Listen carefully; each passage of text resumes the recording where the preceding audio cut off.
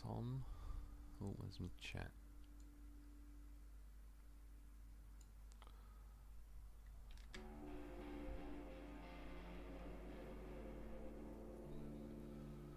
Right. Yeah, loaf horse. Yeah, back on Deluge, 39%. I'm not sure if we'll get it all done tonight. Should get pretty close, if not.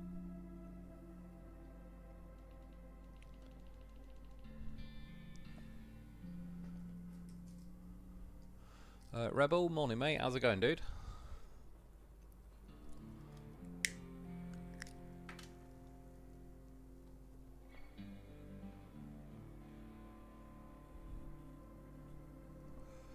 Right, no, my remote. How devious? Haven't caught up with you in a while. How's life, brother? I'm not too bad, cheers, dude. How are you doing? What needs maintenance? Oh, I'll probably ram them at some point. It's pretty much where I left off last week. The only thing I just did before I got on to the stream, I rounded up 20 steel beams and got them stored. Just brought a load of scrap. Where was it? All the cars and stuff you had to move to clear the countryside base out. I took over there and cashed in for steel beams. What else did I do? I got a few vehicles kind of moved more in place, so I don't have to sort of spend 10 minutes driving them. And I don't know if I'll end up needing them. But I've got 3 toy cars kind of stacked up behind me. If I ended up needing the money for any vehicles, that'll go a little bit quicker. Plus, when I do the rocket recovery kind of mission, that's good. I've already got the Warden ATV, so I was thinking like that's the main thing I sort of need to buy, really. Rebel up to around 52% on Sunken. Yeah, that's not too bad. Motoring through it, I sort of quite like Sunken. There's a few awkward bits that I think were a bit meh, but especially towards the end, I think it sort of picked up a bit. Kind of figured out what I was doing around the map and all the rest of it. Building that bridge at the end to get the AI sort of, instead of going a big fat route around the whole map, was quite fun as well. Restore the transformer station. Yeah, so I'll tell you what, start with this one. I didn't bother bringing the crane over because it's only just down the road anyway from when you do that mission to clear the rail tracks. Racing Ballisty, how's it going, Mr. Wolf? I'm not too bad, cheers, dude. How are you doing? Will Holden Harrison, howdy, Mr. Wolf. I don't know if I can say, but just figured I'd pop in. Oh, sorry, I don't know if I can stay, but I just figured I'd pop in to say hi. Yeah, I appreciate it, dude. Oklahoma Hellcat, hello everyone, how's it going, man? Rebel, getting urged to start again. You do like restarting games, don't you? To be fair, I'm not against it. I certainly know the, I understand the concept of it. It's only really because, like, say, SnowRunner and Roadcraft, I've been making YouTube videos, but certainly some games in the past, I do like to have a nice clean start. I do, but I like multiple saves. I also really like keeping my, like, original save and all the rest of it. Like, back in the day when I first bought a PS3, I had... It may not have been when I first bought it, but around that time. Was it? Yeah, Elder Scrolls Oblivion. And in hindsight, it probably wasn't a crazy amount of time, but I had about 150, 200 hours or something into it. And the PS3 broke, and I contacted Sony, and one of the steps he was going through was saying, like, I'm going to have to, like, I don't know, reconfigure it, whatever it was. Long story short, it was going to delete all my Elder Scrolls saves, which I wasn't too happy about. And I even said to him, I was like, we both know it's not going to work. It's just going to wipe my save. And it did. But then in fairness, they said, fuck it, we'll just send you a new PS3. So that was pretty cool of them, I suppose. In fairness, like, not to defend them. Don't like defending companies, necessarily. But Sony have actually been like, they've replaced remotes that have broke for me and computers and all sorts. They're not too bad when it comes to just swapping it out. But then, yeah, when I got my new PS3 and started a new Elder Scrolls playthrough and all that, obviously it was kind of cool because I already knew what I was doing by then and was a lot more kind of efficient with it, saved up some more things, made some of the better choices on missions or which order to do them in and all sorts. So it is, does have its own benefit. Boa, hi there, Mr. Lone Lemming. Remember Lemmings? That was a great game. Used to love that back in the day. See, that's the sort of game I'd like to revisit one day, because a lot of games I played as a kid, I roughly understood like what I was doing and all the rest of it, but you know what I mean. I think as an adult, I have a far more kind of like better chance of figuring out, especially a game like Lemmings, where you kind of got to figure out with the things it gives you, like where to build a bridge, and I can't remember most of the things on it, but I remember the general principle. And yeah, it's like I said years ago on GoldenEye, when I had that when I was I can't remember, the Nintendo 64, probably somewhere around 8 years old. I managed to get all the way to Cradle on GoldenEye, but I never got past, you had to complete that on like 00 Agent or something to unlock the last 2 levels, which I believe were like Crypt and I don't know, Crypt and Egypt or something like that. Temple, I can't remember. I never got to them. But a mate of mine, his dad got past it. I got fucking close so many times. Well, I remember I could practically replay Cradle now.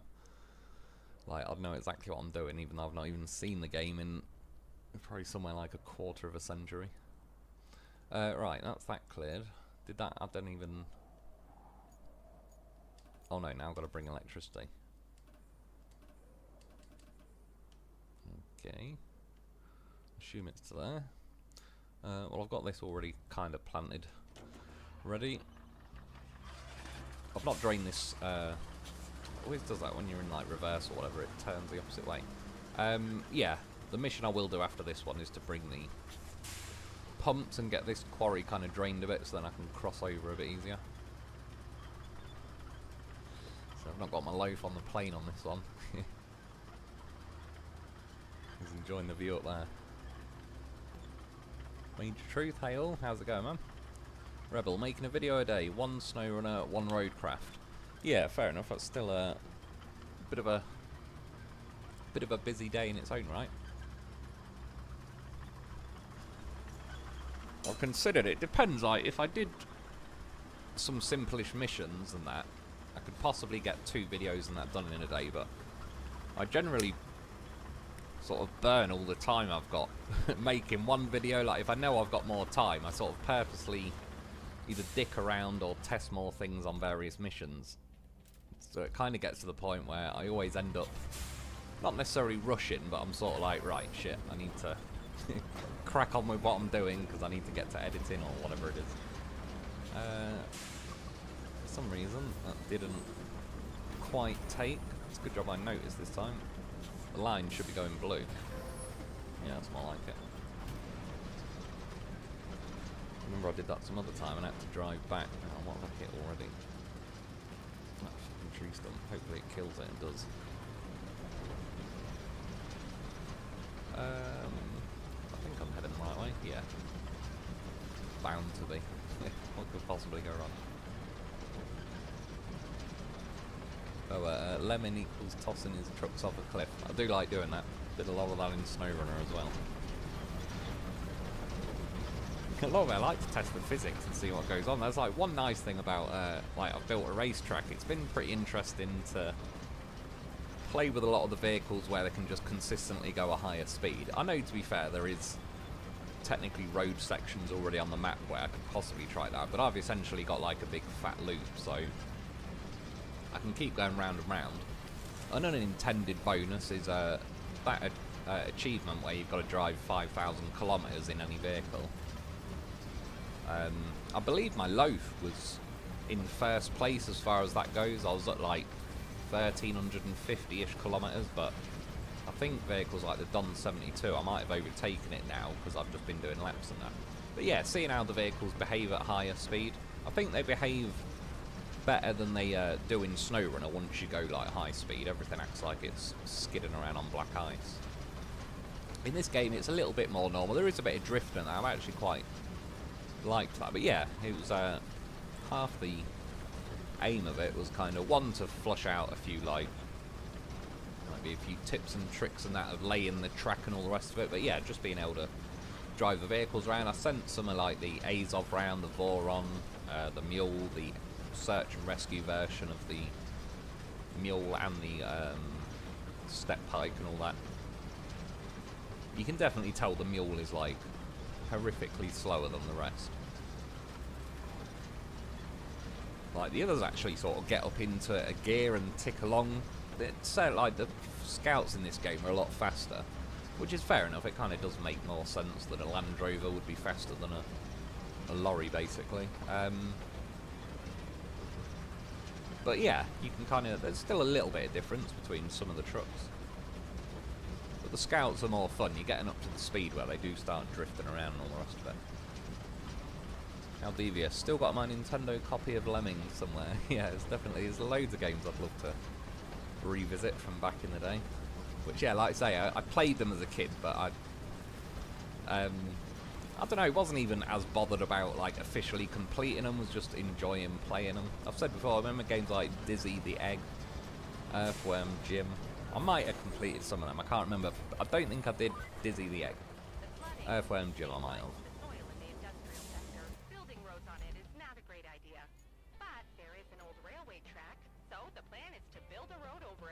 Oh yeah, that one.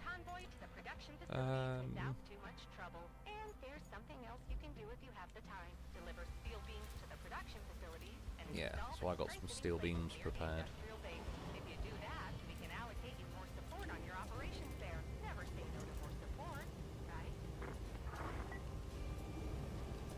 Do I just not have crane winch options? Why is it all being weird? First of all, it would be nice if the vehicle didn't keep rolling backwards. Why is that doing that? What am I supposed to do about that? Try to switch to another vehicle.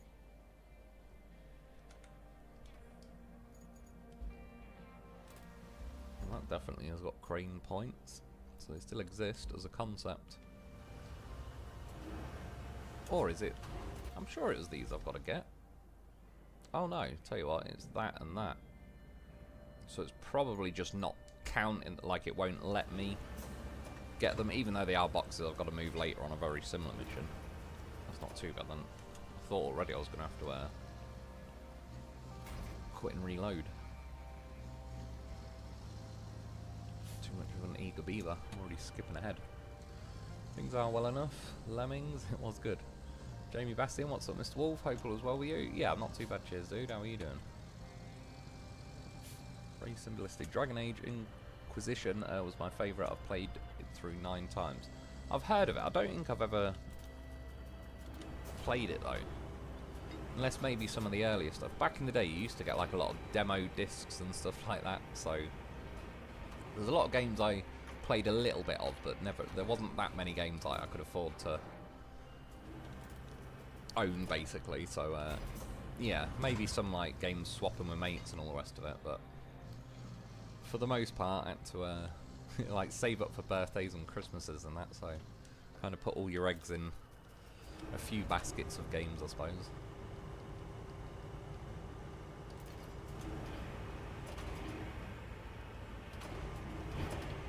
I don't know why I always try and get away with not putting my crane legs out.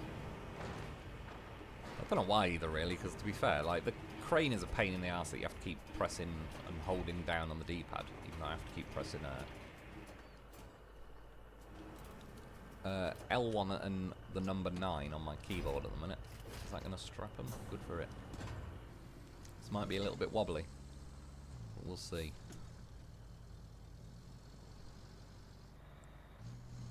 First of all, I've got to get out of here. To be fair, it's going to be a bit sketchy getting out there. I probably should just load them like I did last time, kind of both sideways at least, and if you tip, you have a slight chance of rescuing it. We'll see. For the most part, the mule is not that tippy. Like, you usually have to give it a bit of sideways action before it goes, but obviously being this top heavy will negate that somewhat.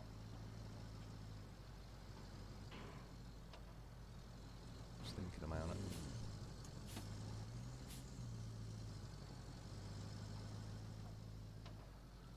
somehow I've got to get down here. Follow the groove. I think... May as well look quickly. Oh, do you know what? Hitting that handbrake probably just screwed me. Pretty much. Old crane leg saved the day. I think, yeah, going over those bridges and sort of down this way to there. Again, probably help if I track the mission. Don't know what it is, I just never remembered to do that on this game.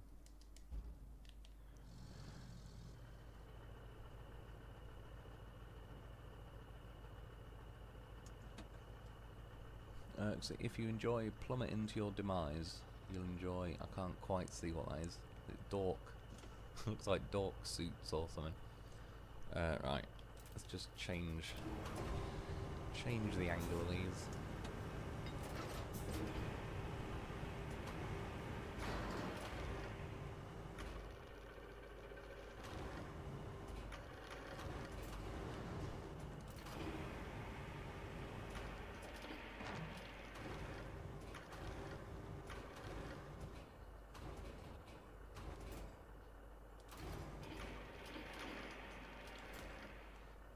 That'll do.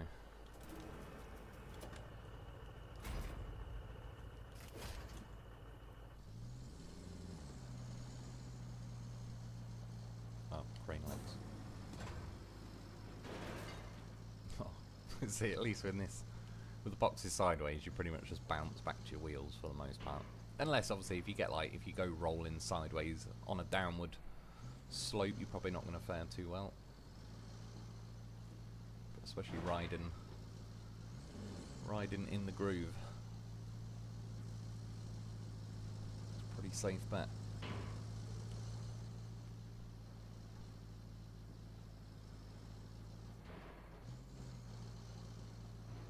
Rebel, Jamie, tried a live stream, can't get it. What, was it not working for you? Boa, oh gee, had a cat I was looking after pass away of old age, 20.5 years. His human grandma went into care. Sorry, I'm reading, not looking where I'm going. Son-in-law allergic to cats, lost my Aussie in 18, only 51 and a half. Car got him. Yeah, it's pretty sad, man, especially it does suck when your pets pass away.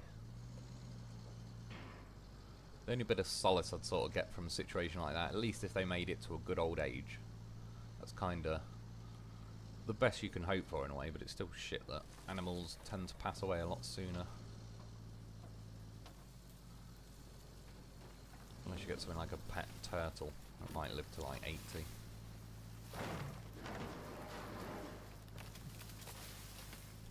20.5 years is still a pretty ripe old age. I was trying to stop it tipping, I was thinking about it, but I had to kind of steer into the swamp to stop it. Stop leaning like that. I'm going to have to go through this way. Yeah, no man, I'm sorry to hear that.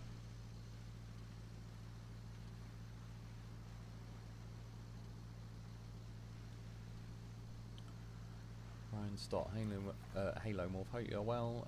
Love the weekly stream, looking forward to it. Love your content as a fellow Roadcraft addict. I appreciate it, man. Yeah, I do like the old live streams. It's a chance to catch up, explain some things that I miss.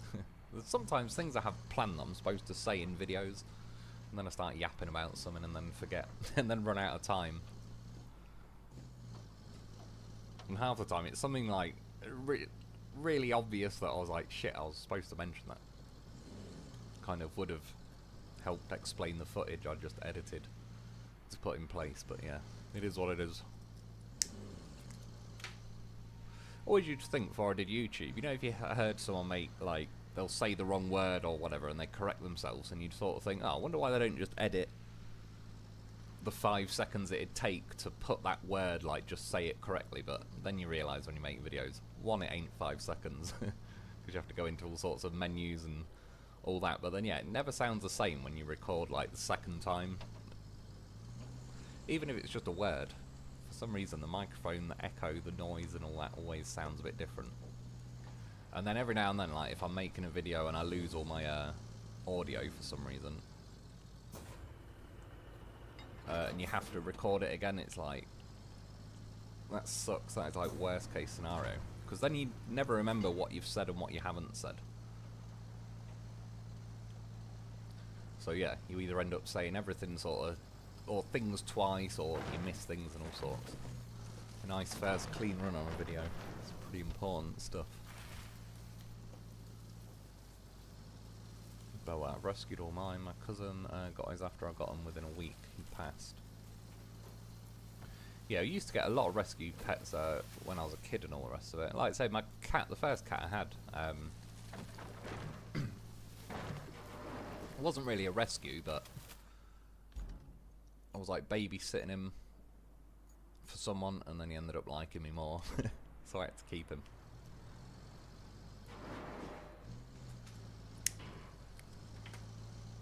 And then yeah, the cat I've got now, bless him, he's a house cat. But he's terrified of everything, pretty much including his own shadow. He's scared of everything except me. He's never met anybody else, really. When my brother lived here for about a year and a half, I think he managed to stroke him once for about 3 seconds. Only because he was sat... He got really, like... When my brother lived here, he just used to sit near where he gets his dinner a lot, and was cleaning his plate every time, as if, like, my brother was suddenly competition. So that was the only way he kind of got near enough, by coincidence, because he was guarding his dinner. But no, apparently, even though no one in the history of his entire life has ever gone near his dinner except him. But yeah, so I've got to stay alive at least longer than he is, because he'll be fucked. He just wouldn't get along with anybody else.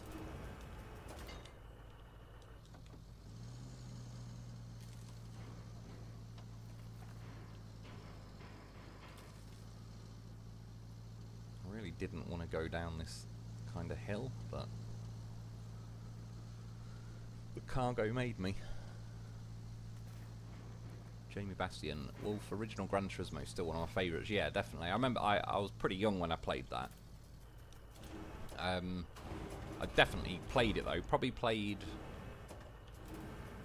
Gran Turismo 2 a bit more than that, and then Gran Turismo 3 was like, by then I had my own PS2 and everything.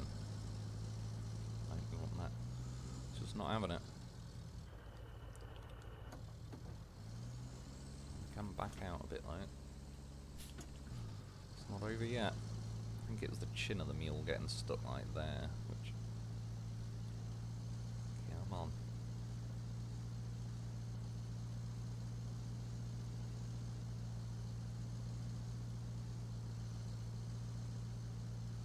So this is where I do think they need to make, like, the chins of a lot of vehicles in this game. I was steering right for about 5 seconds longer than it started turning them for some weird reason.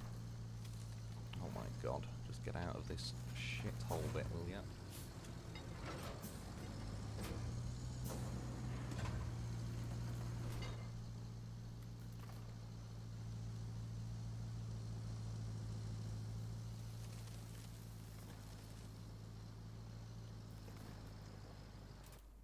Alright, before it takes me 8 years to build up speed. Down there, I want to go that way. Probably round this way. Wasn't it? Oh no, shit, we're going over here. Delete that. I want to go this way then. It's a little bit less hectic. Somewhere like that.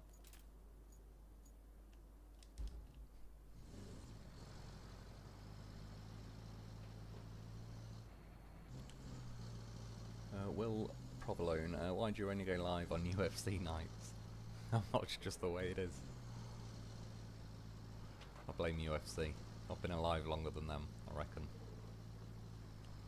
Although they've probably been doing UFC longer than I've been doing YouTube, so we'll call it a draw.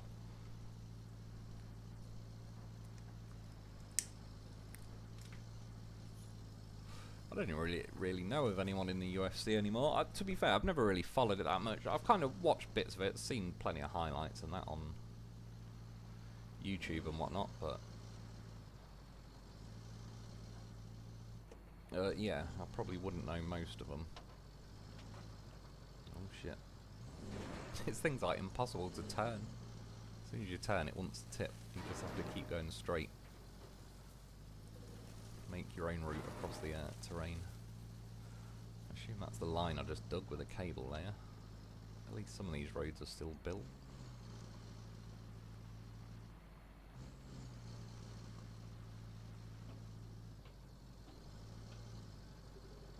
Rebel, Saturday I look forward to. Saturday is always a good day.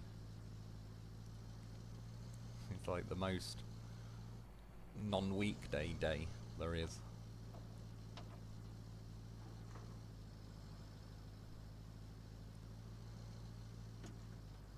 Oh shit, I was reading the chat again. Oh well, my current baby boy cat is that Sutka, just turned 6. It goes by pretty quick. My cat's I think 8 now. I still imagine him as like a 1-year-old, 2-year-old, but not anymore.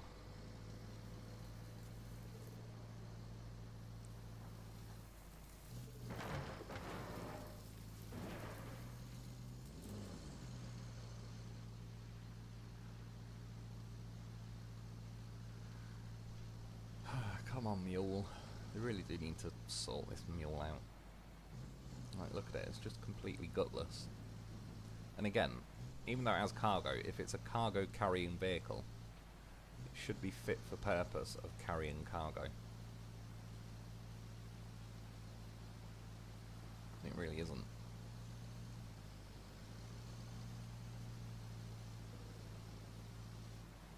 We're almost there though. Major truth, my cat's 16, yeah.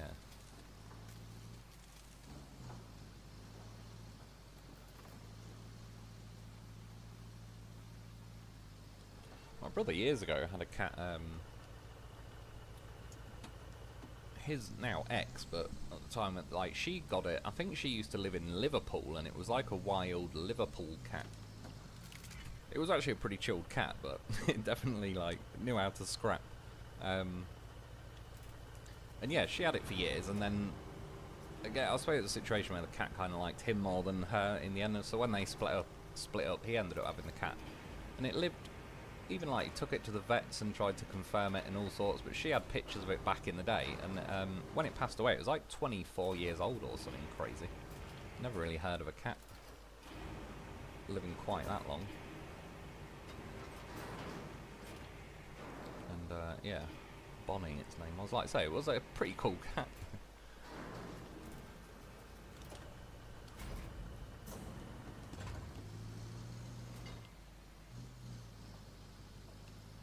And then, yeah, when we were like kids and that, we had a lot of different rescue animals.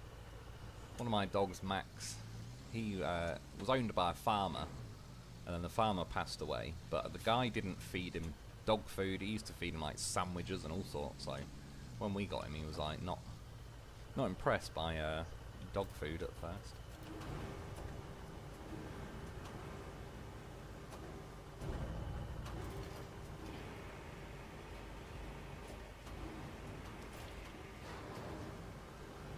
Poke it with a crane. So this is at least, I've got through a lot of these pitfalls doing it the first time, so when I get to the live stream, for the most part, it's a little bit less painful. Right, at least that's done, so that is the lake drained, which is quite handy. But Mike made it 20 and a half, first 12 years with his mama cat, Tuxes. So him, his mum and human Nan had a good life. Nan rescued a stray, gave kittens away to Humane Society. One escapee, that was Mikey.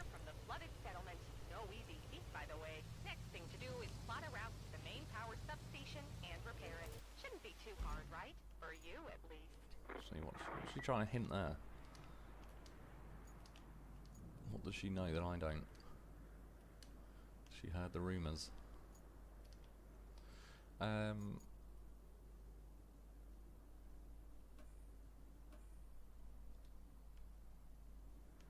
Oh, that's resources there. What was she about connecting the power lines?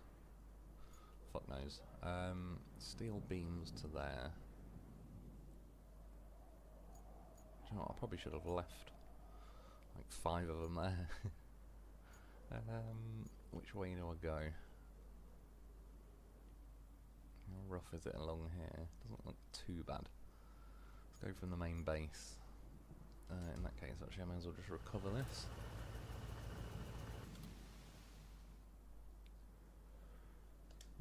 Tunnel exit, yeah.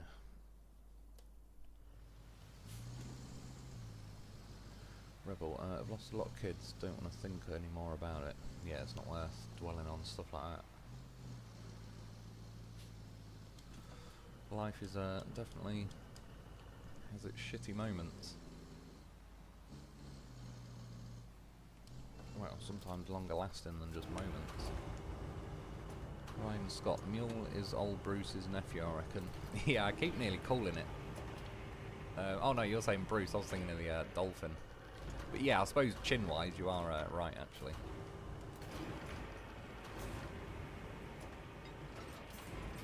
Oh shit, a bit too eager on that one.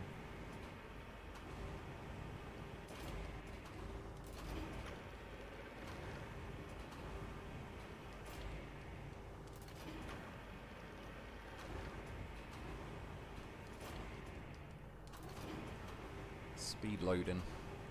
Oh shit, fuck that one up, mate. Cursed it when I said speed loading. It's in. That's what she said. Dapper Dan man, holla fellas, how's it going, dude? Right, so in fact, before I build up my speed and the rest of it again, get to about here, swerve off, head there. Sounds so simple. Oh yeah, this is me other playthrough. I was thinking I've got all this paved and yeah, tweaking my racetrack again tonight. Look at my money, 101110. What does that mean in binary? Yeah, I'm still umming and ahhing whether to pave it all or not. But overall, it's one of them, trying to get it all flat, like, especially if you've got sort of wider sections that require 2 or more passes with the bulldozer thing. You just can't... in fairness to the game, I don't know how they'd get around this really, but sometimes it kind of shaves another layer of sand off it, so then you have to go over to the other side again. And you end up like leveling the sand off until you sort of start seeing all like the bumps of the road appear. And then you go back with the dumper, lay another layer of sand, try and get each side equal. But again, sometimes it sort of shaves a layer off. And again, it's probably a difficult one for them to balance, because there's times when you'd rather it just levels it off and not kind of shaves another layer off. But then there is times as well where it's kind of like you dump a bit too much sand.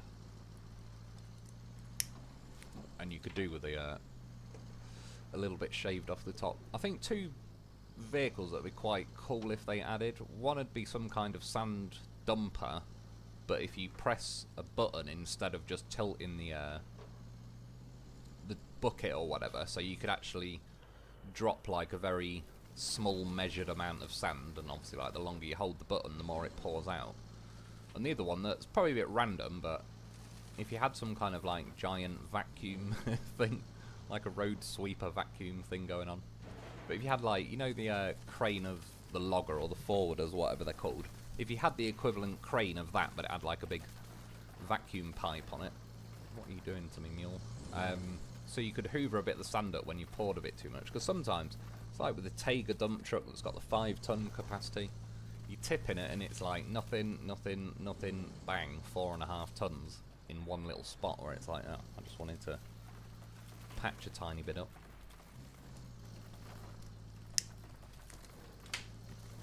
I've got pretty good now at timing, like you start filling the sand and you drive in just past the bit where you want a bit of sand added, and obviously as the dumper gets full it always spills a little bit.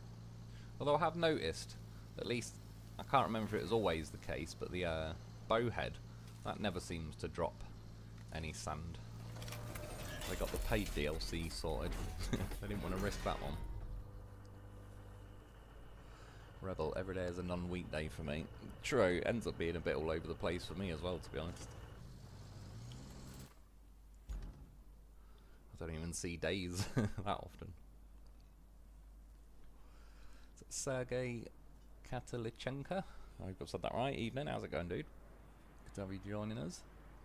Boa, probably easier to use a Zix and the long trailer.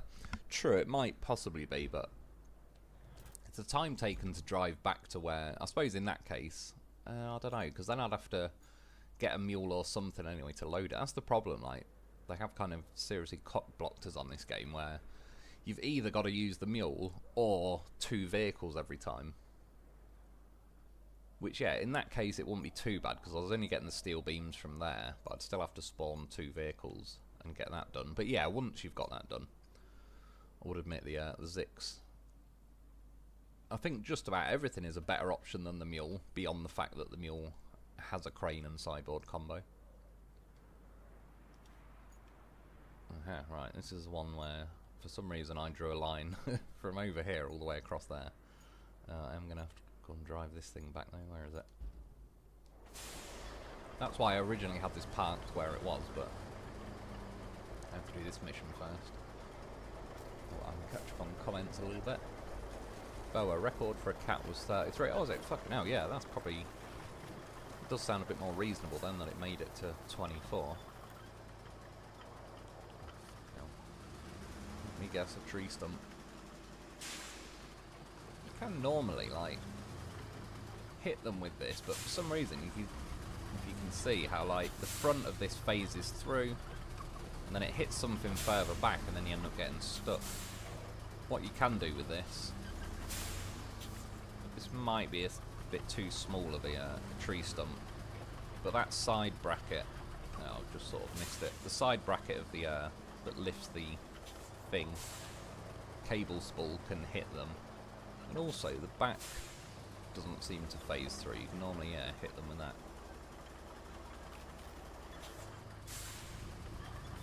Again, though, I do appreciate that they've given us multiple options, really, to kill tree stumps in this game, unlike SnowRunner, where they just absolutely fuck you over, get stuck between your axles, and then you're hooked on them for the next 10 minutes. Rebel poke it, that's what she said. She certainly did. There were old neighbours cooked meals for their dogs. Yeah, I think quite a few people do. Like, say, yeah, this farmer, he never fed it normal food. Or I suppose I should say he always fed it normal food, like normal by human standards.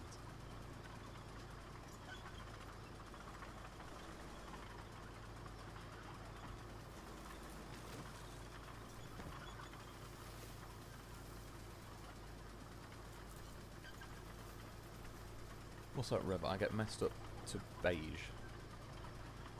Save yourself. I tried restarting Sunken after finishing the base maps 100%. Not much incentive to play the maps again. Yeah, true. There's especially like I sort of think they need more save slots, because or like and if you could transfer your entire game save to another save slot, because there's some maps like that I'd happily sort of restart on this playthrough, but I also like to keep my original map.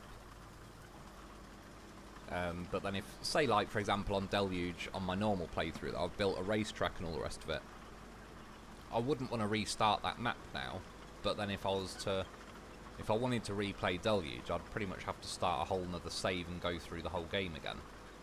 Whereas if I could transfer the file, and then I could kind of I could reset that version of Deluge, but still keep my original one. Nice little drift going on there. Yeah, for the most part, I mean, unless you pick things like, if you're on Sunken, pick some kind of, I've sort of been enjoying, like, filling that concrete slab facility, even though it's overall pretty pointless. I'm not saying to literally do that, I just mean, like, each map I've sort of been picking, like, inventing my own large-scale projects that I kind of chip away at. So, yeah, on Sojourn it was the concrete slabs facility. On Deluge I've built a racetrack. And then I'll see if and what I do on other maps. But yeah, I've sort of found that, like, mildly entertaining, messing around with that.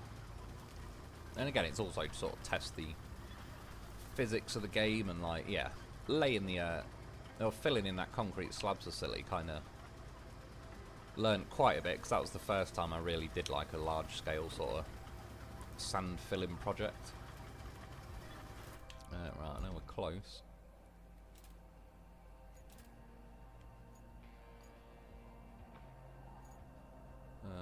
alright, I thought I saw some of the blue flags. Yeah, there is. Where the hell were they then? Couldn't see them in the bird's eye view. Yeah, this thing could do with some kind of marching mode. It's basically the same chassis as the Vostok Dozer thing, and that's got marching mode.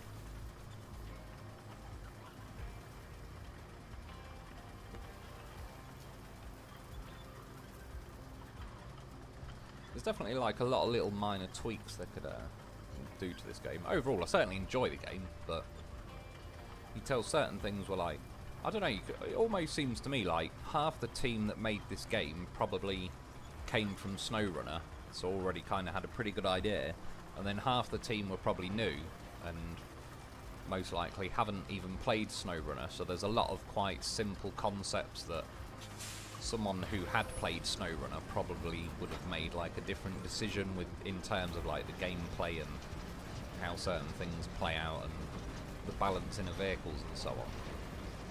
But then there's other things in this game that sort of nailed pretty well.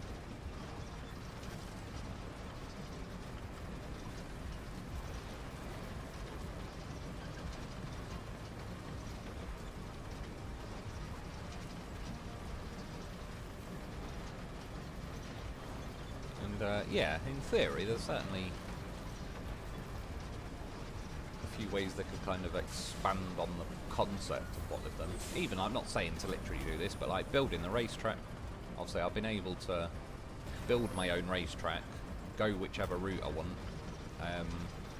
I've added like a few little jumps and things in there, which you can basically add your own jumps just by pouring a load of sand and make it into like a little mountain.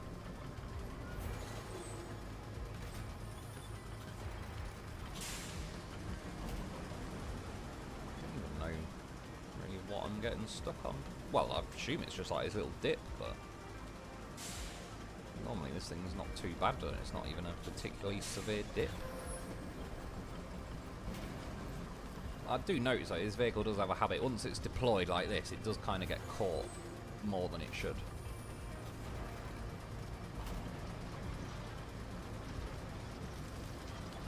It's the same with tracked vehicles in general, to be honest. Even little things like the Dozer version of this, if you try and turn it round on a wooden bridge, its own tracks kind of get hooked on the little planks that run along the wooden bridge, and it hasn't even got the muscle to kind of drive up them, which is a bit, I would argue, like unrealistic and a bit disappointing. So yeah, things like that they certainly need to balance, I reckon. We're almost there. Now all we need to do is plan a route so we can supply steel beams to the main power substation. Oh yeah, shit. This mission to there. I actually quite like this one. I ended up smashing through the trees here.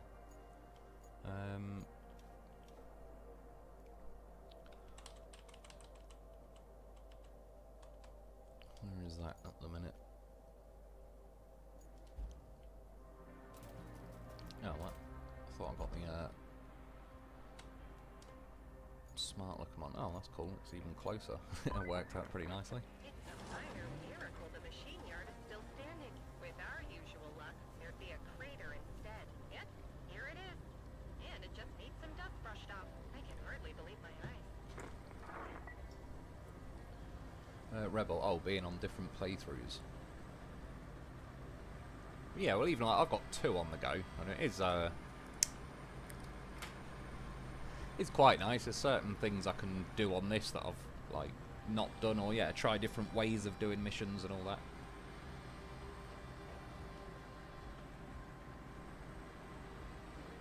And yeah, like I say, obviously on the other one I built a racetrack. On this one I haven't, which I'll do. I might do a video tomorrow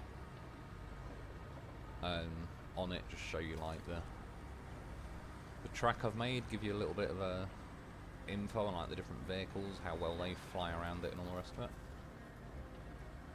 Right, I went through the trees somewhere around here. Again, it's a bit, I don't really need sand flattener mode. Yeah, it'd be nice if they didn't make like 5% of trees non-killable. I think in the end it worked out. I just kind of, yeah, through here was wide enough.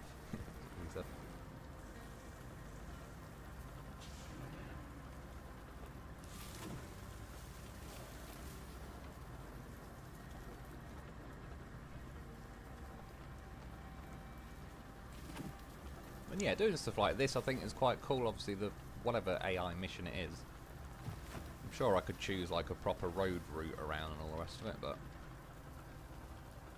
you do have the ability to literally start like deforesting the map and laying roads and all the rest of it and making your own route. So it does keep it like I can't remember the guy's name now off the top of my head.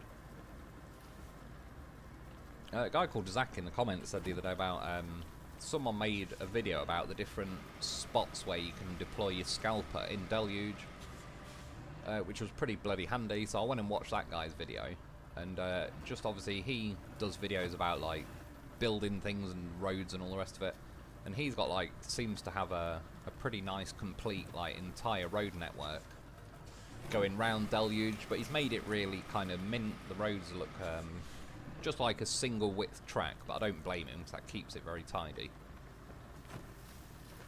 Yeah, so I mean now, like, I don't know if they literally sold millions of this game, but let's just say millions for the sakes of it. There is technically like millions of different versions of Deluge and every map on here, like everyone's done something slightly different. And obviously there's situations where everyone's probably done a very similar thing, but for stuff like, yeah, that guy's decided to pave everywhere sort of nice and neatly. I've built a racetrack, others have done other sort of things and ways and routes and all the rest of it. Right. I may need to do destruction mode and go over there, but we'll see. Just clearing that should be enough, because it was a Voron and a mule, which in the scheme of things is probably about the best you can hope for as far as AI vehicles. Oops, shit, was a little bit sharp, that one.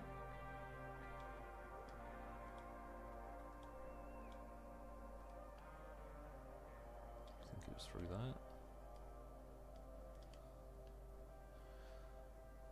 Let's try and go along there a bit. Yeah, I was surprised. It was actually the mule that made it over here better for me, and the Voron was the one that was being a little bit awkward with it. I can always push them though. I thought I had a little bit of time, so I, yeah, did destruction mode. Kind of scraped backwards along here, cleared a lot more trees, scraped down there, scraped across there. Which it seems like destruction mode, as I said, when you've got really boggy mud, it seems to like firm it up kind of thing. When you flatten it out, it doesn't remain like as boggy, and you don't, like when a vehicle drives through it, it doesn't sort of cut as deep into the mud. Yeah, it was a bit of a wide turn there. Oh, is the other one? Yeah, he must have already gone. Mule, he's on it. What else we got while they're ticking along? I sort of want to see though if they can cross there on their own. Oh no, what's the mule doing? Oh, he's probably hit a tree stump.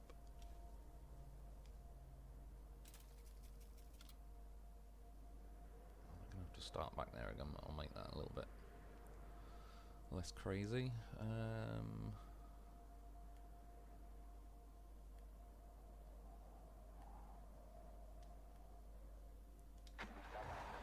Try that.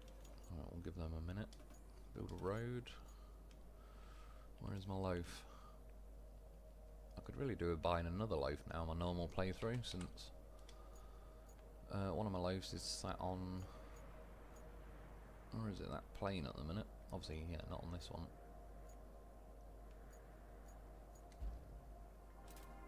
How close is he? Not too far away.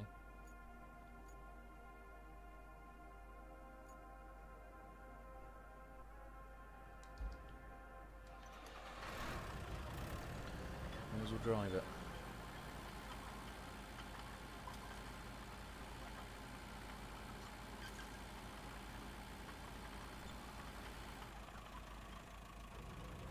Rebel, I didn't roll the road, it looked good.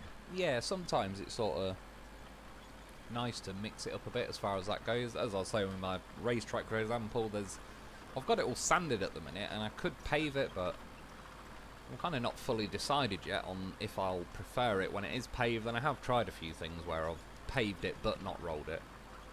And yeah, depending like where it is and that, sometimes it sort of suits it better, I think.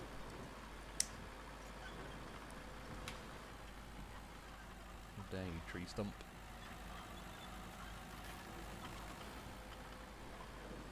Not liking these crowns on chat.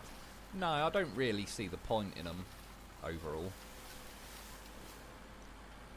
I think in the scheme of things, like across YouTube, sort of in general, it's just going to make people spam chat with like anything just to try and rack up enough points or whatever they are.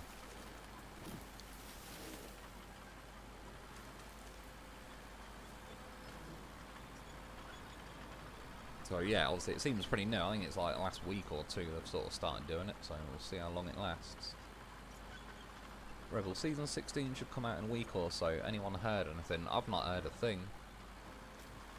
I suppose now, in theory, like I was always obviously on PS4, and it seemed to get released on PC before consoles, like each different season and all the rest of it.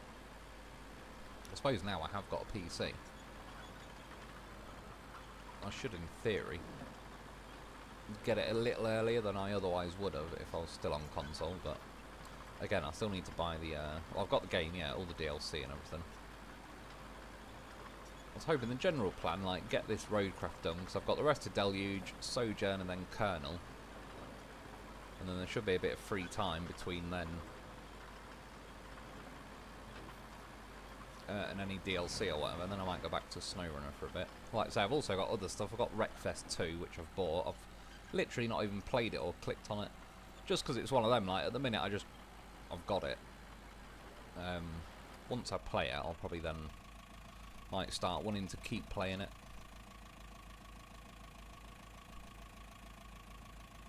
And I haven't really got time at the minute. I'll live very well, yeah. Yeah, I'm going to try the older Steamroller. It's still a new version, but as someone was saying, and I agree, the newest, like, the best Steamroller thing you can have, when you send it on an AI route, it seems to just drive around in wiggly lines, and it's kind of a pain in the arse. Oh shit, I've got to clear all that out, haven't I? Well, I suppose I should do that, because they ain't really going to get far without it. At least I've got a crane nearby. I don't know why you have to hold the button down and everything just to get in and out the crane menu. It's a bit excessive for something you need to access quite a lot. Generally, can't wait for my eye to stop acting up so I can play some more. Yeah, it's annoying when that happens. My cat's got stupidly, like, the finest hair you've ever seen. You get one of them in your eye, it's nigh on impossible to get it out, and yeah, irritates the shit out of the eye.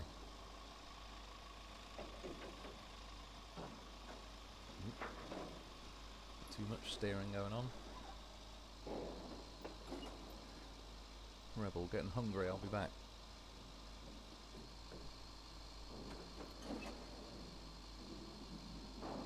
Boa slipping through the trees, strangling the breeze. Sound pretty good. Right, first have to give it obligatory ramming. Tried to stick to me then. Save yourself. I'm a bit hyped to see the track. Yeah, overall, like I say, sort of halfway through it, I was like, nah, I don't know, is this sort of worth it? And then I got it done, and I was like, I'm pretty happy with it. Not saying it's like some world-class amazing racetrack, but for, yeah, the purposes of, like, being able to zip the vehicles around and all the rest of it. And like I say, it's got a couple of jumps, it's got a couple of, well, obviously I won't show you, but say if it starts here, for example, I kind of go through there. I've got a track leading off there that goes like underwater, so you can do like a little water test. I've got the option of going over there, which I did first, but then I wasn't too keen on it. I've also made a track along there that's more of a high speed track, so when you come hurtling around there, then it sort of goes off up here, crosses over there, crosses back over here, over the dam, through these trees. Where is it? The sand quarry. I could jump down into the sand quarry, along that road, through these trees, big bridge up there, then sort of comes back around along here to, oh sorry, more along there. And then there's like a jump. I quite like this. I've made a jump here, and you sort of land about here, but then because you can drift along all this, if you get it right, you kind of land and then skid drift your way down here, so you maintain all your high speed, and then yeah, set off for another lap. So yeah, like so I might just make, instead of doing a mission video or anything, I might just yeah, do a video on that.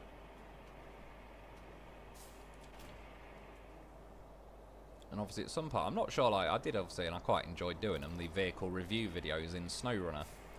I've considered doing it on this, but oh, crane fell over. Oh, crane legs got me. Do you know what? Right, if we... Did not go well. Oh, it might have. Right. Attempt number 2. That's the one. I forgot what I was saying now. Where's my camera going weird? What the hell is it doing? What the fuck? Oh, it might be camera mode. Yeah, I forgot what I was even bloody saying now because I rolled that.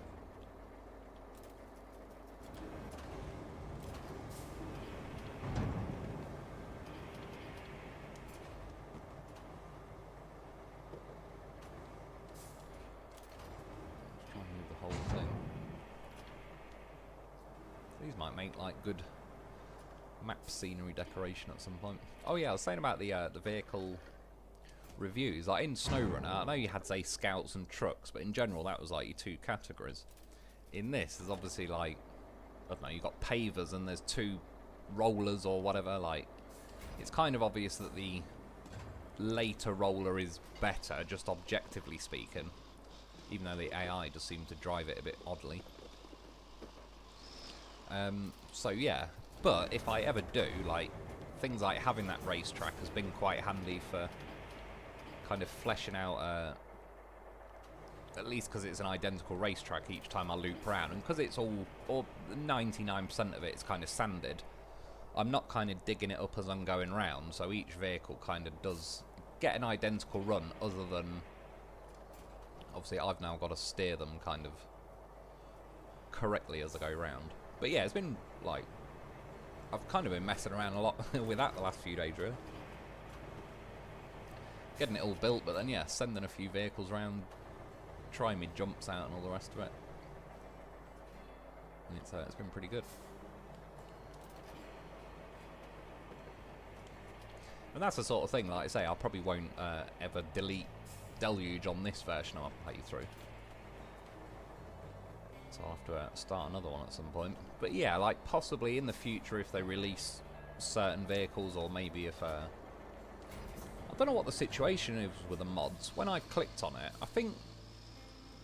I couldn't really figure it all out, but... it seems easier, for whatever reason, to mod a map. So there seems to be quite a few, like... not loads so far, but... you can get, like, a mod map.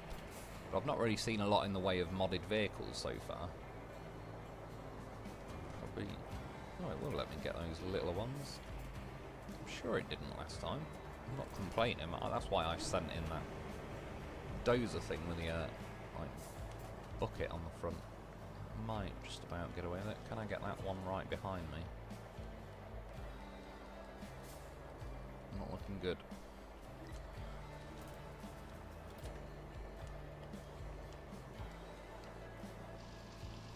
Can I even nudge it with a crane?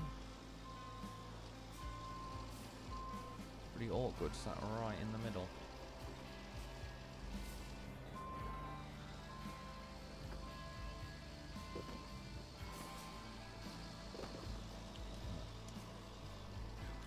So I mean, I'll keep holding the button down to go in the crane menu. It's far too overcomplicated.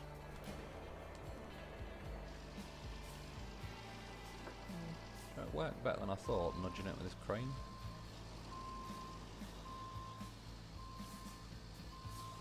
Might do her.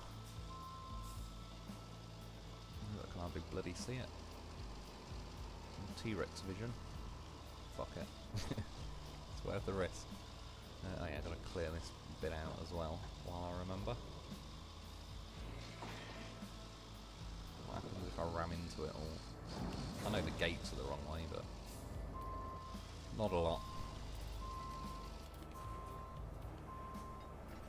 Wish it had reached stuff like I'm going to sort of have to lower this crane, yeah, to get it to finally reach them. It should just reach everything, even when it's at full height.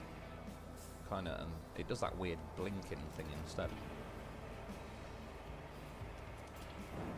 But I think if I winch or grab something, whatever, I'm calling it just winching, really. I think I could, in theory, like, hold lower the crane, and it would reach all the way to the ground. SnowRunner used to do something similar. You could obviously winch to another vehicle, and I used to fly the loaf down the White Valley runway like a kite, and once you winch to it, you could actually slowly drive and feed out winch and end up getting, like... I got the winch as long as the White Valley runway. I don't know why the camera keeps doing that. I think it's pretty annoying.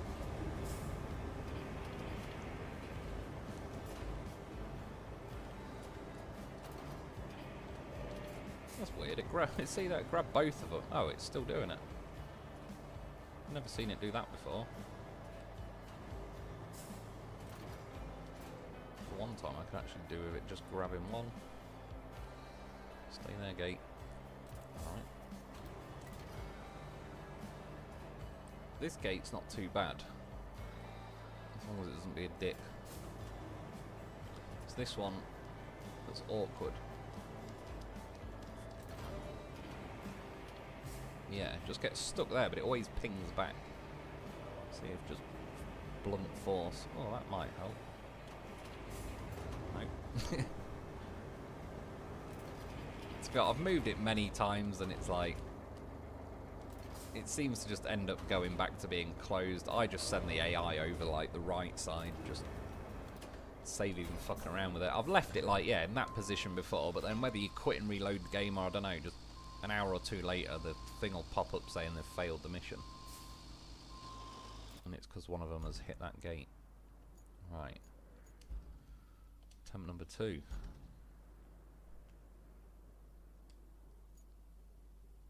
Oh shit, I didn't want to press enter.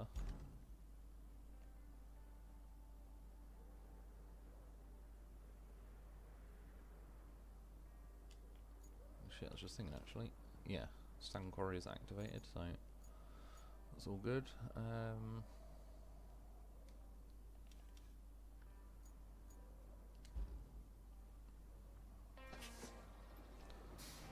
Bulldozer, you're holding everyone up.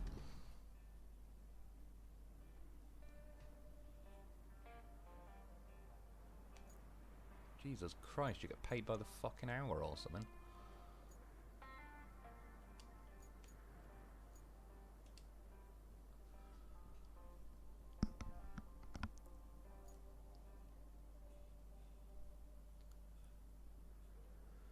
Rebel, what's up with the route points left? Is that the... you on about these markers?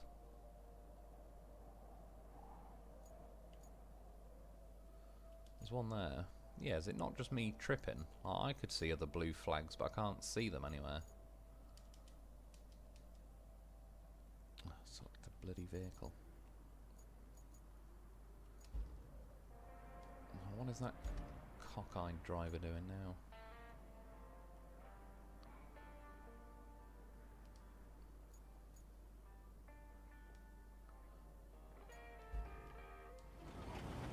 Shit, I'm gonna beat him. Son of a bitch, because this is the world's slowest vehicle.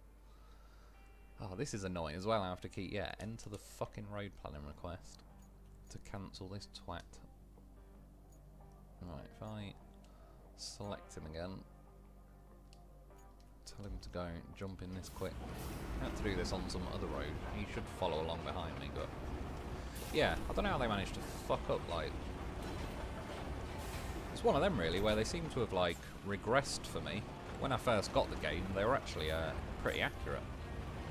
Oh, don't do it, you knobhead.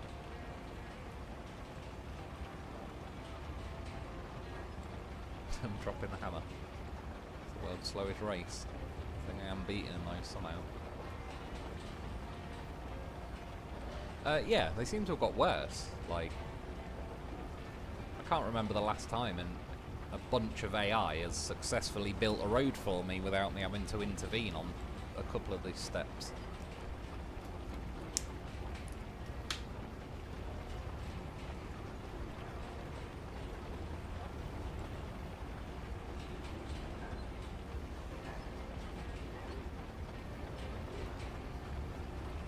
Stop me if you heard this one. A mule and a voron walk into a bar.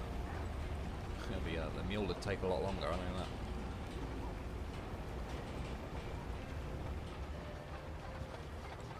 Right, it's all going green so far.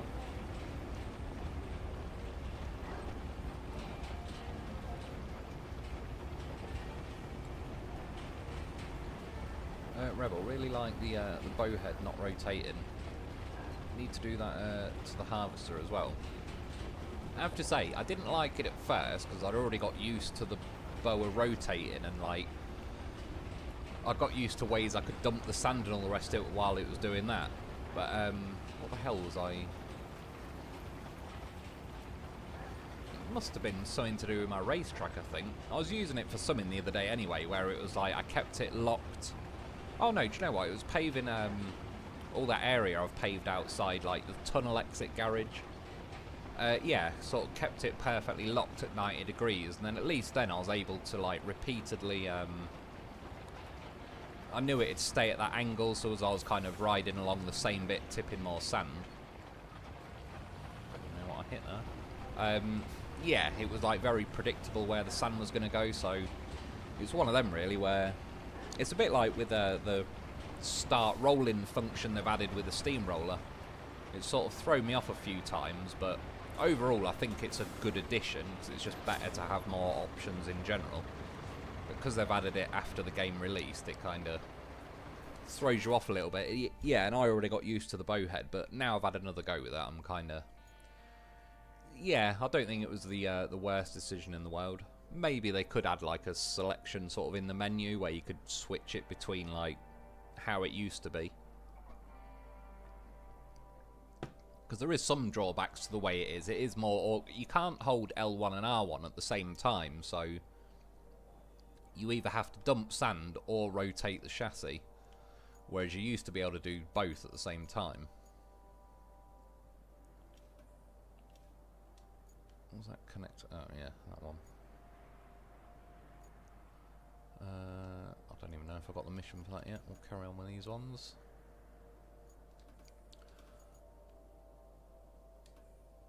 Oh yeah, that's for this now, isn't it? It's little things like this as well. They have a lot of choke points with the AI.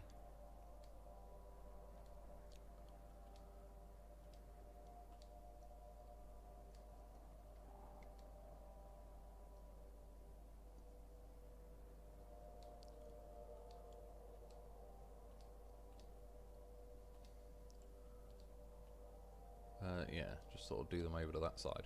For some reason, my semi-truck was making it through here for like the last 3 or 4 days, and then tonight it keeps moaning that it's getting stuck there because it's just like chewing up the ground. I don't know if they've tweaked something, but I didn't move the AI route in the meantime, so there's no reason it should suddenly start getting stuck.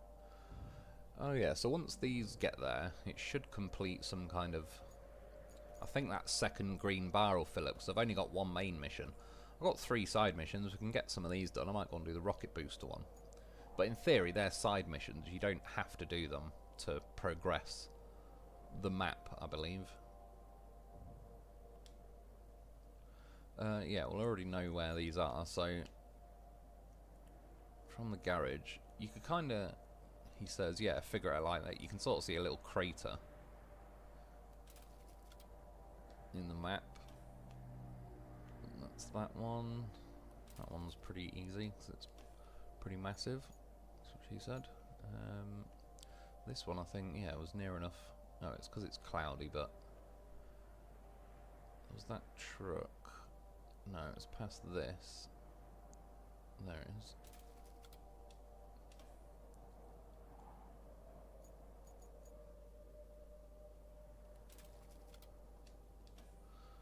What vehicle is this? Is it the Hummer?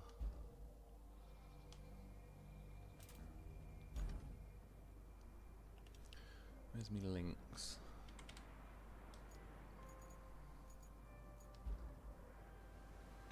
Oh yeah, so I was dragging those toys.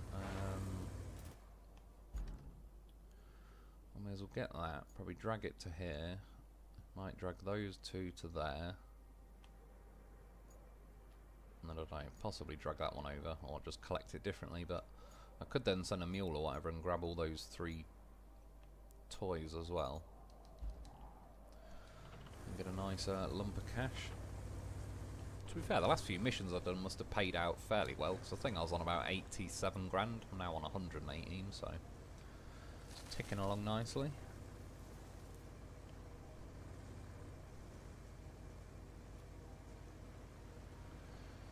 General Lee, there were some shenanigans going on there. What's that with?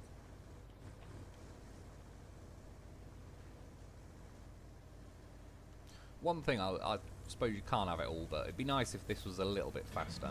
Again, testing it on like the my racetrack and that, the Dom 72 is quite comfortably like the fastest. Some aren't too far off. Yeah, it's all those missions. Oh, they weren't too bad, to be fair.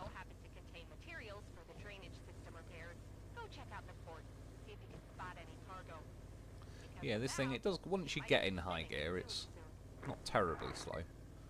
Once you're out of high gear, that's the well, like I say, high gear, kind of auto gears, but eventually it seems to get into some kind of higher gear. Yeah, I do want to go under the pipes. Yeah, and that's the thing, like the Don 72 Malamute, especially once that's sort of up in a higher gear. So that's what, like, that, for example, crossing that, of course you do. And it's an unusual one. They want you to find the missing parts of a rocket booster. I assume missing as in lost after the launch. Otherwise, they just print pictures on a milk carton or something. Missing slashed blown to pieces and cratered in the ground.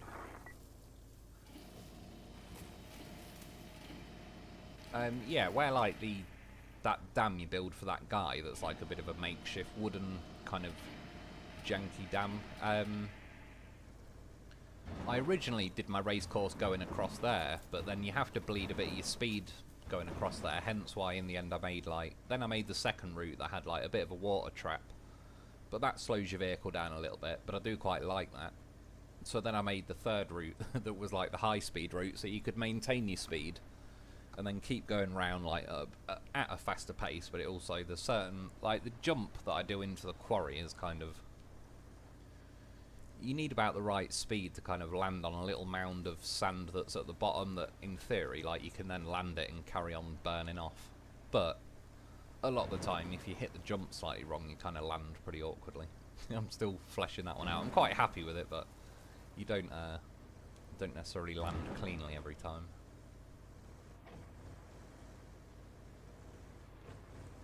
But yeah, they just need, like, it'd be really good if they added the option, even if they didn't add a high gear, as much as I'd like it, in theory, even in the, like, terms of this going a higher speed, or like the racetrack thing and all the rest of it, and like in SnowRunner, it's probably faster. Once you're up the top of the auto gears, you are going at a quicker pace than if you were just in high gear, but obviously similar in SnowRunner and this. Takes you like 20-30 seconds of a nice smooth clean road to eventually wind up to like the higher gears in the first place, and then you've only got to hit like a little bump really and you sort of lose all your momentum.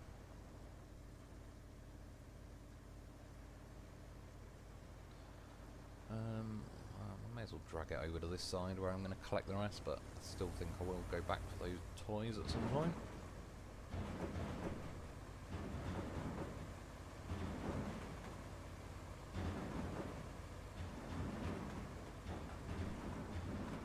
Rebel, I need to get back to my new rock garden. Things keep popping up that take priority. Yeah, it's always the way, innit? It's always something else.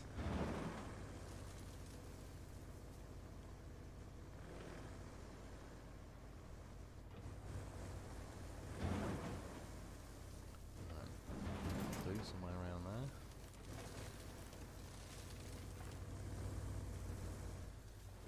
there. Oh shit, you know what, since I have built like a big ramp and jumping into there, mine's like a lot higher. I didn't realise how shallow it all was in general there. Sort of got used to the way I've built it up and all the rest of it. Rebel route points. When plotting a route up in square, gives you so many points to set. Oh yeah, I know what you mean. Yeah, it says like you can do 200 or something.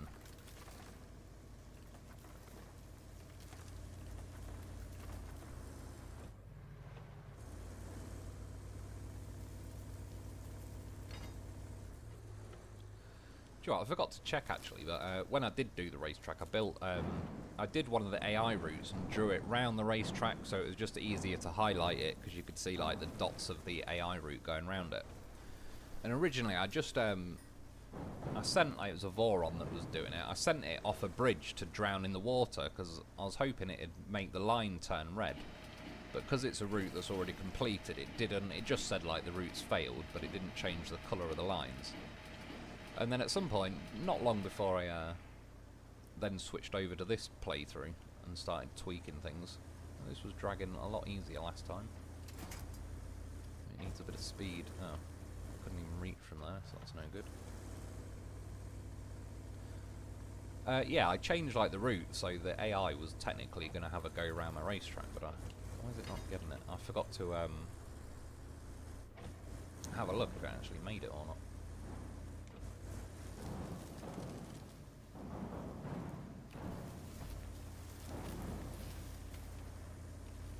I was going to say, this one was a bit more awkward to drag than the little pieces, but it never really got caught on anything last time. Someone seems to be fighting me a little more.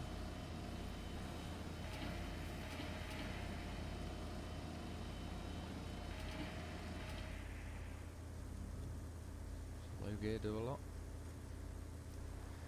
Maybe I might have just got lucky that I'm on a bit of a smoother bit. Well, I've only got to get it to like there anyway. Do these vehicles work with you tapping out your white cane? What you on about tapping out your white cane?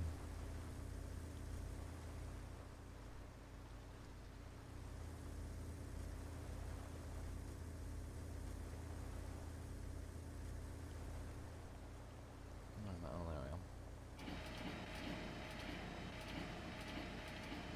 Is it better to... Oh, use your seeing eye dog.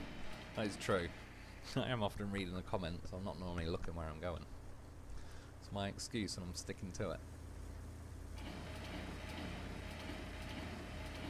Although yeah, I've said before, I do have like the vision of a Tyrannosaurus Rex.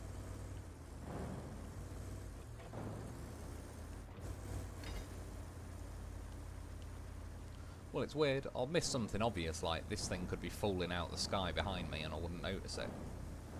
Then there'd be like a bird chirping in a tree next to that green symbol over there, and I'll be like, did you see that bird? Like that granny off National Lampoon Christmas Vacation or whatever, where she can't hear fuck all, but then she hears like a little squirrel squawking in the Christmas tree. It's kind of like how my vision works. Oh yeah, shit, I ain't got that one yet.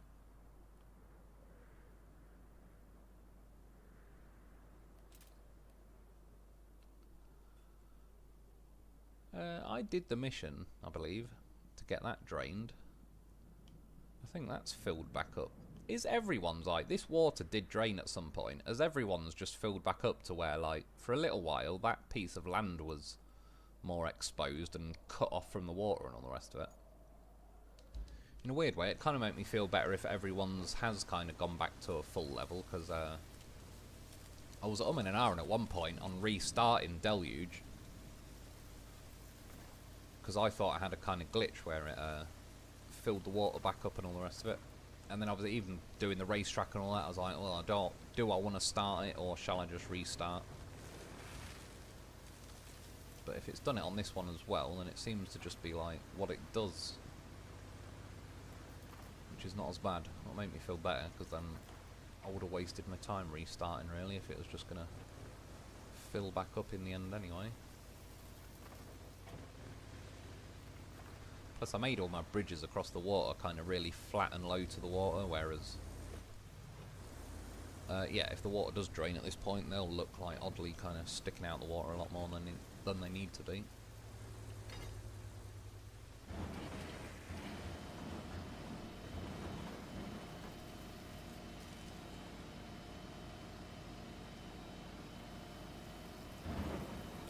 Not sure if the game had dragging these things in mind. I was just gonna, just looked for them all and left them there, but it was only on like the third piece that I realised you can actually sell them. So I went back around and dragged them. To be fair, I still think this is probably a quicker method than driving to everyone with the mule, which has a tendency to be horrifically slow. Obviously I will use the mule, but I'm going to just gather them all in one location.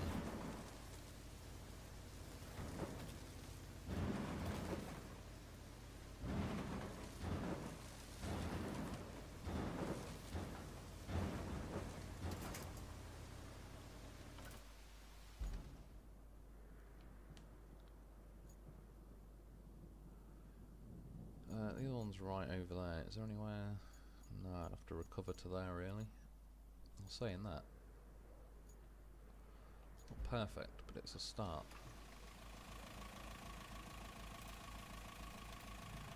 Nice. Good old loaf. He's goddamn professional.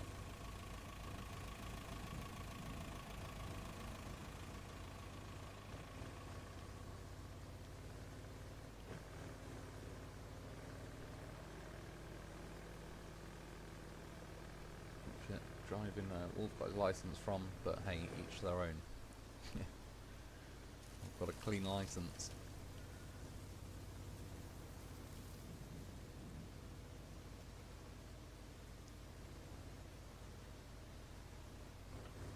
To be fair, it's probably not the best thing to mention, but when I did my driving test, I actually used my brother's glasses to do my driving test, because I still don't know to this day how. The day before my driving test, we went to a mate's farm and we just had air rifles shooting things, not really animals, just shooting like there was trees, and like we're putting little targets out, just fucking around, nothing special. And I had glasses, and somehow I lost them. I rarely, like, practically never wore them anyway. I just needed them for my driving test, really, and then yeah, somehow lost them 12 hours before. So then I used my brother's glasses and I couldn't see shit. But I had to use them because you have to read a number plate from like 50 foot away or whatever.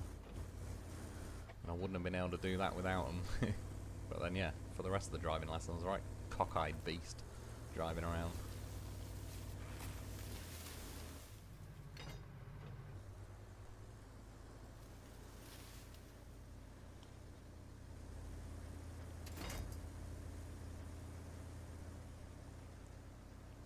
Slightly easier time than this.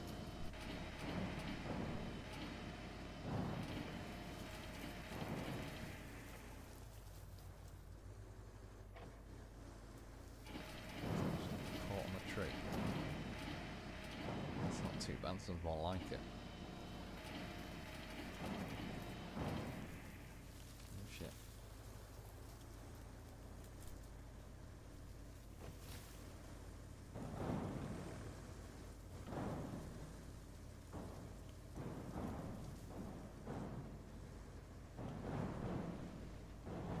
The crane imitating a roly-poly. It's pretty handy. That's one I've escaped quite a few times, tipping that crane over by pinging the crane legs out. It comes in handy quite a lot.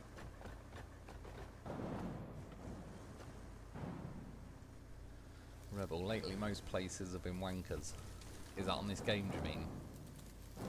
Is there a game you would suggest that is like a racing game with mines, Aston Martins and Porsches? I've not got this one. I was going to say something like Gran Turismo 7, probably. The last one I've played as far as that goes is Gran Turismo Sport,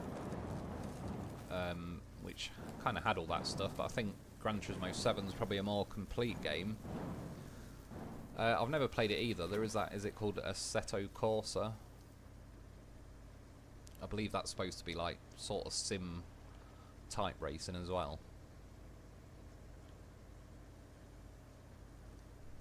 But I wouldn't say there's as much as there used to be. The gaming industry seems to be not as healthy as it was kind of a decade or so ago.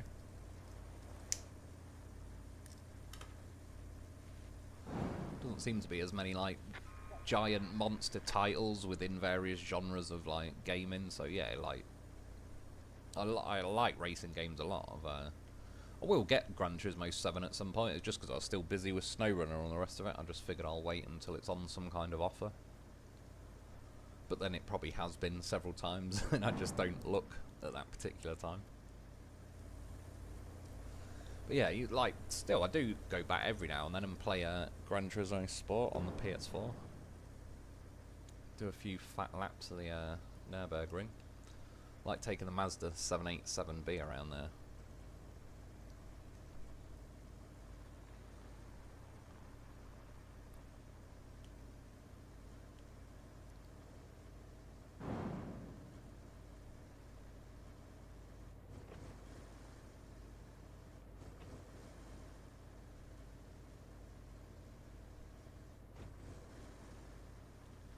Rebel minis, not mine. Damn autocorrect. I believe Gran Turismo 7 would have minis. I'll be willing to bet they probably do, because I'd imagine they certainly have at least the newer mini, but I'd imagine you're probably talking about the old school minis. Even then, I'd imagine like a game, I don't know, if you went back a little bit, like Gran Turismo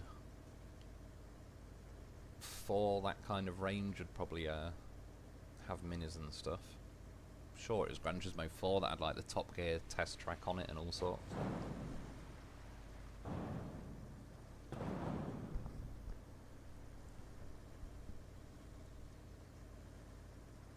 Which, yeah, I really do. I like Gran Turismo. It'd be cool if eventually, if they kind of merge it with a concept of I suppose essentially like BeamNG, so you actually had damage physics in it. It'd be pretty cool. But as far as sim racing goes and all that, there might be like better, really hardcore sim racers, but for just general kind of like, it is sim racing, it's realistic enough, there's a shitload of vehicles to choose from, some pretty cool racetracks and all the rest of it. Am I going the right way? I am. We're almost there. Yeah, like I said, that's probably a pretty good basic kind of racing starter game that's got a lot in it. I think there's like, you'll get a good amount of playtime out of it.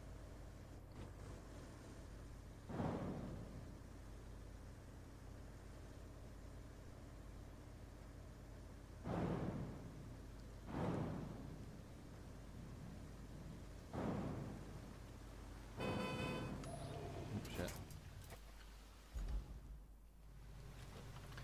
Yeah, they're worth £8 each. Again, it's not terrible, but like I said, I think those Warhammer 40k barrels kind of spoilt me a little bit. Now I'm used to getting some fat payouts. Right, so I left those things there. And the toys are there. And the mule is here. And it is pissing down the rain. To be fair, I think they have balanced the rain much better. It doesn't annoy me as much now, because you kind of like, it's pissing down the rain now, but it won't take that long, and it won't be. And it doesn't come back after like 40 seconds, it seemed to be, between pissing down the rain like a few weeks ago. Rebel, I'm liking the slowness of the vehicles every now and then. What, in this game? In some situations I do, but as they've got a low range, like you can press X to go into low range, so like now it's just unnecessary. It's overkill. But yeah, every now and then, like, especially if I'm driving around awkward places and scooting around rocks and all the rest of it, I don't mind that when you first set off it's generally a very kind of slow-paced set of gears, but I just wish it'd either click up to the higher gears a bit quicker, or if you had a way to manually override it, like in SnowRunner, you could just mash L1 and kind of force it to jump up through the auto gearbox until you get, like, if you had 8 gears, it'd usually jump up to 7 pretty easily and all the rest of it. Yeah, this thing is just like, this is why I cut it out of just about every video I make. It's just too painfully slow, like there's nothing really enjoyable about it. But again, bringing 2 of the vehicles is like fucking threesomes. Yeah, you sort of, then that's taking longer in its own right. Which still might be a better option. There are times out, I don't know, I'd rather spend 10 minutes driving around a country road to avoid a 5-minute traffic jam, so sometimes burning a bit more time isn't necessarily the worst thing. But it just feels like, other than the fact that this thing's a slow heap of shit,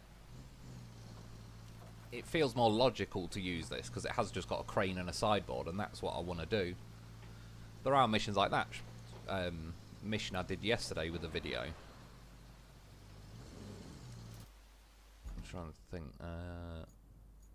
Once I get them toys, I've got to get it all the way back over there. I'll probably just want to grab the toys before I throw these in, that was all.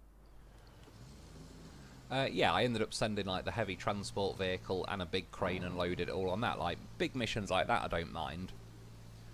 But if I've just got to throw like a little box in the sideboard, it sort of feels a bit overkill to then have to bring 2 different vehicles.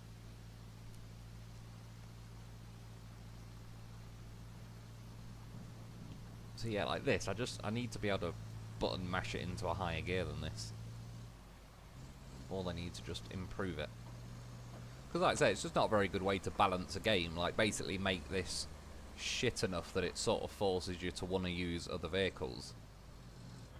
They should make other vehicles more competitive. If you think about it in concept like we're talking about Gran Turismo, that'd be like making every car shit, like make a Lamborghini shit so it forces you to use a Toyota Yaris or something. Is like, it's just a pretty crap way of balancing a game. Or if you had Call of Duty, like making all the guns shit to the point that using like a revolver pistol is now like a viable option. They just don't do it really. Every game has its kind of meta, I suppose they call it. I don't really use that word, but like, yeah, assault rifles are generally the go-to gun in Call of Duty. I like snipers and tomahawks and that, but objectively speaking, if I had money on a game or something, I'd probably get out an assault rifle. And yeah, on Gran Turismo, you're going to naturally get the faster cars and all the rest of it when you've got the chance. But yeah, in this game, just as of yet, they haven't gave us another viable option really for the mule, other than you have to use 2 different vehicles, which now creates its own set of extra faffing around really. So I hope they fix that soon, because that's definitely something that is a bit annoying in this game that I'm not too much of a fan of.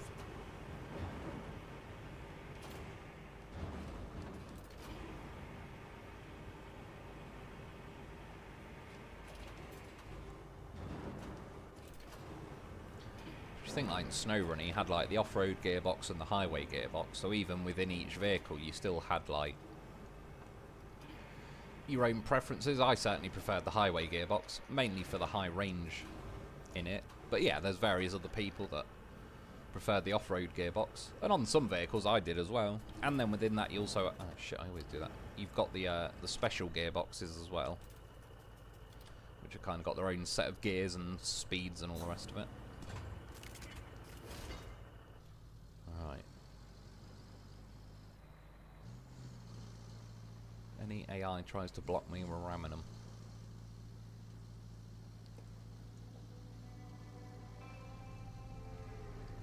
And every now and then with the mule, like, to be fair, it's not doing horrific now considering the amount of stuff I'm carrying, but every now and then it's almost like it forgets that it's been nerfed and it drives along at a normal speed for me, and I actually quite like it at that point. And everything else about the mule I do like. I like the way it sort of flops around on the suspension, but it doesn't bite you for the most part.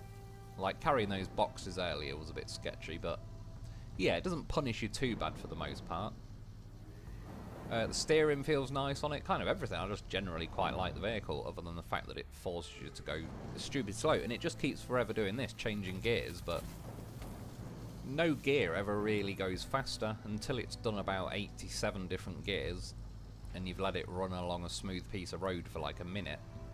Then it finally gets into a higher gear. But yeah, it's just, that's all you ever hear it doing, is changing gear, but it never really does anything. Like I've said before, the first car I ever owned was a slow piece of shit, and that used to pretty much do this. If you drop it down a gear, it just got louder. It changed the rev range, that was about it.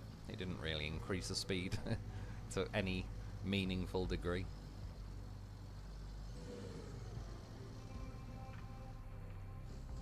It's a little bit sketchy off to the side like this, but it appears it doesn't weigh too much because it's not immediately trying to flop my truck over.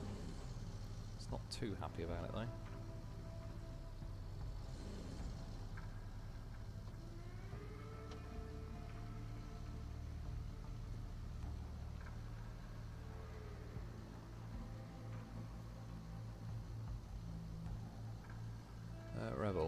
Sent me a card today. Inside had a postcard. Postcard said, "What does a wolf say when a friend tells a joke?" That's how hilarious. Someone makes an absolute killing off like Hallmark cards and that sort of stuff. That'd be a pretty good job to have.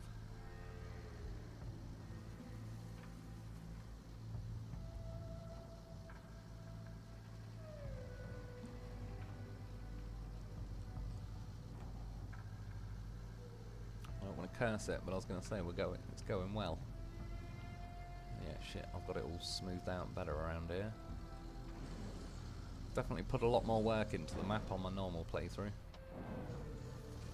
I think this one's more the bare minimum approach. But I also like that, having two different playthroughs again. Like, I sort of try and speed run the live stream version to a degree, just so I do kind of squeeze more into one live stream versus, yeah, my own playthrough. As long as I've got a bit of time to burn on it, I've kind of go all out and over the top on certain bits. Yeah, that's one thing. I suppose it's the game the way it is, but like I've got to drive to the construction facility now. It'd be nice if there was like another way to cache some stuff in. Like, say if that Warden vehicle, if that also was like a mobile construction depot that you could sell stuff at, that'd be pretty handy. Or if you could sell stuff at your garages, so as you get further into the map, you unlock more garages, and thus you would unlock like more construction, more opportunities to sell stuff, which would sort of make sense within the scheme of the game. Because shit, yeah, obviously sometimes you've got like a bit of scrap right over the other end of the map, like a random tyre. It's not really worth driving it all the way over the other side of the map for like $100 or $200, but if you could drive it to the nearest garage, it wouldn't be as brutal. Oh good, I have got... Oh yeah, so there you go, like, the water has definitely refilled, because this bridge was not underwater last time. So again, I'm sort of happy about that, at least that I didn't get like some random one-off glitch. It seems to be the way it does it. I don't know why though, it probably is a glitch overall, I would argue, because it seems a bit odd to drop the level. Oh, you can sod right off.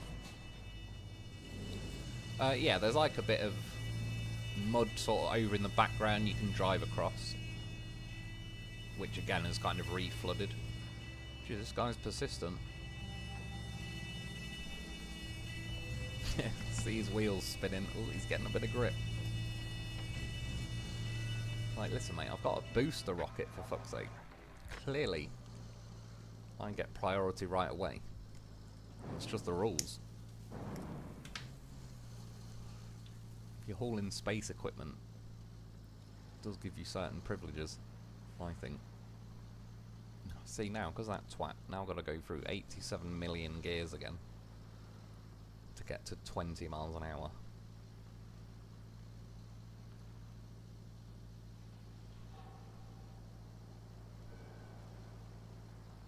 Can't go wrong with Forza, of course. I've never played Forza either. Do they have that on PlayStation these days?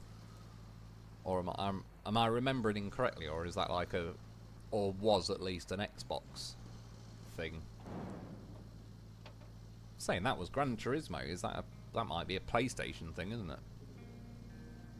Or again, I say was because I've kind of not really kept up with it in the last few years. They might have changed their mind since then. They sort of used to back in the day. There was various PlayStation exclusives that end up going to Xbox. I think Grand Theft Auto being one of them. Which I don't really blame them, to be honest. I remember everyone getting mad about it. They're like, oh no, that's supposed to be a PlayStation exclusive, but... yeah. It never really bothers me. I think overall it sounds like Xbox has kind of half tapped out of the console industry at the minute, really, haven't they? I think they've kind of accepted that PlayStation has probably beat them on this one.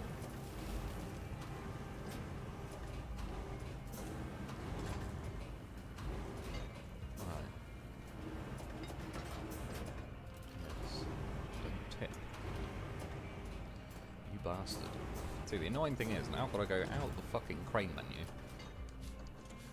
just to drive forward 2 feet.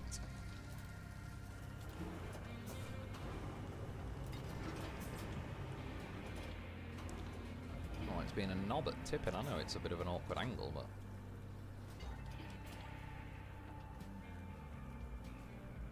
Back out the stupid fucking menu.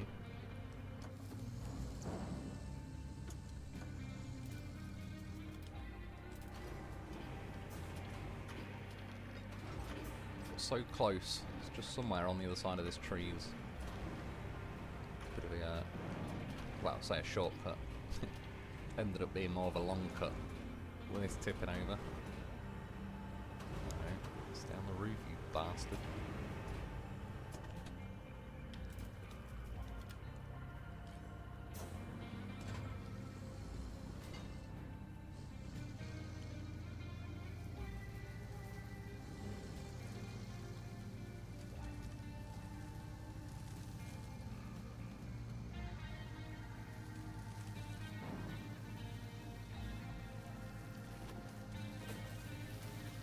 Go below range. So for an auto vehicle, this thing's got more gears than any geared vehicle in the history of gears.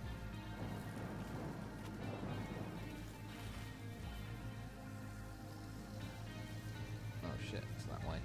It's a bit behind me. So I'm stuck on a tree stump, but it kind of just stopped dead then for whatever reason. Come on, mule, we're almost there.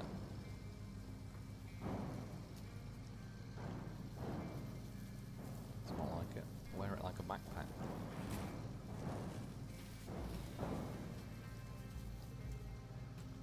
Oh, it was a bowl ape.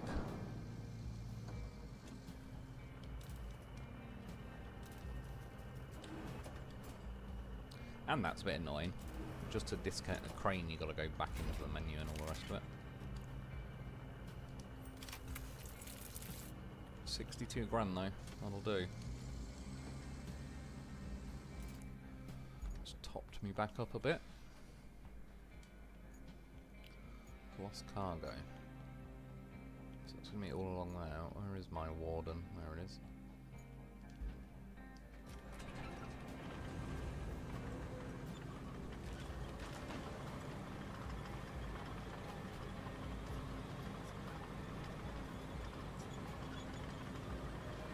I've got the game Grand Tour.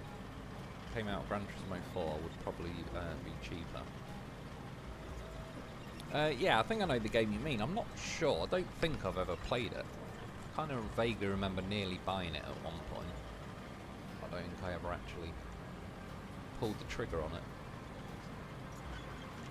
I just feel like back in the day there seemed to be like loads of different racing games, whereas like I say, a lot of them are going more childish now, which I don't really like. Shit, I probably should have used me railroad.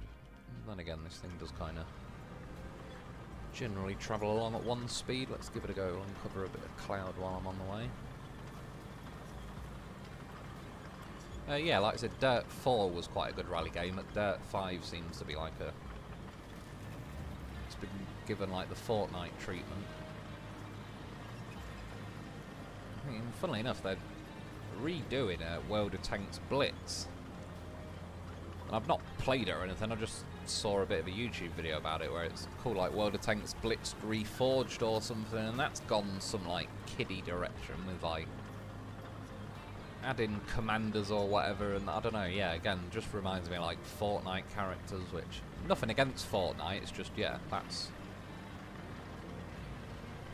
It has its charm in its own right, but I don't really want every game to just be catering to 8-year-olds.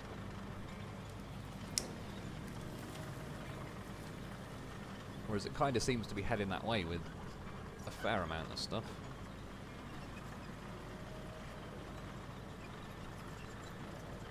Whereas back in the day, I think when I was growing up, a lot of games catered more to adults really, and then that's what like kids wanted to play because it was more of like an adult game.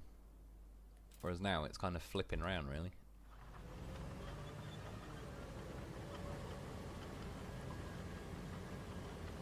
And yeah, stuff like Fortnite is definitely very successful, but I think a large part of that is because they give it away as a free game.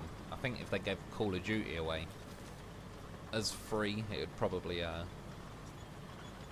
be a bigger game in its own right, just because if everyone gets a chance to play it, it makes it a lot easier.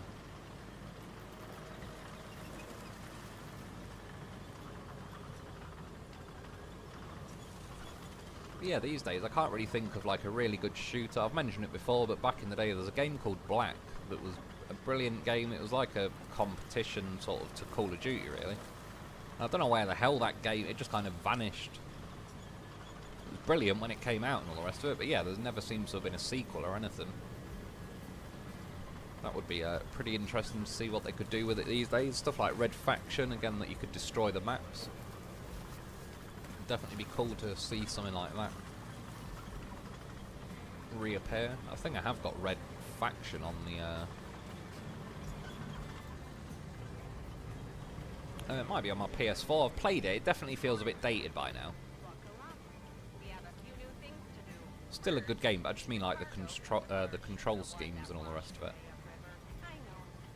which a lot of old games do. I remember when I got Grand Theft Auto Vice City, not like the remastered version, I just bought it, yeah, I think on disc, and had it on the PS2, and you could tell, like, versus Grand Theft Auto 5, like, the controls definitely felt pretty dated on stuff like GTA Vice City, which I've not played those remastered versions. Probably should get them at some point, because definitely did enjoy those games back in the day. Rebel, I like the puddles gather rain. Oh, in this game, do they? Overall, I think the water physics in general I sort of think are pretty cool in this game. Seems pretty realistic with like the, as you know, going through, there's like a little ripple of water going out, and if you go faster you can kind of see it washing around the back of your vehicle, and yeah, again with the racetrack cutting through, like I've got like a bit of a water section you run through, and yeah, it's pretty cool. I don't know if it's specific to this game or if it's like some kind of game engine that they use, but whoever did it, I think they got the sort of water physics in general pretty good. It's the one problem with these like twin articulated vehicles, the steering can be a little bit on the wide side.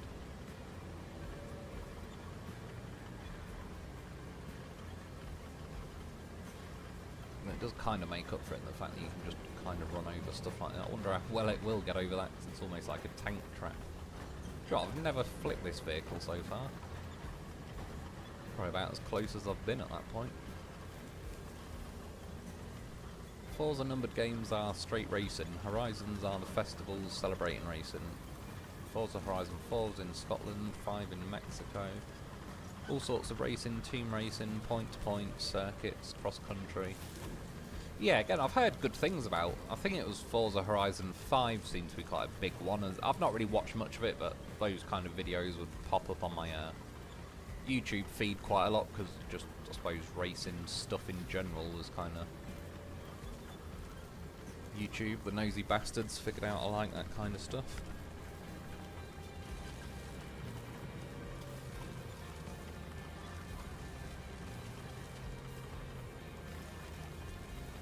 Rebel space equipment back in a motor. Yeah, that's true. They do like to have like a bit of a booster rocket theme going on.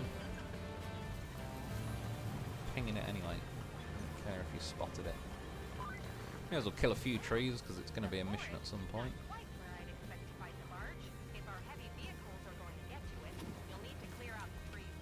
Frame rate's taking a hit.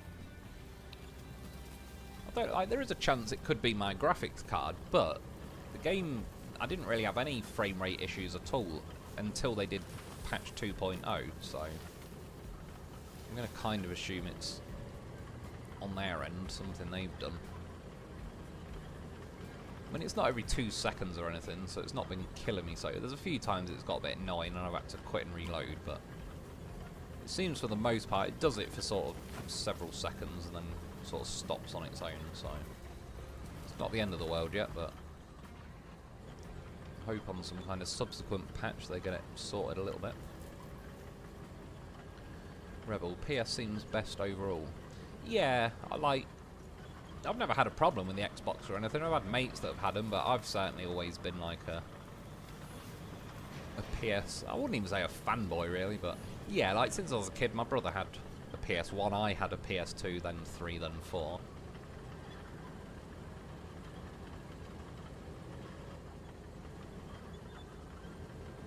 I think as far as, like, sales of the newest Xbox versus, like, the PS5...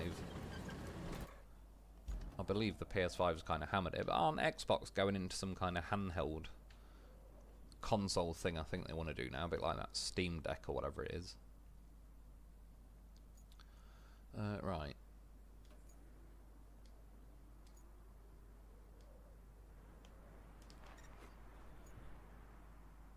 Track that, where is my crane?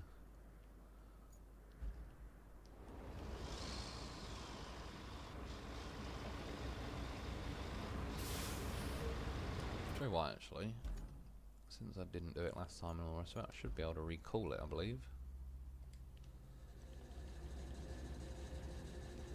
Where is it going to deploy it? On its side. Pretty useful. Oh God, no space. This is when it starts cloning things. Don't you dare tip. Yeah, well, let's sped that up a little bit.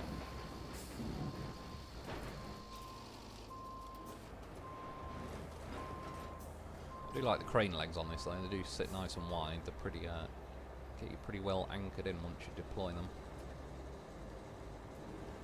So I mean, it should be able to reach that by now. I know they might have put some kind of limit on it, so you can't completely take the piss and reach something from half a mile away, but... Given the size of the crane, the ratio of the crane to the reach it has could be a little bit more generous. Time to wear it like a hat. Of course, it has to be awkward.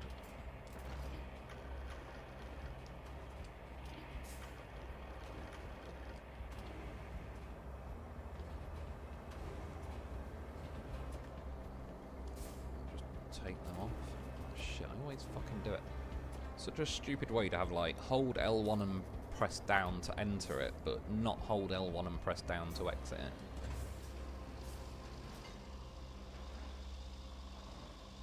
And I think as well, the reason I hit, like, when I attach a winch, I keep automatically hitting square and I end up detaching the winch I just attached, I believe is because in the crane menu, it's like a different set of buttons to detach and attach the crane and all the rest of it. They definitely could have fleshed out like the controls of it better than they did.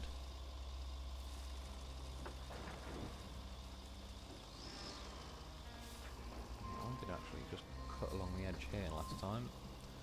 The tree died for no reason. Oh, that one's about to join him. And that one.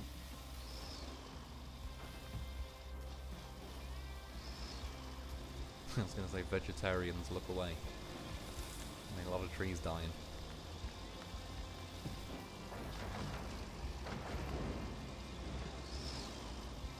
To be honest, I was thinking about this the other day. Vegetarians should say thanks to meat eaters, because if it wasn't for us, you wouldn't see cows and pigs and sheep and all the rest of it in fields. It's only because we eat them that they exist in the first place. I think we deserve some kind of credit for our dedication.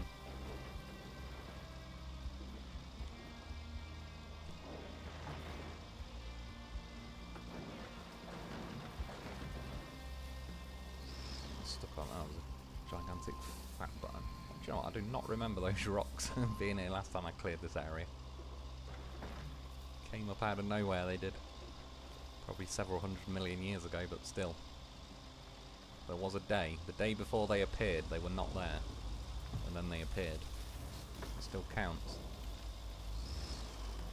Just because I missed it by a few billion years.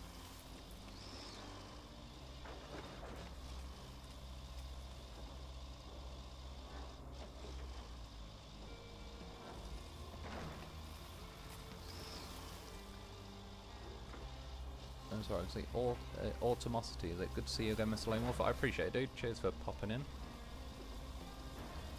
Rebel never did Fortnite, always seemed cartoony to me. Yeah, I've played it like once for about half an hour because I went round, my brothers and my nephew was playing it. Like, it's like, to me, was sort of a kiddie version of, even though Fortnite probably got in first as far as this goes, but then you had like, on Call of Duty, you had Blackout and all that, like on Black Ops 4.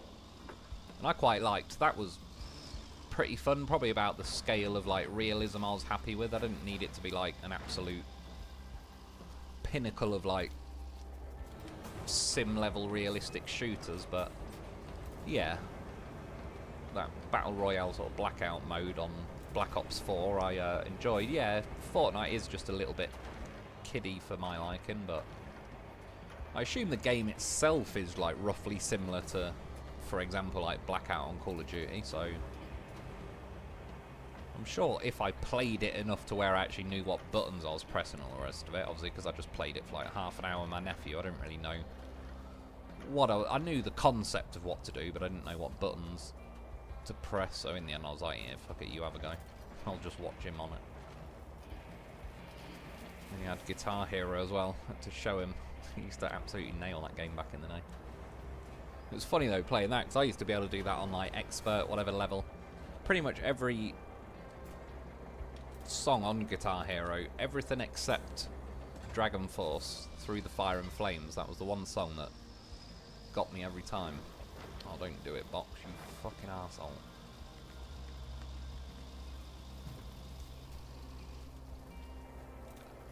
Maybe I should keep the ropes attached to it. Yeah, now this tosser's gonna fall. Come on, reach. Bastard. Oh my god. Crane legs, save me.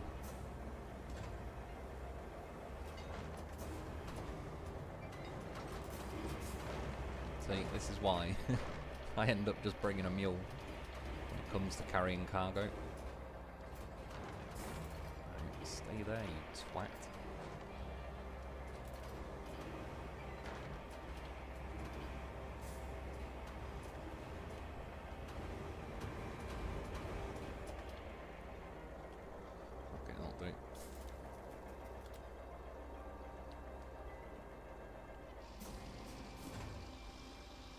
Gotta get it round to there.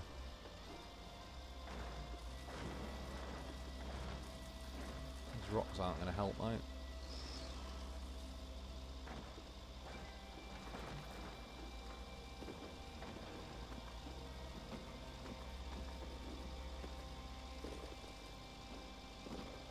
It's actually doing better than I thought so far. I've kind of got a pretty big one wedged in there. That's definitely what she said.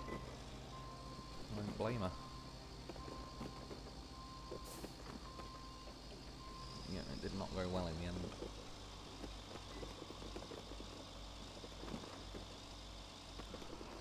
What I might be able to do though, even though the boxes are, I don't know, is it worth going around? Not really.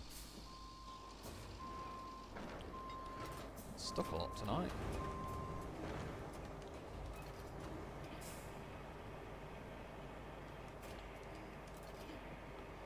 Yeah, again, I suppose unlike SnowRun, I consider this a objective improvement, that you can actually just pick rocks up like this.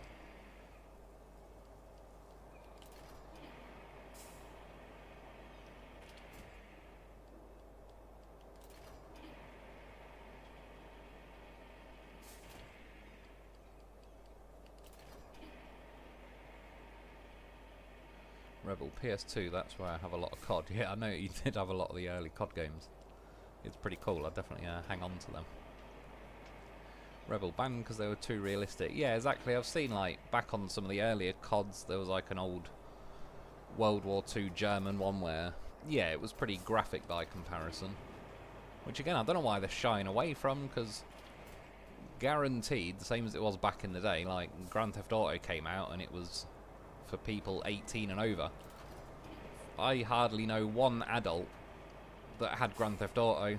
Every kid going had Grand Theft Auto. Like, generally, people more trend towards like the more adult stuff really. Again, as a kid it was like Still watching, you know, Terminator and Aliens and all that sort of stuff.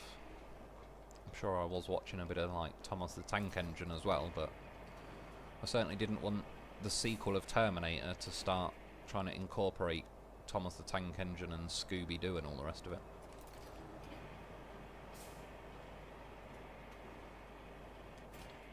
Whereas, yeah, that's the problem. It's like a lot of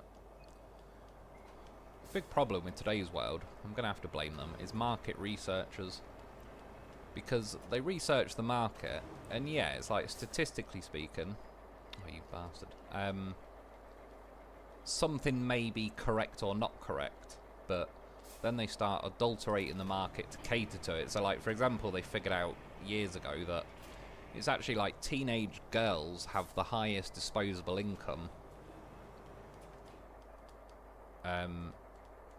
Because between, not being harsh, but between like daddy's money and credit card and all the rest of it, plus having boyfriends that they tend to get to pay for everything, so they don't really pay for much themselves, teenage girls have a lot of disposable income, so then that's why a lot of companies started like catering towards them.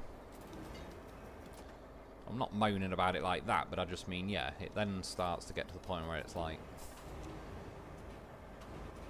I don't know, a lot of things become very sort of artificially just trying to cater to stuff like that. It's not, you know, they might try and make a Terminator 3, but they'll put a female Terminator in. And I'm not knocking that specifically, but that's what I mean. Once market researchers figure out, like, statistically what's going on, they start then kind of coming to some conclusions based off it. And, yeah, it kind of, again, they'll, you know, statistically speaking, there's probably more kids playing Fortnite at the minute than adults playing, I don't know, I've never played it, but that, like, Escape from Tarkov. So the general trend will be like, oh, let's make everything like Fortnite and move away from stuff like, oh yeah, that fucker, see, like, that hasn't even got a winch, so I can't even, like, there's a lack of vehicles. I've got the scout vehicles, but they'll never be able to pull the crane. To send in the goddamn professional, which I'm fine about, but yeah, just I don't think it's very gamer friendly to not have winches on most of the vehicles in the game when they're clearly like would have winches in real life. Like I say, I can understand maybe the roller not having a winch, but a giant crane like that will definitely have a winch, and that Warden ATV would definitely have a winch. Boa had GTA 3, VC, X-Men, Next Dimension, played Buffy the Vampire Slayer, Chaos Bleeds. Story was deep water already. Do need a snorkel loaf.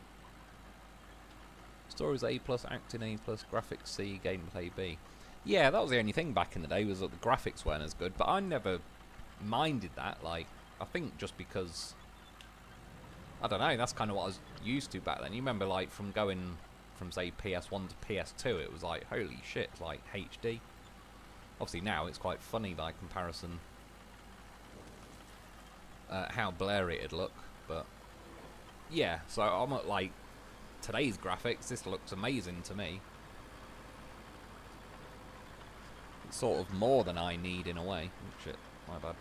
Trying to look at the old comments again. Oh, he just made it though. Look at that damn horse. Clips both buildings but doesn't get stopped by them.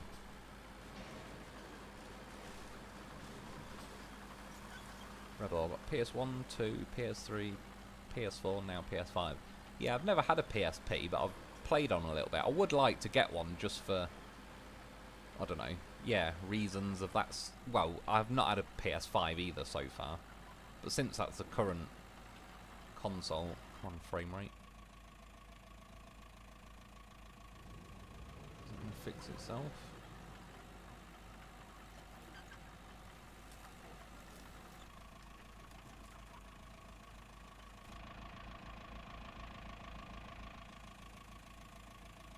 It's not looking good. Let's try and switch into a different vehicle. Yeah, because it's not really doing it there. Yeah.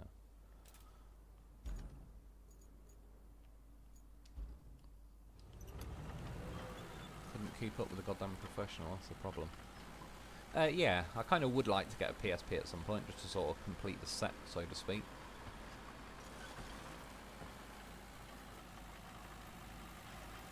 I think in some ways, I don't know if it's just as I've got older or what, I sort of have, in some ways, less patience for games these days. Like, back in the day, I'd play any old game. Play it for ages. Now I'm probably a bit more selective. So even if I got a PSP, I don't know that I'd necessarily, like, play it all the time or anything, but I still think it'd be... yeah, good to have. I remember playing on a mate's, playing, I think it was Burnout 3 or Burnout Paradise. No, I think it was 3 maybe. See, like that, Burnout games, they were pretty great back in the day. Just popped up, hang on a sec, it's just saying error or something. Let's have a look. Error, YouTube is not responding. Well, that's not good.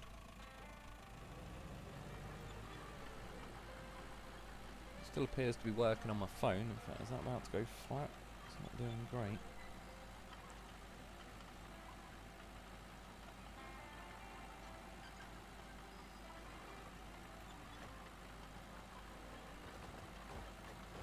Jesus Christ, this game likes to eke every bit of slowness out of the situation that it possibly can. Yeah, I don't know why it's saying error YouTube not responding. We'll find out. If it ends, then apologies, but... Yeah, Rub, I'll still have you on YouTube. Yeah, I'm not sure. It's just come up with a yellow message, sort of, on one of the OBS windows, sort of saying, like, it's not responding. Concurrent viewers, 36, and then it just says, that, yeah, an error above it.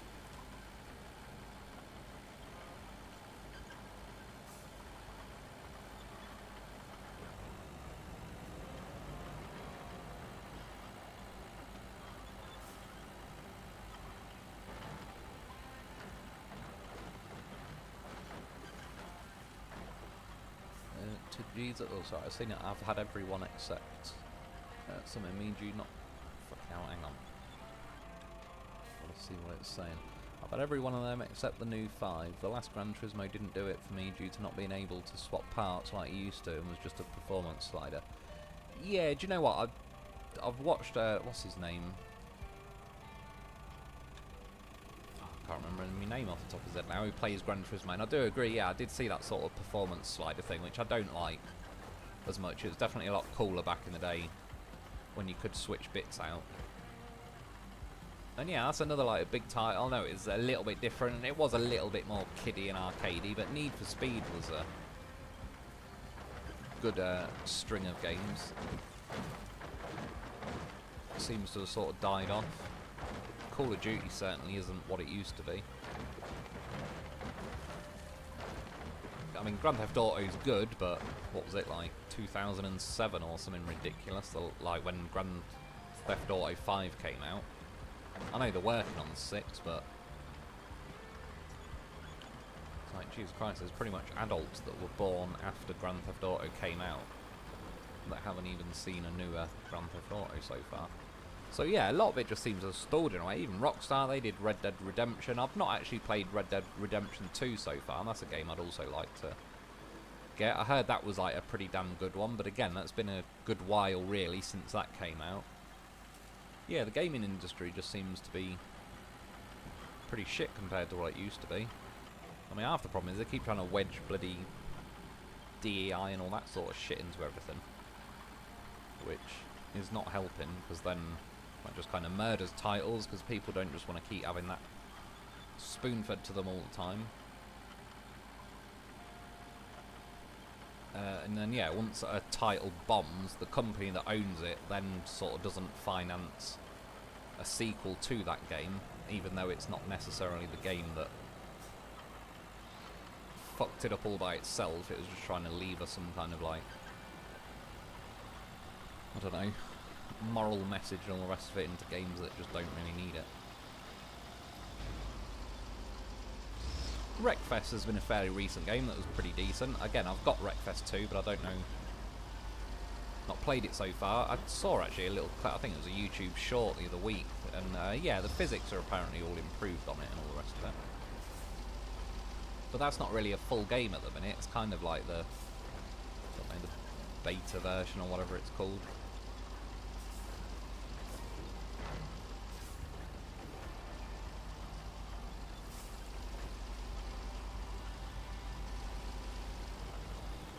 funny how the crane's acting like it's faster now. Like you were just slow as fuck for the last 4 miles. And you're trying to insult my loaf. Shit. How dare you? Eat box. Don't know what you said. Alright, that'll do. Good for you, loaf. Save the day as usual. Get yourself a loaf. Good job that wasn't. That one wasn't on a plane.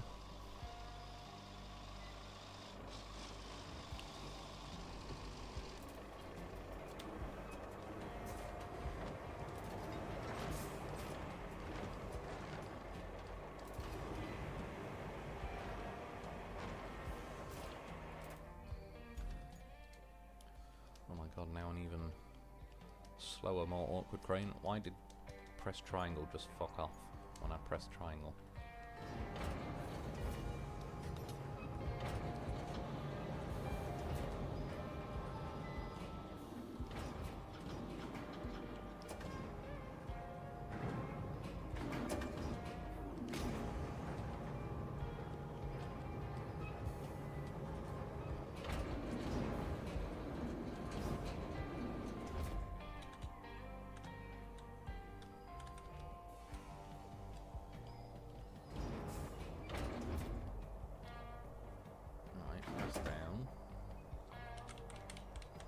Changing over to... Why is this game acting like a prick now? It's not listening to my keyboard, so I can't lower the crane.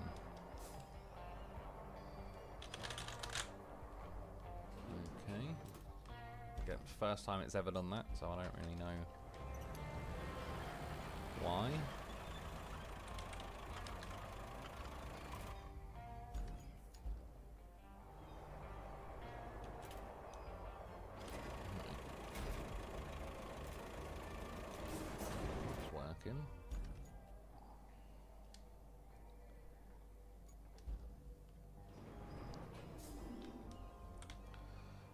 Yeah, there we go. Raise and lower hook. R and F. I mean, they couldn't have made these cranes more of an unfriendly control scheme if they tried. I don't know. I don't hate the cranes. At least they don't make us use them that often. But yeah, the control schemes are just terrible on it. Like, why can I not just pull back on the left analog stick and move the rail down, or like, yeah, down on the right analog stick, make the hook raise and lower? There's so many ways. Like, it'd actually be more difficult to make a more awkward version than this, whereas it'd be very easy to make a better version.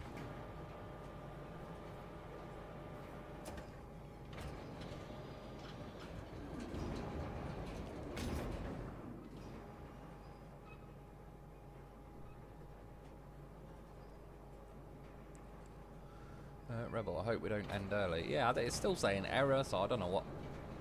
It still seems to be going on my phone as well, so yeah, I don't know what that's about, but it still says it. Oh, it says dropped frames and all the rest of it, yeah, 0.0%, so... God knows. It seems to be like a separate window that says it's counting like how many viewers and that I've got, which it says 35 at the minute. And it's that window that sort of says error, so...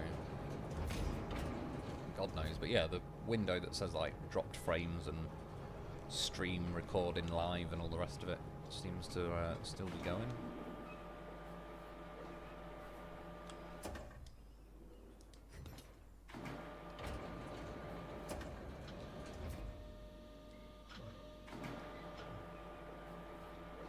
I was doing this last time. It was these last few boxes as well. It kind of won't lift them at first. You kind of have to sort of press it a few times. It almost acts as if it's too heavy for like 5 or 10 seconds, and it carries on.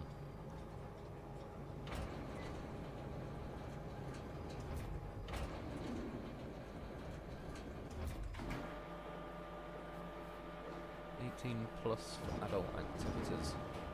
Yeah, certainly when it comes to games, they tend to be better. And films, really. I mean, to be honest, normally if you see a film coming out, if it says it's an 18, you're kind of like, cool, it'll probably be pretty good. If it's a 15 or a 12, it's like, oh, it's going to be kind of family friendly edited, a bit like I suppose Terminator's one, where the first few were like sort of 18s or whatever, and then it sort of went to a more bordering on like a slapstick version of Terminator.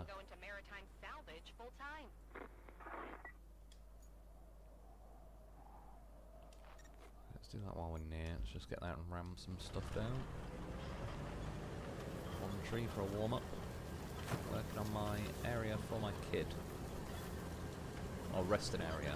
Yeah, that'd be pretty cool. Is that like we rock garden and all the rest of it? Being in London. Oh, I just did this mission but managed to get out of there with the epic crane.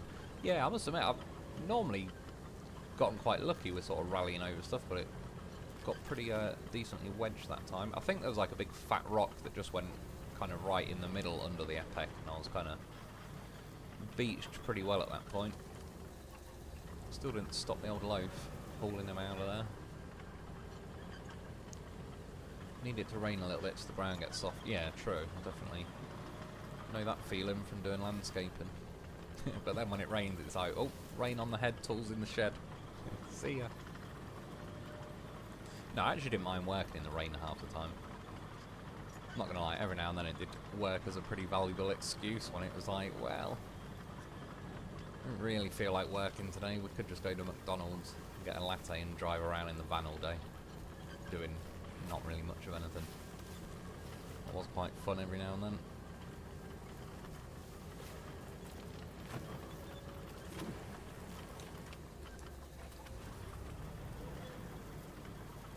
Rebel, don't know why, but I felt like doing a racing game. Yeah, racing games are pretty cool, like, I think, anyway. I certainly enjoy racing and that in general anyway, but, yeah, I don't know, like, I like this game, but it's very slow-paced in its own right, and as a sort of nice antidote to this game. And I used to with SnowRunner a bit, yeah, just every now and then be like, fuck it, I'm just going to put Gran Turismo Sport, in that case, on for half an hour. Jump in, like, yeah, the Mazda 787B, or something similar, like the Jag XJ V12 thing, a lot of the Le Mans cars from back in the day.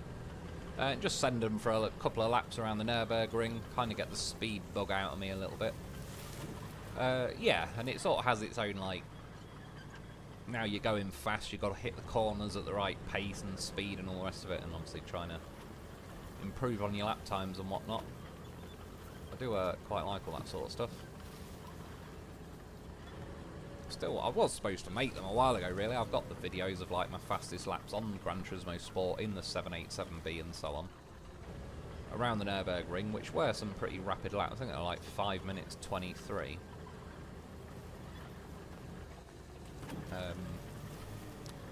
Yeah, I was kind of supposed to post those videos at some point. Not for any particular reason, just one of them, really. It was like a video of some fast laps around there with some, yeah, some of like the old 80s and early 90s Le Mans cars.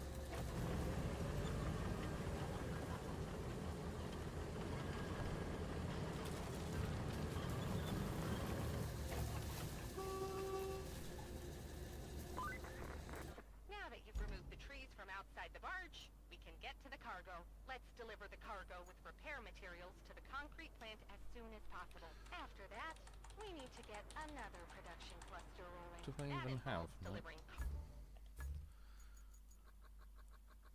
Where's the links? I will also probably send a crane in this time, so I didn't spend 10 minutes trying to get the cargo on the trailer. To be fair, it probably didn't take 10 minutes. But it was probably a bit longer than a crane would take. Yeah, shut them up on their bridge on this one.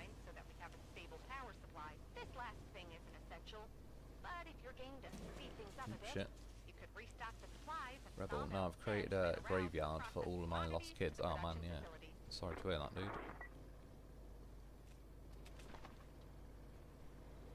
Being in London, that Spy Hunter I could play as long as I could stand. Spy Hunter.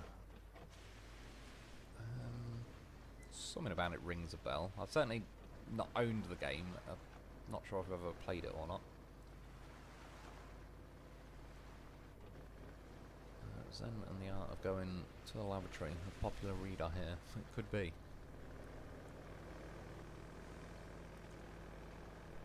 Rebel, mine keeps jumping to 39. Now back to 35. Is that the viewers thing? Oh, it says... Oh, shit, sorry, it's because I'm reading. It says excellent again, so the YouTube error thing appears to have gone.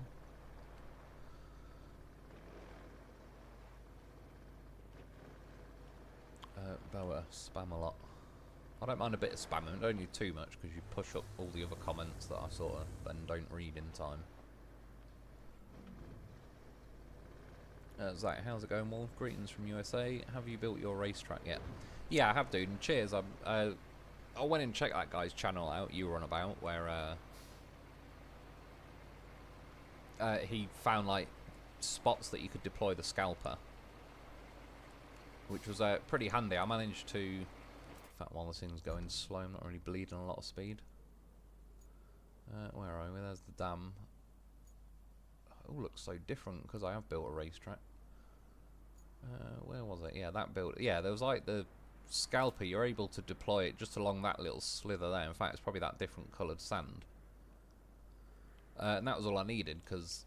Well, one of the main things, because yeah, as I was building like the racetrack going across here and everything, having to bring one load of sand from all the way over here or all the way down there to here was a giant pain in the ass, which I actually did most of it before I saw that guy's scalper video, but yeah, nonetheless I appreciate it, man, because that kind of helped get a bit further ahead, a little bit quicker with it, sort of an hour or two saved there with doing the racetrack. I was able to tinker around with other bits.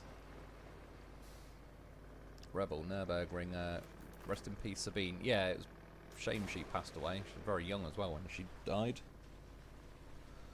Yeah, she was definitely... knew the old Nürburgring pretty damn well.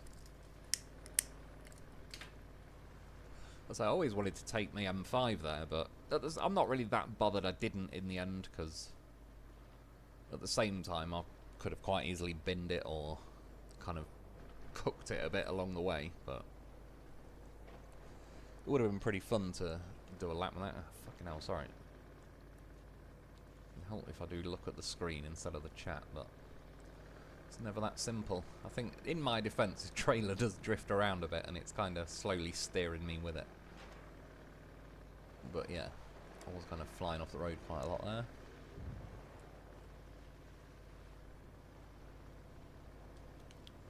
Low gear help.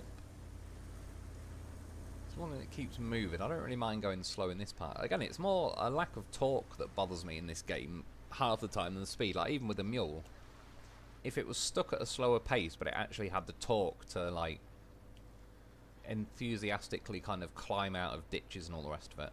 Oh, fucking hell, frame rate. Seems to not like it around here for some reason. It was only a little bit further ahead, it did this with a loaf.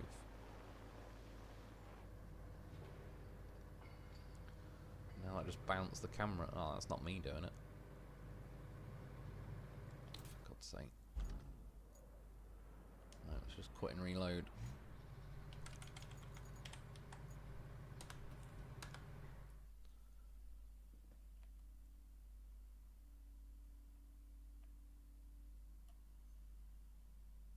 Rebel, wonder how she passed. I believe it was cancer, wasn't it? If you're on about Sabine. Sabine Schmidt, was it, I think?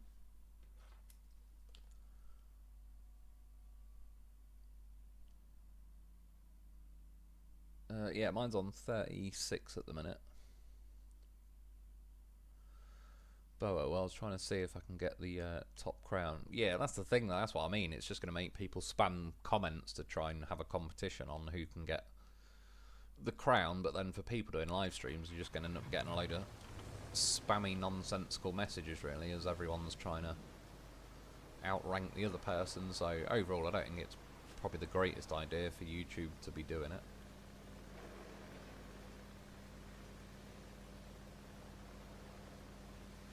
At least this thing has a winch.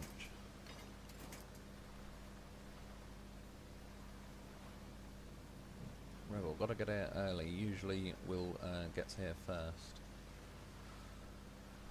Yeah, true. I don't really know how or why it awards certain points to comments, because sometimes it's not necessarily people who have commented the most that have the little crown saying #1 on it, so... Not sure completely how they figure it out.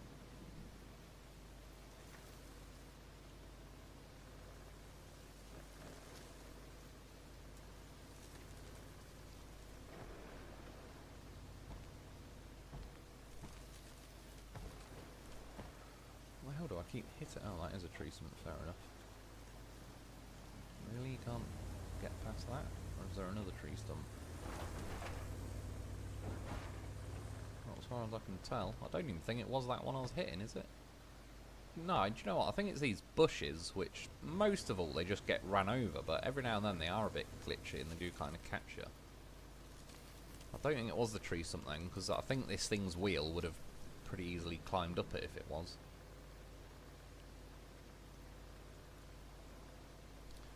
Oh, look, Kristana Loken or something was the Terminatrix and Blood Rain. Besides the vampire stuff from World War II bad guys, there is a scene where she's engaged in recreational activities with a dude.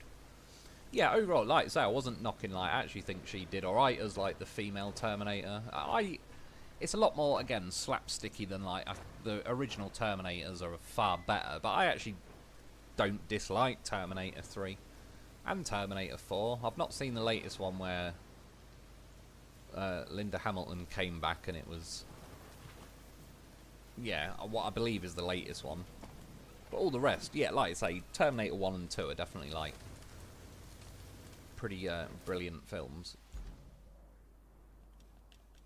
But I can still, if Terminator 3 was on, I could happily put it on, and I do actually, speaking of cranes and all the rest of it, I suppose, sort of it fits in with the theme of this game. I do like that bit of Terminator 3 where he's on the crane and they smash it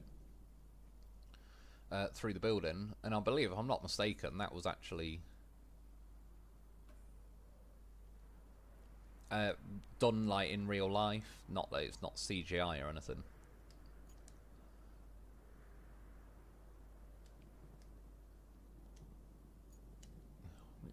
Mission. Just click on it this way. Open objective.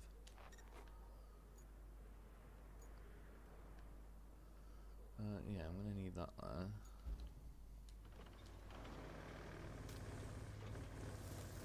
But yeah, I might end up have to just bring the crane from the port.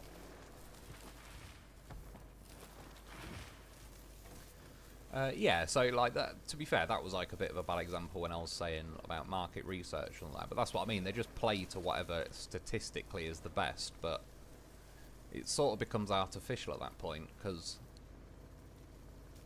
the statistically most popular thing became the most popular like organically. Whereas once they start kind of fiddling with the formula, it sort of defeats the purpose of it. Like, for example, again, Terminator's not the best example, but Terminator wasn't popular because it catered to teenage girls or whatever, but it may have been a very popular film among teenage girls, but then when they start kind of catering to that, that isn't necessarily what that group of people wanted out of, like, a particular film or whatever.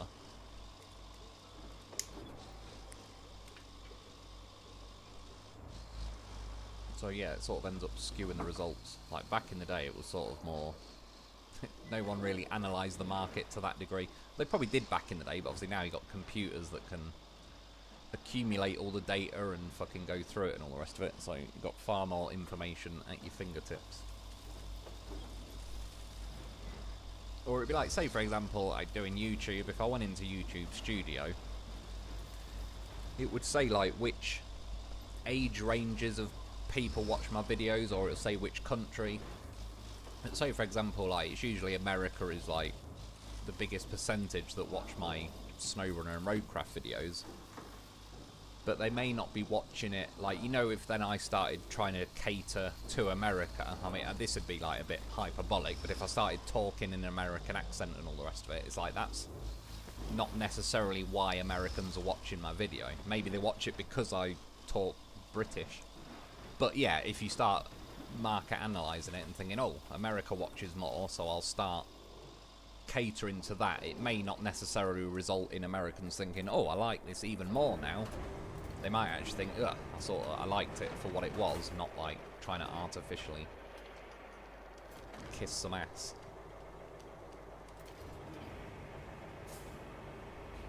think, yeah, that concept in general kind of adulterates a lot of classic games and films.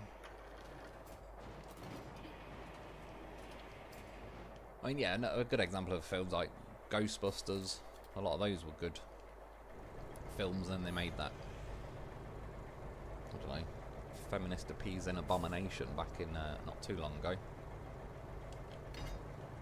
I can't strap because of that. Yeah, and that blew up in their face quite a lot. Fucking hell, man. Why do it, like... Strapping cargo is square on this one, but it's triangle on other vehicles. It's stuff like that where...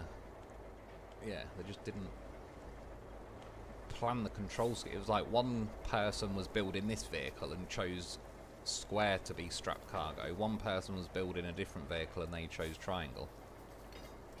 And none of them ever cross-reference it with each other. Do you know, it's one of the play like they need to do market research on their own game and figure out, like the left hand needs to figure out what the right hand was doing as far as this game goes. That's probably where a bit of market analysis might help internally within the game itself.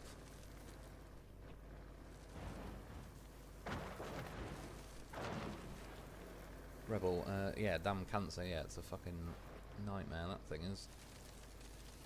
Seems to increase a lot. I think testing nukes back in the day was a biggie. You can usually tell, because when the government...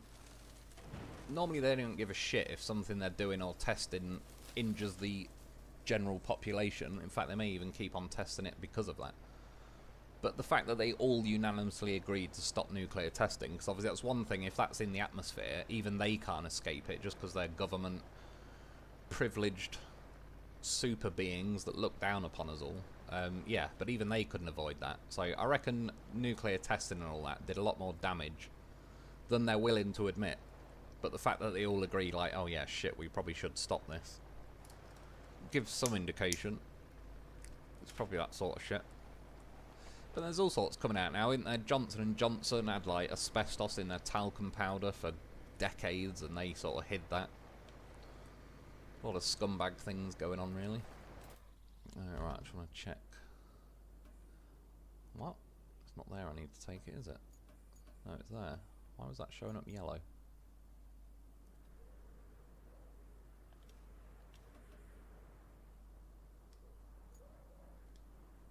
Yeah, fuck knows. That just threw me off because that was lit up yellow. Generally that way. Yeah, so that makes me think that probably did a lot more damage than they're willing to admit. And I'm sure back in, like, I don't know, the medieval times, I'm sure people probably did get cancer back then, but it seems to be at a far more increased rate. It's a bit like with the COVID jab, really. They don't really want to admit it, but cases of young, healthy athletes having heart attacks in the middle of playing football and etc. skyrocketed. They've now actually kind of finally admitted it. I think over here there's some kind of like COVID jab compensation scheme, like a COVID jab injury thing.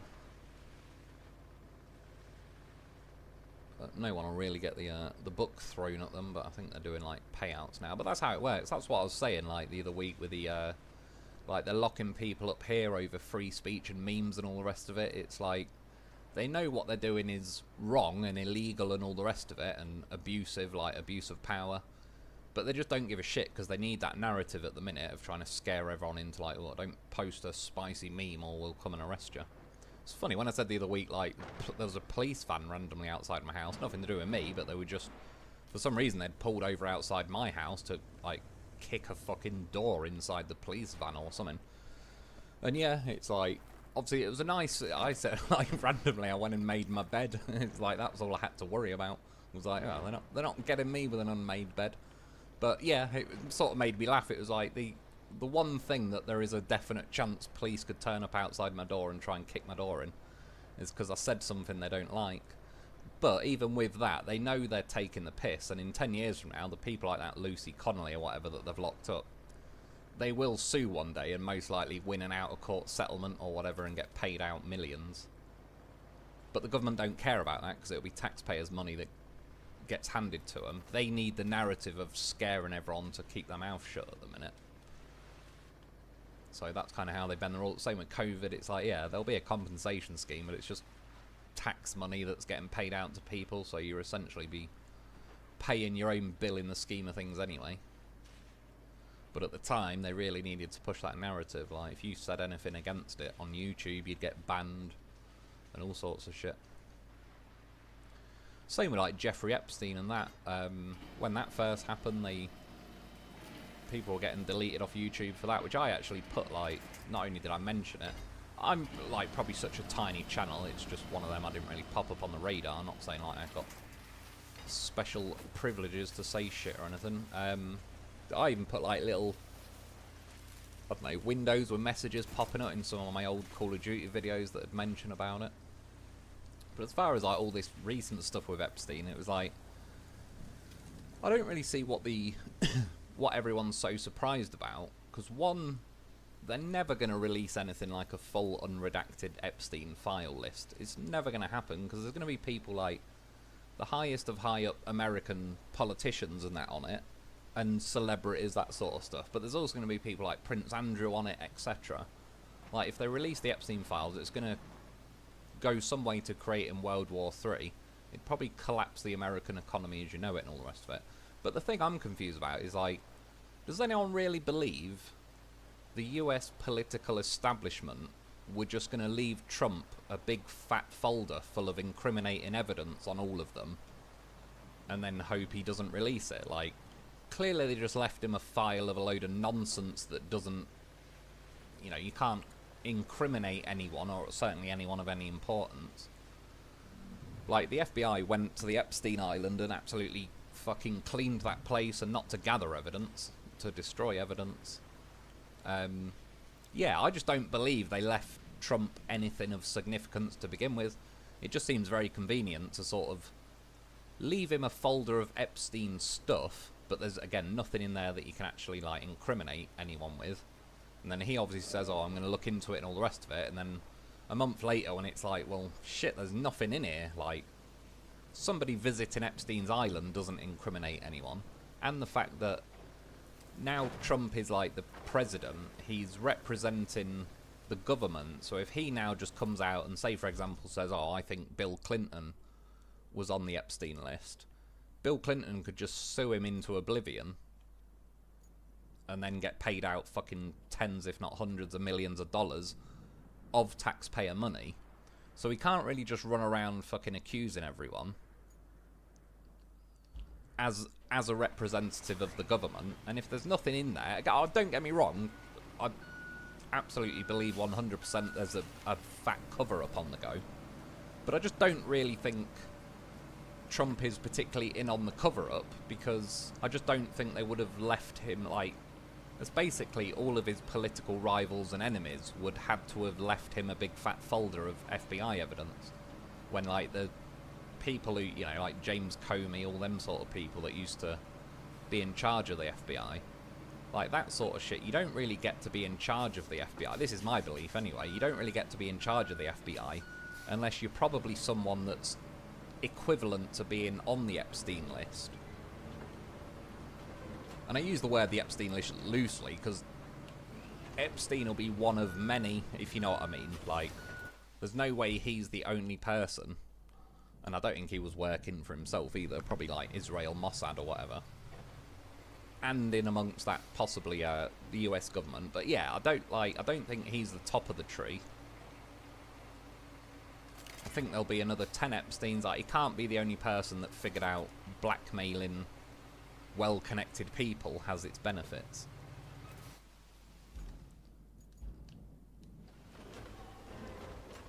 And then the other thing as well, which kind of sucks to the fact that it's true, but let's say, for example, even if Epstein was like Mossad, Israeli intelligence, blackmailing US political figures, etc., for, you know, kind of power and leverage, if the FBI... Oh, I was hoping go in manual mode. If the FBI did clean his island and found actual evidence, the sad reality of the situation, it becomes some kind of like CIA Black Ops level You know, like top secret, absolute plausible deniability, fucking everything. And it'll be used as, like, if they found an actual folder of, like, what we're calling the Epstein list. I think the term Epstein list has been subverted a little bit, because I think the Epstein list really was, like, the flight log list. That doesn't really prove anything in and of itself if someone just went to the island. Because, like, apparently Stephen Hawking went there, and unless they lowered a child onto him with a small crane, and he just sat there going, oh, yes, that is great, then I can't really see Stephen Hawking being, like, he's not really in a position to do anything, to, as gross as it is to kids.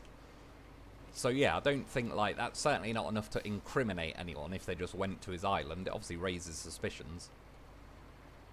But yeah, unless there's actual evidence of specific people. But I think if America even has that, which I don't doubt that they have, but I think it'd become some kind of, like, CIA Black Ops blackmail material to be used now and into the future.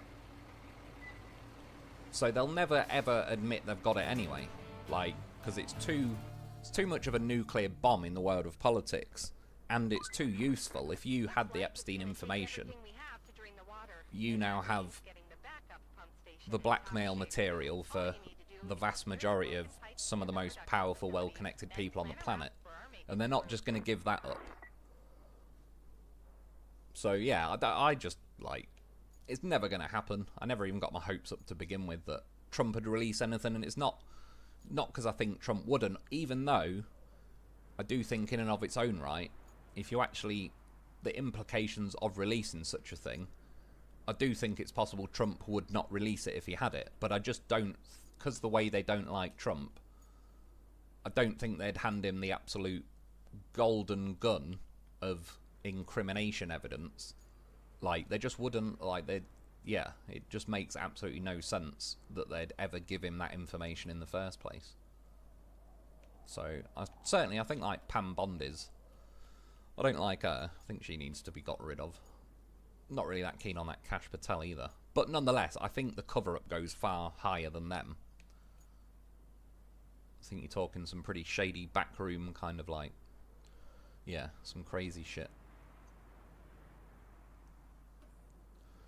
What else? What do I want to do next? Could do that strength on the shore, but I could do with a little bridge across there. It was quite handy. Let's see. So I've got a few trees around here, so it does help.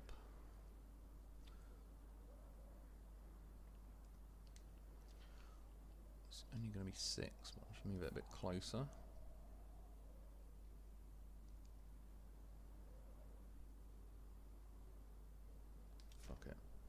See if we get away with that one. I'll get to the comments in a sec. I'll just get this thing so I can start getting some stuff done. Where am I out of curiosity? Oh, I don't know. I don't need anything around there. I assume it was for when I built that dam.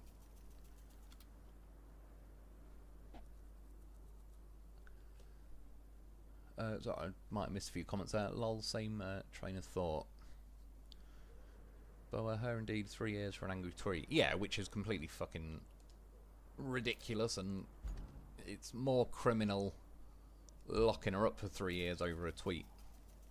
And then you got, like, the BBC, for example, broadcast Glastonbury, where they were chanting death to the IDF.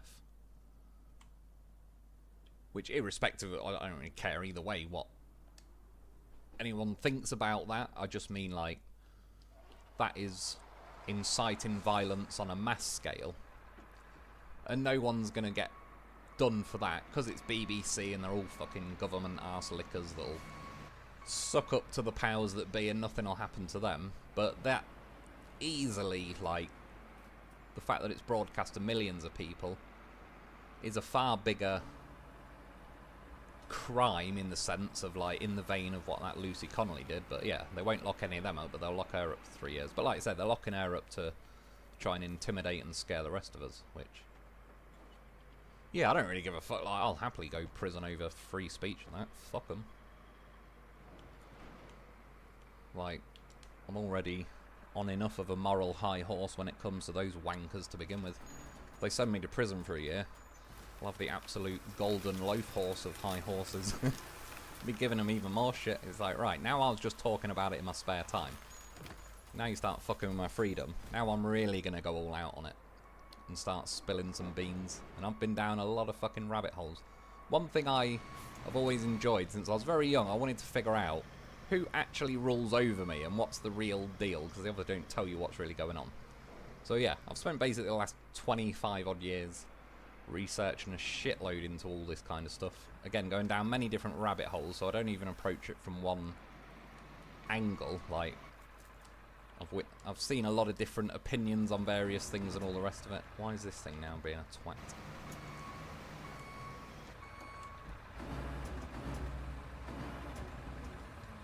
The game has tried to Epstein my logger.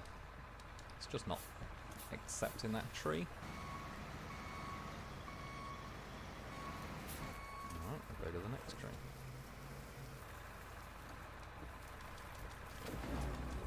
Right, you can see cut tree is flashing. Oh, I heard a noise.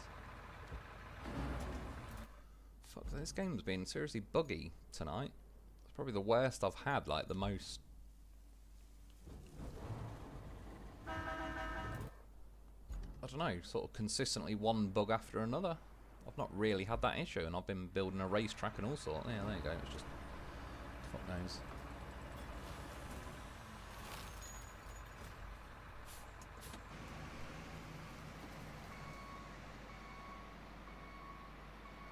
Fire Pan Blondie, yeah, I do. I think, yeah, she's not very good. Weren't she in Florida doing something to do with like red flag laws and all the rest of it? I don't think she's very good. He's the main character in the file, and his Justice Department is going to cleanse it. Do you mean Trump though? But that's what I'm saying. Like, if they had Epstein evidence on Trump, do you not think they would have released that years ago and buried him? Like, they're now getting exposed. Obama was in on the Russia collusion, which I knew years ago. So did everyone else, really. But now the news are kind of officially going with it and all the rest of it. Yeah, that's like... I personally don't believe he is, because... Yeah, I think they would have buried him under the prison with it years ago, as soon as he ran against them, really. Because that's like the whole point. That's why they freaked out so much about Trump. It's not just because, like, if they haven't got anything on him, but you also have, like, for example, it wouldn't surprise me if someone like James Comey was on the Epstein list, because that's how he makes it to a position like director of the FBI, because if they've got something on him, he'll always make the decisions they want, and by they I kind of mean the people trying to pull the strings behind the scenes, under the facade of, like, a government and all the rest of it. But if you get someone like Trump in that they haven't got anything on, hence why they made Russia collude, like, they wouldn't go to the effort of faking a collusion when you've got the absolute golden ticket. Epstein was already known to be a pedo, so nothing of that would come out. Like, nothing of that would harm anything, like, that wouldn't be new intelligence. They could just say, yep, here's a video of Trump doing a load of stuff, boom, political career done, all the rest of it. But not just that, when he becomes president, he also... And again, I'm not necessarily a fan of Kash Patel or whatever, for example, but not only if they don't have anything on Trump, they don't necessarily have anything on the people he might pick to put in key positions like the director of FBI. And that's where they don't, like, it gets very messy and they don't like it. They like to get people that they've got dirt on. They're the ones that end up getting, like, the big positions. So yeah, my personal belief is they haven't got anything on Trump, because I think they would have used it by now. And the only alternative is Trump is some kind of, like, double agent, secretly, say, working for the Democrats, if you put it in that context. But that makes no sense, because the Democrats just had to expose the shit out themselves and all the sneaky tactics they do for the last nigh on decade. And it'd be like, all for what? Because any president they put in, whether they just rig it and get Biden in, they could do... Like, if Trump was working secretly for them and the things he's doing were all part of their master plan, they didn't need a Trump in there to do that. They'd just make anyone do it. Like, they got Biden in and then they pulled out of Afghanistan and all that. Like, whatever they want to do, they'll just do it. They don't need some sort of special figure like Trump, so they've not really gained anything, but they've exposed themselves quite a lot to like various people I know that, you know, half a decade ago or whatever would have swore blind like, oh no, conspiracy theorists, there's nothing going on. Even all of them now would be like, yeah, fucking hell, the government are a right bunch of corrupt, conniving, sneaky bastards. And it's like, yeah, they always have been. It's just now they sort of had to show it a bit more. But yeah, so to me it makes far more sense that they're just, again, don't doubt for a second there isn't a big fat file of Epstein and others somewhere, but I don't think they'd ever hand it to Trump because it just makes no sense. It makes far more sense to basically not hand him anything. He then says he's going to release what he sees or what he gets. It ends up being a big nothing burger, and then the media kind of spin it as like, whoa, look, Trump's covering it all up. It works out very conveniently for people like Clinton's, Biden's, all the rest of it, who are a lot more likely to be on such a list. It makes it very convenient for them to just now turn around and kind of shift all the blame onto Trump when, yeah, I personally just don't buy it because, like I say, I think they would have thrown him under the bus years ago if that was the case. Like, Trump existing has caused quite a lot of harm to them, and again, if you read into it, it goes down all kinds of rabbit holes, but like, they wanted to have a war between Russia and that years ago. I believe that's part of the reason they got Biden in. They wanted to pull out of Afghanistan because then they had to, like, the military industrial complex makes a shitload of money off new contracts to replace the equipment that was left in Afghanistan, for example. I think part of it was like get Biden in. I believe Epstein was arrested around 2019. I believe the FBI was also corrupt, but get Biden in. That now gives them like a 4-year window with Biden in where they could use something like the FBI to cleanse the records of any Epstein incriminating evidence on the big players. Yeah, and obviously like Biden, you know, that administration wouldn't have been looking into it or anything, so that's my personal belief that it's just been cleansed long ago. But yeah, like I say, there's it's like, for a start, I'm not trying to pull rank on anyone. Like, I look into this stuff, but I don't for a second. I like, if someone has a good valid opinion on something, I'm not going to dismiss it based off like, oh, you haven't looked into it as much as me. All I'll say is like, I've looked into a lot of shit, so there's a lot of shit that branches out from a particular subject, and you could start listing 20 other things that kind of link up and relate. It's almost like, you go long enough, it's almost like having a 999 pieces of a 1,000-piece puzzle set up, and the next day, whatever the news are up to is like that final piece, and it's very easy to kind of slot it in place and line it all up when you know a lot of the other background stuff. But yeah, like, anyone's opinion is like just as valid whether they've spent 10 minutes looking at something or 20 years or whatever. So, but I just, yeah, overall weighing up all the odds, like, I just don't think he is on it.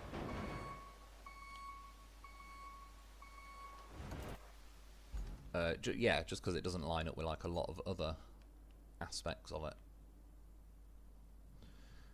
Right, so I may as well do the shore up that thing then. I can't remember if I own a new heavy transport thing, or if I've still got a rusty one. Where is it? There it is. Oh, I have. Where's that then? Oh. Switch to vehicle. Oh, it's a scalper. That's no fucking good. Oh, don't do it again. Frame rate. Hopefully the frame rate... in fact, no. I may as well just buy one. It looks like the frame rate is still being a dick.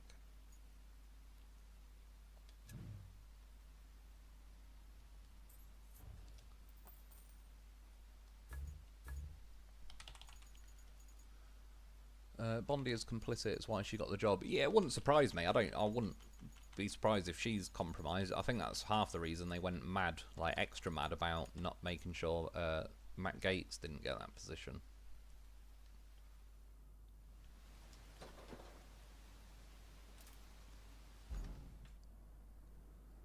And yeah, like I said, that's how it is. Not just them either. I think that's how every government operates. They have dirt on whoever they let into powerful positions so that they can't necessarily go rogue once they're in that position. They kind of have to fall in line. And yeah, it wouldn't surprise me if Pam Bondi, it wouldn't surprise me if that Kash Patel was, really. I'm less sure about him. Pam Bondi definitely, like, they've either got something on her or she's just generally pretty fucking useless.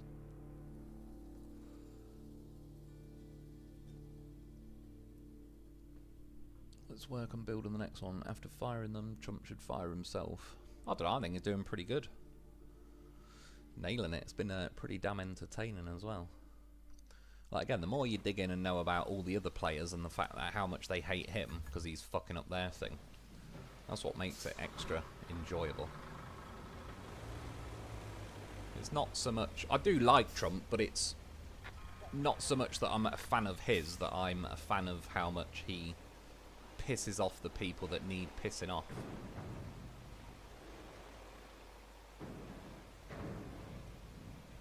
Like, I don't know, the look on Hillary Clinton's face the day she didn't win the 2016 election. That was worth the price of admission right there. She needed that kind of humbling.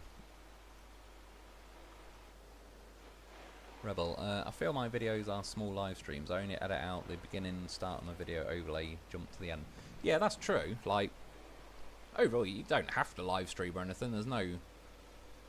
I don't know whether there's a gain or not. As someone said the other week, which may well be true, like, it's not going to stop me doing it, but objectively speaking, it's probably true that it, the watch time versus how long it is kind of messes with the algorithm. Whereas, like, if I put a 20-minute video out that gets 1,000 views versus a 4-hour live stream that gets, like, say 500 to 800, it's sort of, yeah, the algorithms consider it like it's more video for less views, so it counts technically, like, negatively versus a video. But yeah, as you say, it's true. It's like your videos are more in line with like a mini live stream anyway, so it probably wouldn't make that much difference. And obviously on live stream, it's happened a few times tonight. Sometimes you just get like little bugs going on or whatever. Obviously, if I was doing making videos of everything I've done tonight, I'd edit loads of little bits out. Whereas on a live stream, you just kind of got to go with what's happening.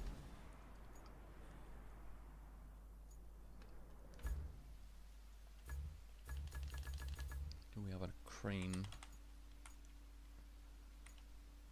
Deploy. Nice. It's not even out there yet.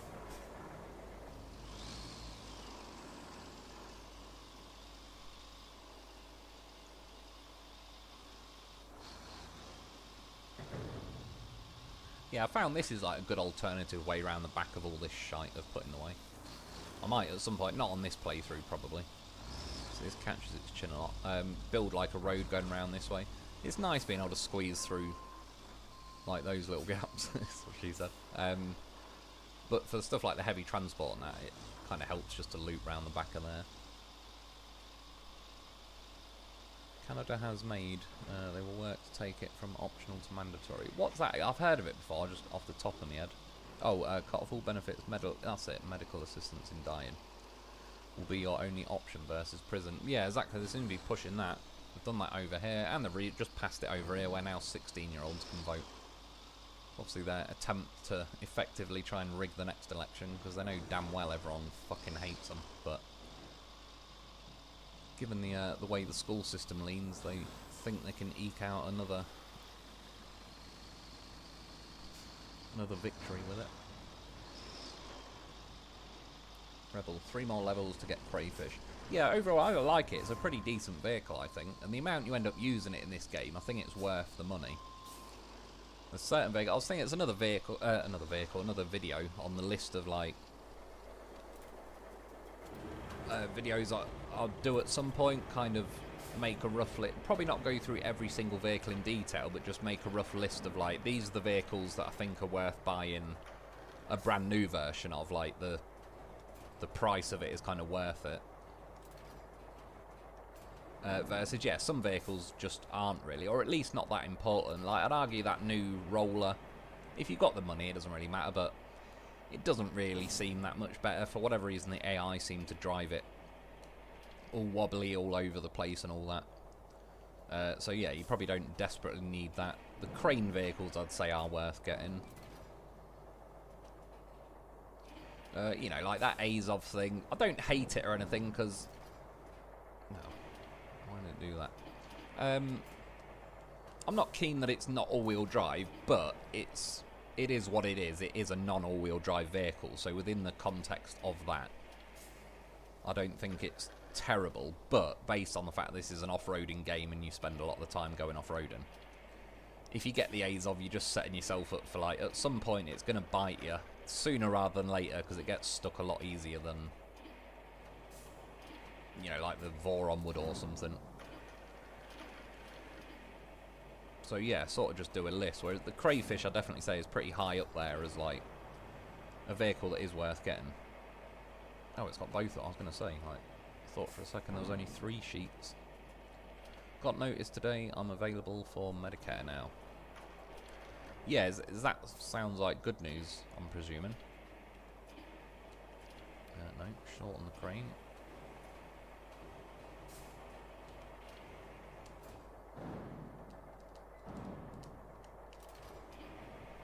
Sometimes, like I say, it's quicker to just drop it than slowly press the button to let it lower it. Scotty, what are the comparable parties in the UK? I know you have a parliamentary government, multiple parties, but which parties are the most similar to the US? You've effectively over here got Labour and what the Conservatives. I forgot that. I've looked a lot into, like, US stuff, so yeah, Labour and Conservative. Labour are essentially Democrats. Conservatives are essentially Republicans. But obviously that's, in theory, these days, they're basically two sides of the same coin that just do whatever. It's to say, like, the term rhino in America is Republican in name only. Kind of implies the same thing. They're basically Democrats on the Republican side, just because then they're covering both sides again. And that's what, personally, I believe, like I say, with Trump, they just didn't... He wasn't a horse that they own in the race, so they just didn't like it. And they still don't, I don't think. Yeah, but like I said, they're all a bunch of tossers over here. We've not... I can't remember the last time we've had a government that stayed in the full length, because they're all generally fucking useless, so... We generally give them enough abuse that they quit early. We had, like, I think Cameron left early after the Brexit vote, which was around the time... I think a month or two before Trump won. That was, like, 2 big... I don't know... victories against the establishment type that year. Yeah, he left, and God knows who we had. There was Theresa May at some point. I can't even remember half of them. Too many wankers to keep track of. Got Keir Starmer at the minute. He's probably like the biggest wanker of them all. Keir Starmer, Farmer Harmer. Which, yeah, probably get a police visit for that, but good. Do it, Keir. Fancy a bit of free rent and 3 square meals a day. Could do with a few more dodgy friends as well. Not been able to buy any fake DVDs for a good while now. Could do with stacking my friends list with a few ex-cons.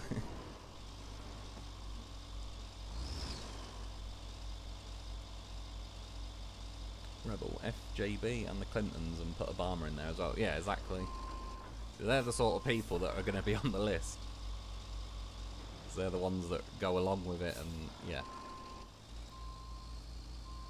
But like I say, I don't even think like Epstein is the... There'll be another 10 lists, another 10 people, and they'll be handled by someone higher up than that.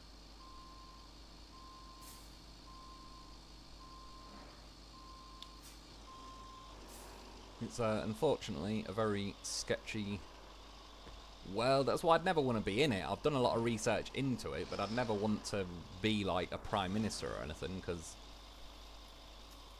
I think you get into the word. I imagine like the scary thought of it is, especially like everyone knows about, say, just the concept of like an Epstein Island now. But imagine if back in the day you didn't, and you just, whether you're a political person or you're like a Hollywood person, and you sort of climbed up the ladder, you're now like a big A-lister, or whether you're quite high up in politics, you get invited to that kind of island. Then what do you do if, because bearing in mind they are like the government backed and FBI, all the rest of it, if they pull out a gun and basically say to you, not only are we going to kill you if you don't go and do some fucked up stuff in that room that we're going to get evidence of, but we're going to wipe out your wife and kids and your mum and your dad and all the rest of it. Like, it's that level of sketchy where I don't doubt there's plenty of willing participants on such a thing as an Epstein list, but I bet there's some unwilling ones as well that just got threatened with some serious shit if they don't make the blackmail material available. Yeah, it's a pretty sketchy world. Like, obviously there's a lot of people go missing, dying, and all sorts all the time. Even journalists, like, there was a guy making a film called The Grey State a while back, which was kind of exposing some of the shit. And he finally got funding for his film and all the rest of it. And he mysteriously committed suicide. Probably with, like, multiple gunshots to the back of the head. One of them. Yeah, it's a very sketchy world. That's how I imagine one day be some guy with a fucking balaclava and a silenced pistol creeping up my stairs. The thing that makes me laugh is I'm up at night. There'll be some wanker tiptoeing up my stairs with a silencer thinking he's going to shoot me when I'm in bed. And I'll be here on bloody SnowRunner. Like, you right, mate? Just editing a video. Do you mind fucking off?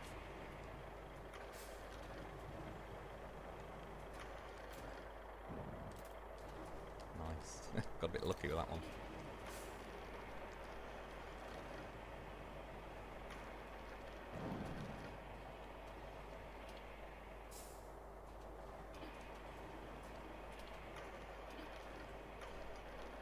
A 1,000-foot overview.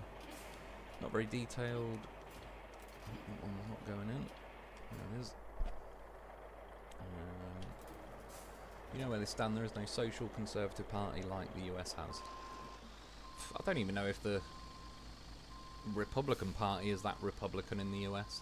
Well, I'd argue you've now got, like, I would consider personally as like Trump is almost a third party. I think he just ran as Republican because that was just like the easy way to get in and be one of the main parties and all the rest of it, but I don't necessarily think most of the Republicans stand for what the Republicans were supposed to stand for, and vice versa. I think it's easier for Democrats to be Democrats because the general goal of big government is to become an even bigger government. And the concept of Democrats kind of leans into like socialism, communism, the government being in every aspect of your life and all the rest of it. So I think they can more easily be themselves. Hence why I think like Republicans has the name Rhino, where it's Republican in name only, because they're kind of pretending to be like, you know, oh, we want smaller government and more freedom, but they're actually just as corrupt as the other side. And you've got people like Lindsey Graham, that snaky bastard. Don't know how he hasn't been thrown in some kind of jail cell a long time ago.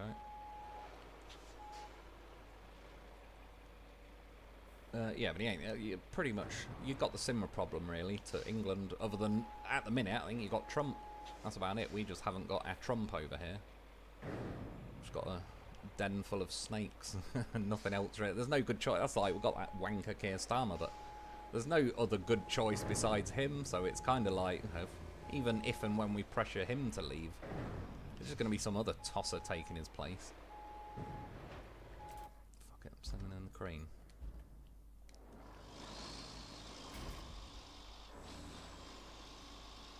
And yeah, I'm sure they wish now they whacked Trump way back before 2016.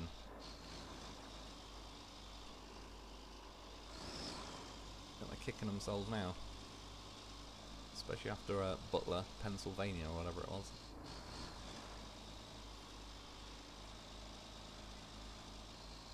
Which even that was suspicious as fuck. Like the FBI went in and all gathered evidence.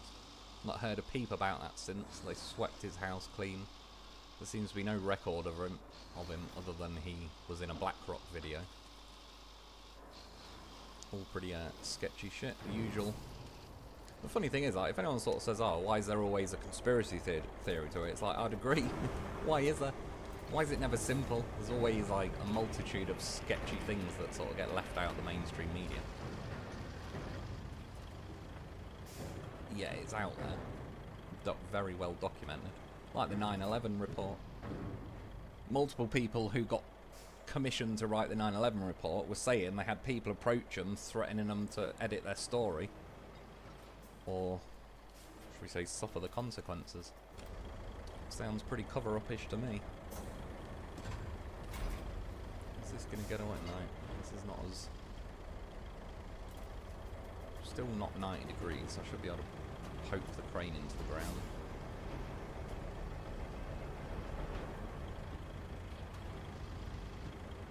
Jesus Christ, it's getting longer. Right, now I've got to get out of that so I can reverse before it tips off. See what I mean? Like, having to get out of the crane menu is such a bastard because it cock blocks you for those few seconds you need. May as well just recover it. I could pull it out there with someone else, but fuck it, I'll just end up wasting another 10 minutes I don't need to. Oh, what? I didn't want to fucking recover the tunnel base. Kezi, hello, how's it going? Cheers for joining us. We've got randomly on a bit of a political slant at the minute. Normal viewing will resume shortly. Right, well, yeah, can't wait for a video about the trucks you need. Yeah, I just think, like I say, in general, there's some that are just not really worth it. I'm trying to, do you know what, I just need to look, because, like, memory block on what isn't worth it. Like, yeah, that I don't think is worth it, for example. Certainly not early on. Didn't really need a new one of them. Yeah, I'll do a proper video on it, but you get the point. Like, there's certain... I don't even think that's that worth it. If you're probably level 18, you've probably already got the money by then. I didn't hate it, just the fact that it's not got winches seriously does keep disappointing me in this game. And the fact that the vehicle just looks like it's completely covered in winches all over the place and yet doesn't have one is, yeah, it was a bit of a letdown when I finally bought the vehicle. But like I say, by now I'm kind of at the point, even on this really, I've already got the Warden thing bought. That's 120 grand, so it's definitely worth keeping like a nice chunk of money for that. And to be fair, there's probably more vehicles I need to buy on this. I think this thing's just making a meal out of getting to there. That's all you have to do, vehicle. Just get about fucking 20 foot away from the garage point in which you spawned.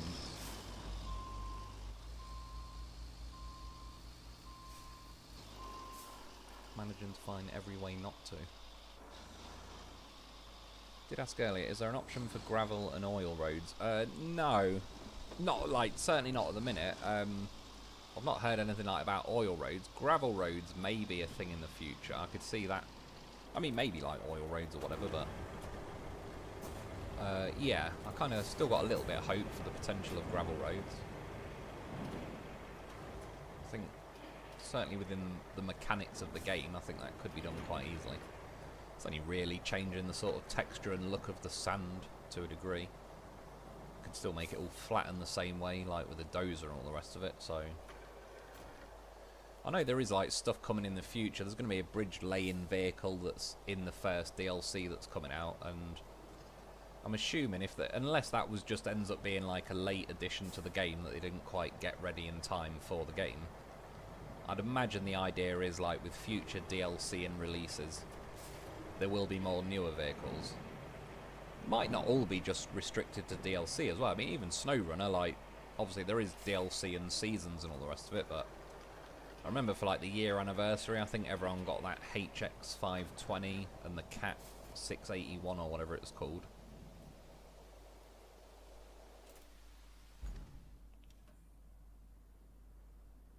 I don't even know, I think it might have been a side mission.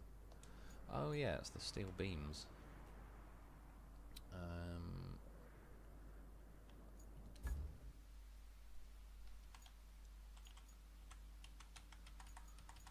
Oh, is that all I own at the minute? Fucking hell, no wonder I sat on quite a bit of money on this game for a while. Let's go and buy something.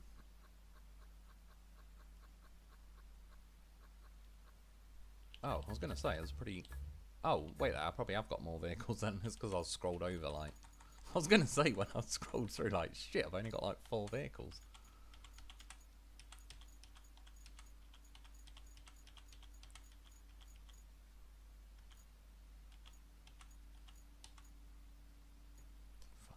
rusty version of it for now. Oh, deploy. Ain't gotta go far in it. Yeah, like, I wish they would release a version of this with a crane on it. It'd be a lot handier. Gotta check out if Medicare is good for me and can't afford it if it messes with my grant for cancer. Grant pays for all my cancer treatments. Oh, does it? Fair enough, yeah. Hopefully then, touch wood, it doesn't interfere between the two. It'd be pretty harsh if it does.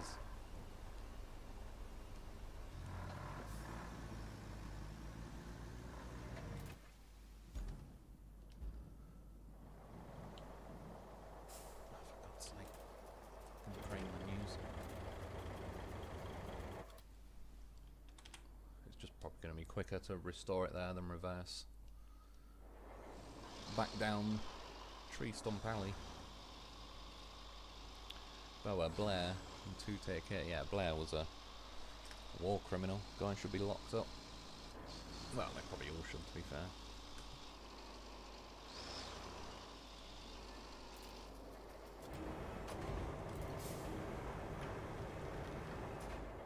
And he was part of the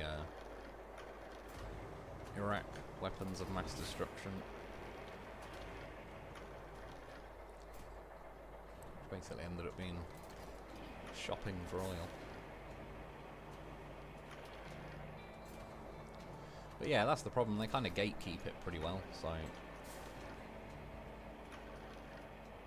think if you have ideas and ambitions of getting in there as an honest as the day is long politician, you'll be 6 foot deep before long.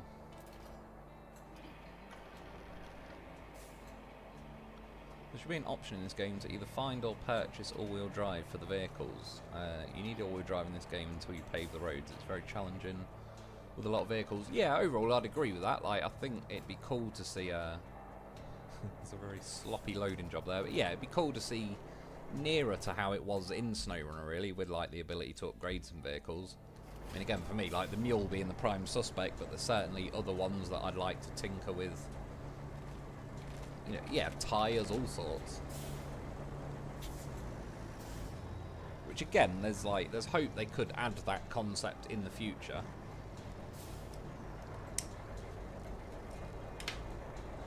At the minute, it almost feels like we sort of got 80 or 90% of a game.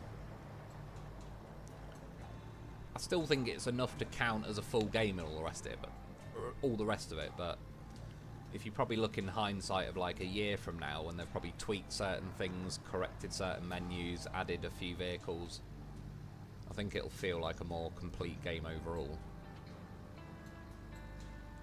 But yeah, the fact that it is kind of like a distant cousin to a SnowRunner, there's certainly potential that they could add in the future, like a shot, like gearboxes, that sort of, to be able to tweak vehicles. I won't exactly hold my breath through it, because the fact that they didn't add it in the first place kind of implies they don't want to if they can help it. But it's a bit like with winches on vehicles and stuff. They've obviously not wanted to add that to most vehicles, but I'd imagine if enough people kind of moan and complain that it's essentially shitter without winches on various vehicles, they may give in. They've already got rid of the rain to a degree and tweaked a few other things based on feedback, so yeah, just gotta keep complaining about the bits that aren't quite up to scratch, and they'll hopefully do it. In their defense, at least they do actually tend to like respond to feedback and all that. They seem to be like willing and trying to make the best game they can, whereas some companies obviously just release any old shit and then sort of go dark for a while whilst let all the heat die down and then pop up with another game or whatever.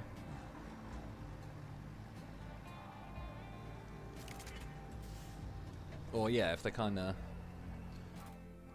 hang on, I'm not on the right mission.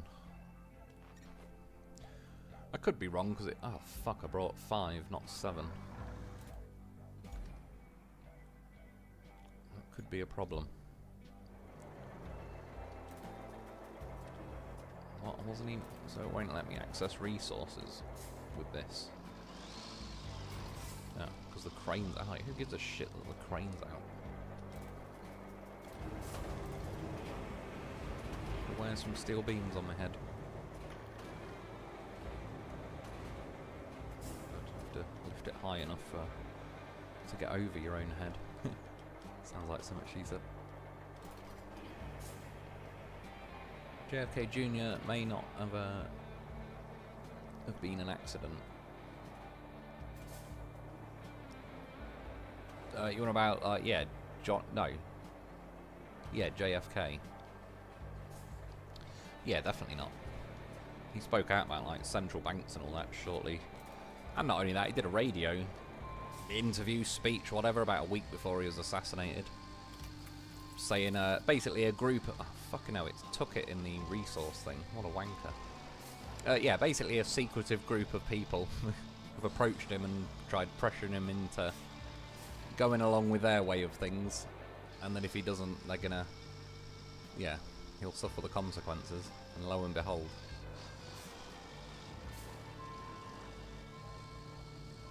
Yeah, that's another thing that they dabble in releasing, but again, I think Trump did release the JFK files, and it's probably all a bunch of nothing, but it was never going to be a bunch of something, because I think it's pretty conclusive. Practically everyone agrees, really, it was like some kind of CIA hit job on him. They're never going to release saying, oh yeah, the CIA did it, because it'd just collapse, I don't know, not literally the American dream, but like trust in the government, even though that's pretty low these days anyway.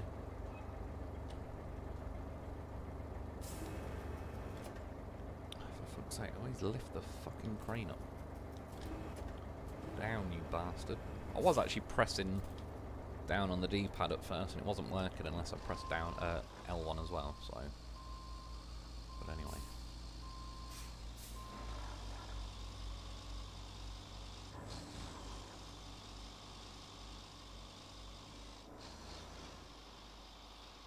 Yeah, stuff like that, I don't think they'll ever officially release. They just, you kind of get hints of it every now and then. Not sure if I'll get through this gap, I'll just go around this way.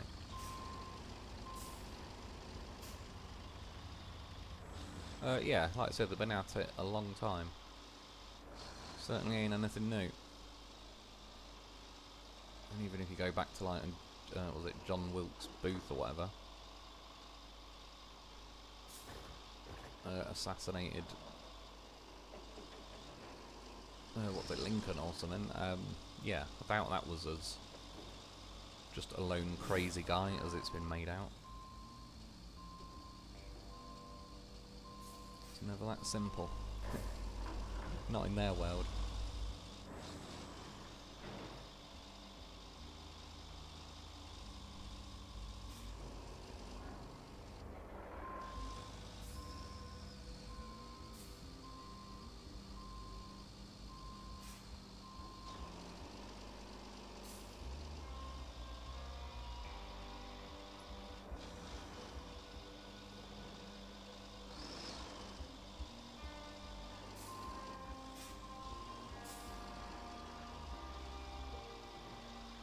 Missy laughed at me today. I called it Snowcraft. True, it's quite a good name for that though. You never know, that might be the next game. Kind of blend the two concepts. Which would be interesting in its own right if you're kind of ploughing... I mean, you've got the dozer in this that ploughs sand out the way, so it wouldn't be very hard to transfer that concept to ploughing big snowdrifts in a game like SnowRunner. And then possibly building roads after that. So, yeah, I can certainly see a future where that kind of the two games merge. Lindsey Graham, South Carolina, yeah, I believe he is, isn't he? Again though, they just kind of have it rigged to a degree where there's not necessarily another good choice, so... Oh shit, I've gone the wrong way. So yeah, sometimes they just keep getting in every time.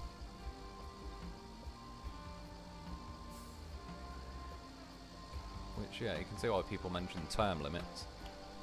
Like, being the president isn't really, you only get a go every, like, 4 years, 8 if you're lucky, but, yeah, you think people like, there's pictures of Pelosi, Nancy Pelosi, next to JFK. Like, she's been in there donkey's years.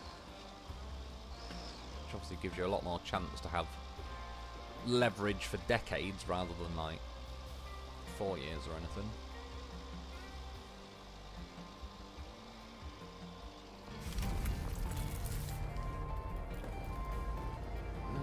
you know what, I won't do it now because it's on a live stream, but Happy about this. like I said, the other day it took my fuel but didn't save my progress, so I want to try complete a mission with fuel when I get paid fuel, and then quit and reload and see if I can.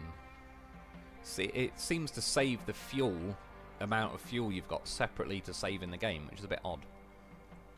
So I sort of want to test that out more. What are these knobs doing? Oh yeah, that's the guy I rammed. I'll give him a pass. Oh, well, they must have made it at some point, because I completely, yeah, all rewards received, so fuck them. Got the money out of it. Turning into the government. Snatch and run. Fuck everyone else. Oh yeah, this one's not too bad. Let's do that.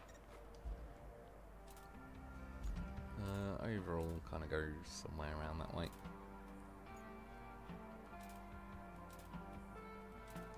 Something like that. We'll figure it out. I was hoping some of these search and rescue versions were a bit faster. On my racetrack, obviously the mule was definitely the slowest. I did... Oh no, I don't know if I tested it in the end. I got the cargo, just the plain cargo version without a crane. I did the search and rescue version. I did the mule, like the, yeah, with the crane and all the rest of it. I don't think there was a lot in it in the end. And the step pike. I think I did the search and rescue version of that. Did the search and rescue van they've added. That was pretty slow. I didn't even complete a lap. I was just like, nah. Too slow. Not really going to learn anything other than it's slow.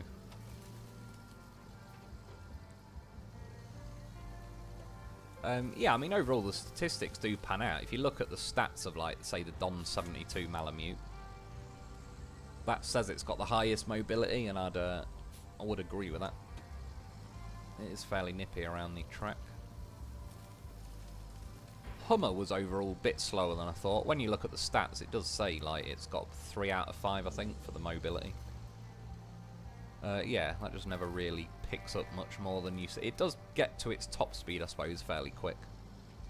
But yeah, never really got, like, fast enough to where the jumps were a lot of fun or anything. That was the nice thing about the Malamute. It was going fast enough where, like, the little jumps and bumps that were in my racetrack, that was actually going quick enough to be affected by them. Like, it would actually jump if there was a jump rather than just kind of dribble off the edge.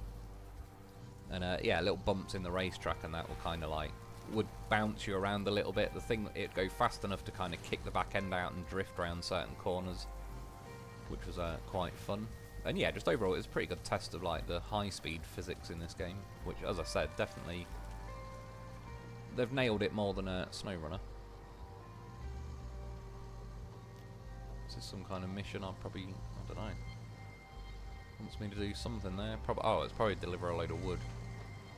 I've not done it yet on my normal playthrough, but I think I'm pretty close to doing it.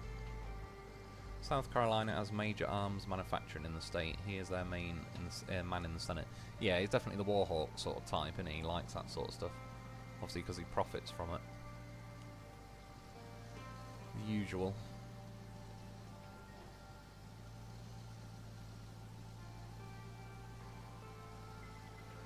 What crane is your favourite? I need one. Overall, I like that epic crane, like the one that's the highest level to unlock. That's got like the nice wide crane legs that ping out and all the rest of it. I can't remember its full name. Again, they name stuff like weird names with code numbers at the end, hence why I named everything in Snow. Well, not everything, but Bruce, John, Dolphin, those sort of vehicles. I should do the same in this, really. But then off that, I still get asked now, like, which vehicle am I on about when I say the Dolphin? Which is fair. If I've not seen my video before, it is pretty random for me talking about driving a Dolphin in SnowRunner.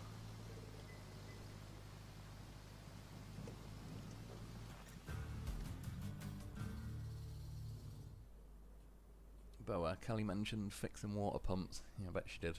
Probably some kind of euphemism. Oh yeah, it took the vehicle off me. Get back in the loaf.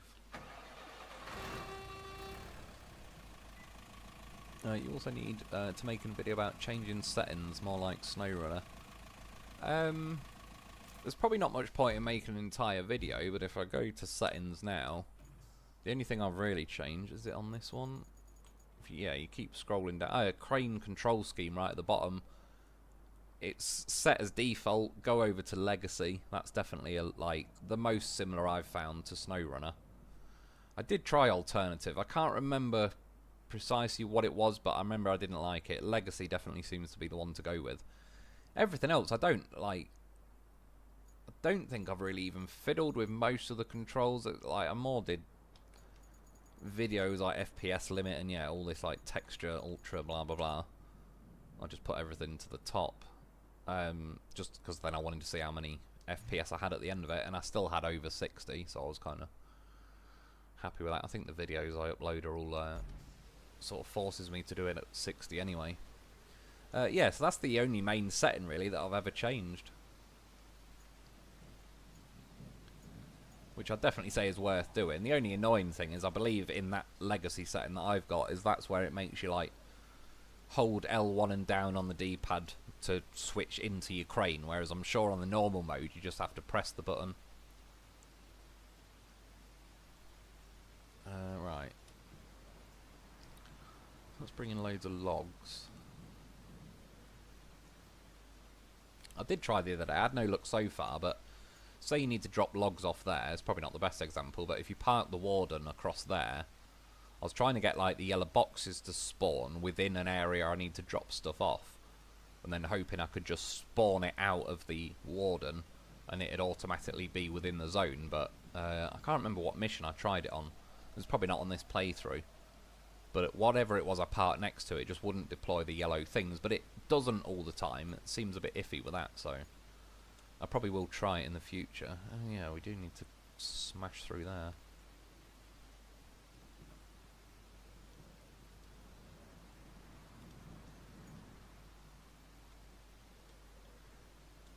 Oh, I can already draw these. Oh yeah, I suppose I could. Gotta go and fix 5 pipes as well. But I may as well get these going while I'm at it, because at least if they get stuck and all the rest of it, I can just edit the route instead of like setting them off at the end and then sort of have to wait 5 minutes for them to get there. Wonder if they'll get there. Like, I went this way. I drove up the back way here earlier before you can in fact see all my tyre marks. Because I ended up getting, like, I parked the mule here ready for the start of the live stream. I actually don't know if this is a better way to go, because there's a few rocks. I don't know, it's pretty awkward. I kind of figured that would be the most sensible way. I sent them this way because I just wanted to see how well they'd get across these wavy bits of terrain. And they actually completed it pretty well. Thankfully, again, it's the Vorons. Not like a bloody semi-truck or whatever. So there is hope. Where is my mule? I don't know if it's just my brain is slowly turning to mush, but I used to remember where I had near enough everything. Oh, there it is, Rebel. Epic HWC 945. Do I need this over here later? Probably. I could just go and clear out that section quickly. And then recover it. No, engine not running.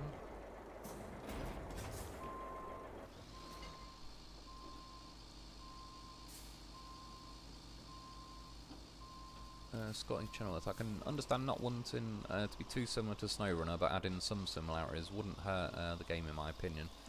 Yeah, exactly. I think, like, I get what you mean. I think in some aspects they're a bit too eager to not be SnowRunner, or, you know, not be similar. When I think they sort of need to accept that that is a very popular game and we all kind of like it. But yeah, I also understand them trying to differentiate themselves from it to a degree. I mean, stuff like vehicle upgrades and that, I wouldn't even care if they added like how detailed it is in SnowRunner, that you can change like wheels and lights and add winches and whatnot. If they just generally added like you could maybe pay an extra. I mean, they've sort of done it in like rusty version versus a brand new version.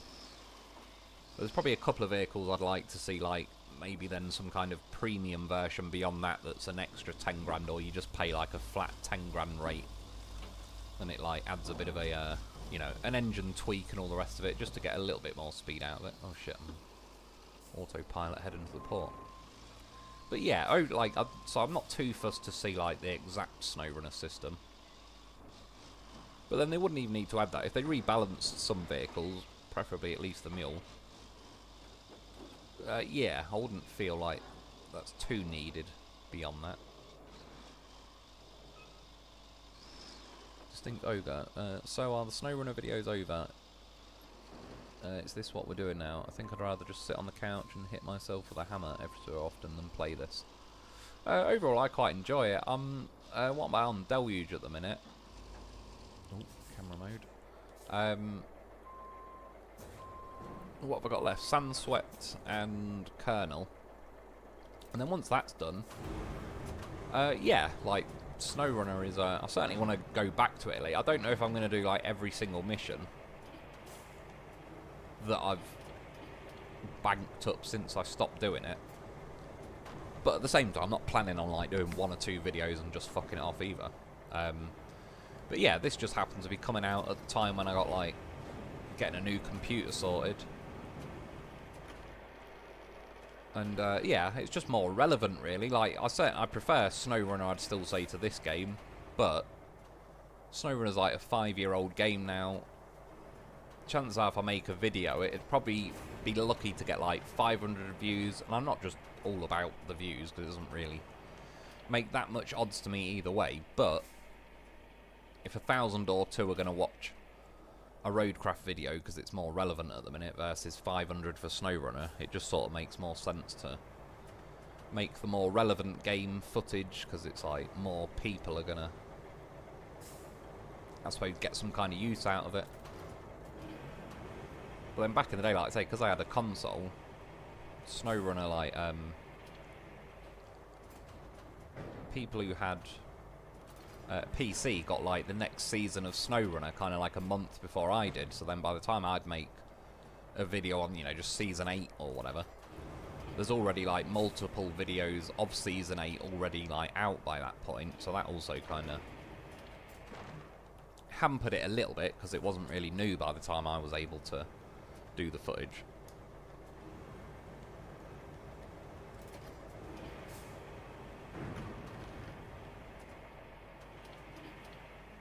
But yeah, overall, like, I certainly still like SnowRunner, but I like this game as like a bit of a change of pace, really, because as great as SnowRunner is, it is often just like grab some objects and deliver it from A to B, which you can do in this game. Like, say for example, I went and grabbed those boxes from the barge and took them over there. That's not all that different to what you'd be doing on SnowRunner anyway.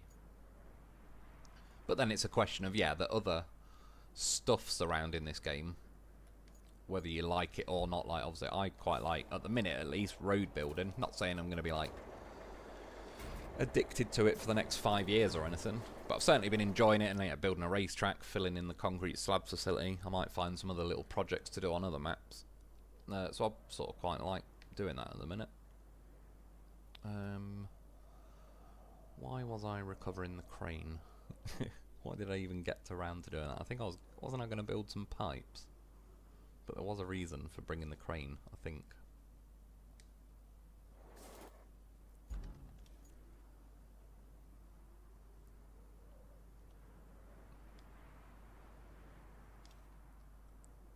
Oh, don't do it again.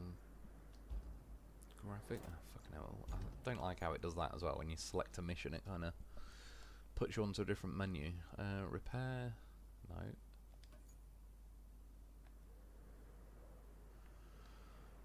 Yeah, I suppose I could do that one. Clear out that section. Okay. I don't think... Oh yeah, it's those boxes now. I tried doing it at the beginning. What time is it at? Oh, it's nearly half. Hang on. My phone's about to die. If the charger cable wasn't such a knob, it'd make life so much easier.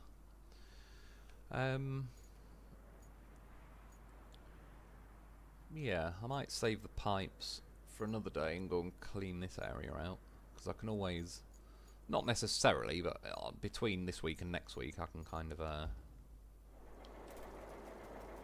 least get the stuff cashed in for the steel pipe, so that sort of saves a little bit of that time. Like I sort of did tonight, we're getting a load of steel beams stacked up ready. Yeah, we'll drive it from there.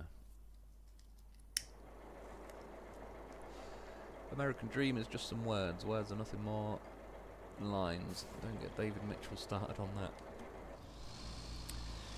Yeah, it can and it can't be. I think America has definitely done some good shit. I mean, that's the thing, like, certainly you are run by a bunch of corrupt criminals, but then it's like, who isn't?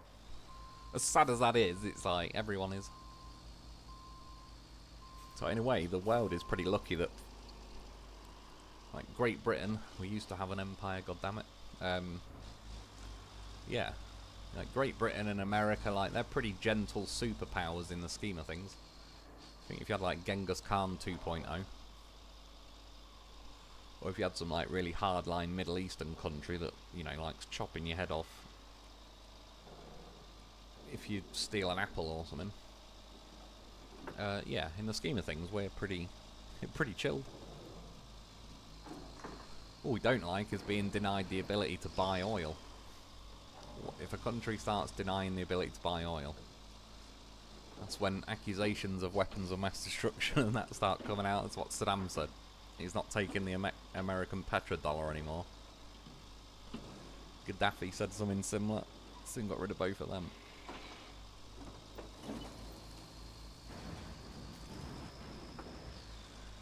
And yeah, I mean, it obviously gets shadier than that if you look into central banking.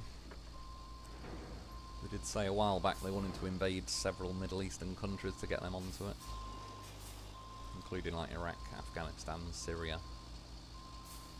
Those kind of places that ended up getting invaded. But again, if America wasn't going to invade them, who was? Someone would. I'm just surprised America hasn't. I think they're banking it for the future, haven't invaded Venezuela yet, because they're sat on a lot of fucking oil reserves. You can almost picture a bald eagle sniffing the air right now, like Jeepers Creepers. You can smell that oil. Needs to bring a bit of freedom to Venezuela.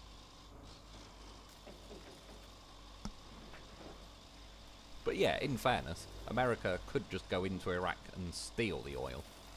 At least they install a government that is willing to sell oil to America, which is still fairer than the alternative, seeing as they have got the military power to go in and just take it.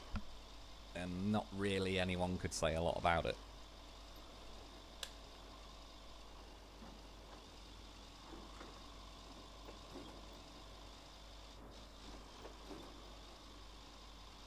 Like, that is pretty reasonable for a superpower.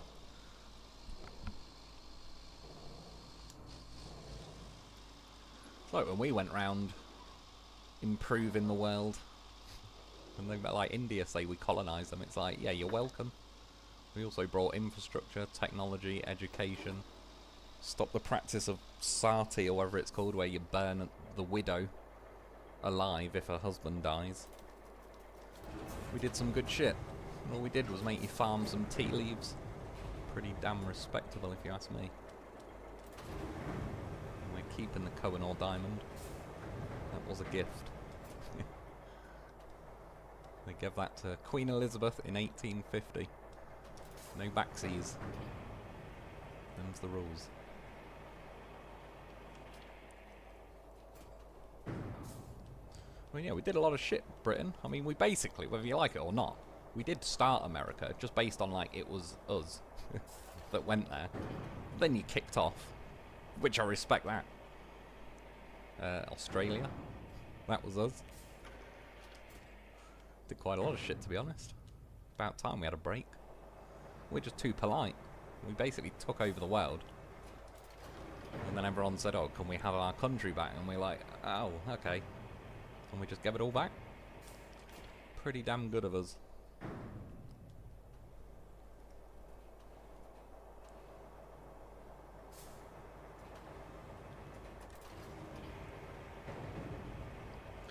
Have you tried the step pipe for some deliveries? Not for deliveries, but I have moved the paver and roller on it, and the flatbed version I actually quite like. I think it's got a nice bit of pace to it. I took it round the racetrack thing, and again, it's not on the level of the Scouts. They just seem to be the most fun for it, but yeah, overall, I think that's a fairly, like, respectable vehicle for what it is. I just wish it's, I don't know, like, possibly a bit longer of a flatbed. There's certain vehicles, when you put them on, it just puts so much weight to the back of the step pike that it just starts to wheelie at that point. But in fairness, it is more of a small transportation vehicle. Obviously, it's probably trying to encourage you to use the heavy transport at that point. But it is what it is. I'm allowed wishful thinking.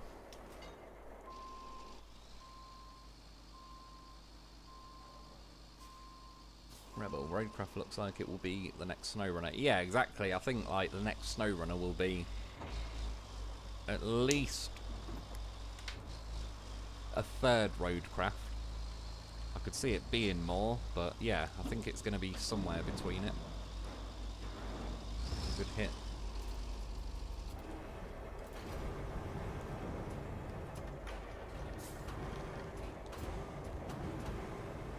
Automosity. I miss the loaf. I do too. We've got like the next best thing in this game. I do genuinely really like the loaf they've added in this game. But yeah, I don't disagree for a second. I certainly miss OG Loaf. He will be back. Don't you worry about that. That's one of the main reasons I want to go back to SnowRunner. And one of the main reasons I know I won't just do like a video or two and then move on. I saw a SnowRunner video of mine the other day, only a little bit of it. Someone did a comment, so I clicked on it while I was like replying or whatever, and yeah, instantly just watching it, I was like, oh man, I can't wait to go back to SnowRunner. Which no doubt, when I'm on SnowRunner, there'll be things about this game I'll miss, like the ability to remove tree stumps, pick rocks up with cranes. I never really had it in SnowRunner to miss it, but I wouldn't say no to the concept of paving roads, or at least, you know, ploughing, like, putting some sand down and all the rest of it. But yeah, overall, SnowRunner is just one of those games, really, that, within reason, I could play, not saying forever, like every day forever. You sort of get bored of every game to a degree, but it's like Grand Theft Auto 5. I've played that God knows how many times I've completed that game, and I've not played it for a while now. I could easily, like, if I got Grand Theft Auto 5 tomorrow, I could play it again for another month or two and, you know, go loads of police chases and fucking hell, how many cargo do you want to go through, for fuck's sake? Yeah, stealing planes from the army base. There's always something I'd have another go at. And yeah, they're just saying, I suppose, like Gran Turismo being in the racing genre, that's like, I could still happily go on the PS4 now and play Gran Turismo Sport, and yeah, I'll just get something like a Mazda 787 or some fast vehicle, and Nürburgring is definitely one of my favourite tracks. So just that concept is like racing sorted. Shooting games, I suppose Call of Duty. One thing I really liked back on Call of Duty Ghost, I actually liked Call of Duty Ghosts. I think that was a far better game than it got credit for. For some reason it kind of gets panned, but seeing a sequel to that would be pretty good, because it was when that, what's his name, Rourke, kidnapped, I can't remember the guy's name, but like the brother of who you were playing as or whatever. I'd like to see how that concludes. But it also had, instead of zombies, it had that extinction mode. Which, funnily enough, I played that actually. It was like several months ago. It was before Roadcraft and all that came out. Just when probably when I was like building the PC, but not had it actually built yet. I wish they'd sort this out so you don't have to randomly go through cargo to try and get the one piece, and then you accidentally hit the button once too many, and now you have to go around again. Yeah, extinction mode in Call of Duty Ghosts I thought was really good. The storyline was actually, like, I thought was genuinely good. And shooting the aliens and all that. I've got a clip on my PlayStation as well. I was shooting like a bigger, fatter alien, and one of the little ones jumped in the way. It was like a proper James Bond scene. Like, seriously dived in the way and took a bullet for another alien. Trying to save its queen. Surprised it wasn't wearing a little alien fedora.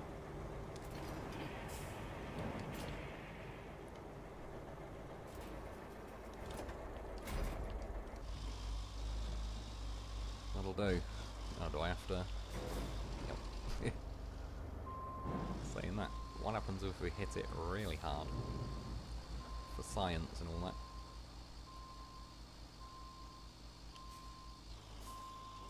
If you go back to SnowRunner, you need to do what I and Jim do. Just make continuing videos of your daily progress. Yeah, true. I mean, it ends up roughly being that anyway, like when I do... Oh, let's see. Oh, I appear to be stuck to it. But it worked. Science confirmed. Now I didn't have to enter crane mode. Oh, I was trying to hit it with my fat crane arse. Knock it open a bit more, but it didn't work. Oh yeah, shit, now I've got to bring things there, haven't I? Let's hit that van. Definitely that van's fault. Right, so I want the mule, I suppose. As disappointing as it is. Oh, hang on. We do have a crane here. Problem is I've got to balance two things again. It's just going to be a twat.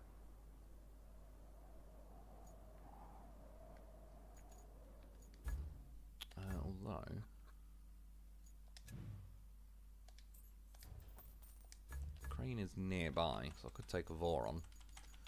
And I will actually go to the effort of moving the crane. I wish this menu was a bit more sane. Doesn't really seem to be much rhyme or reason as to where vehicles appear in it. Where is my fucking Voron?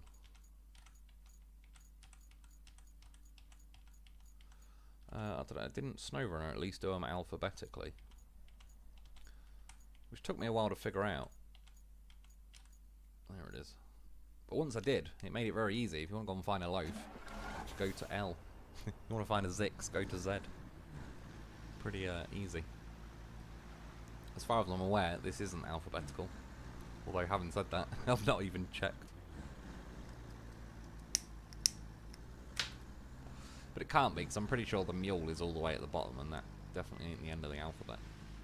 Last time I checked. Even if you go backwards in the alphabet, that ain't the end. In fact, I believe it's slap bang in the middle. Distinct Ogre, I've lost thousands of hours of SnowRunner progress. I've tried starting over, but just haven't found the motivation.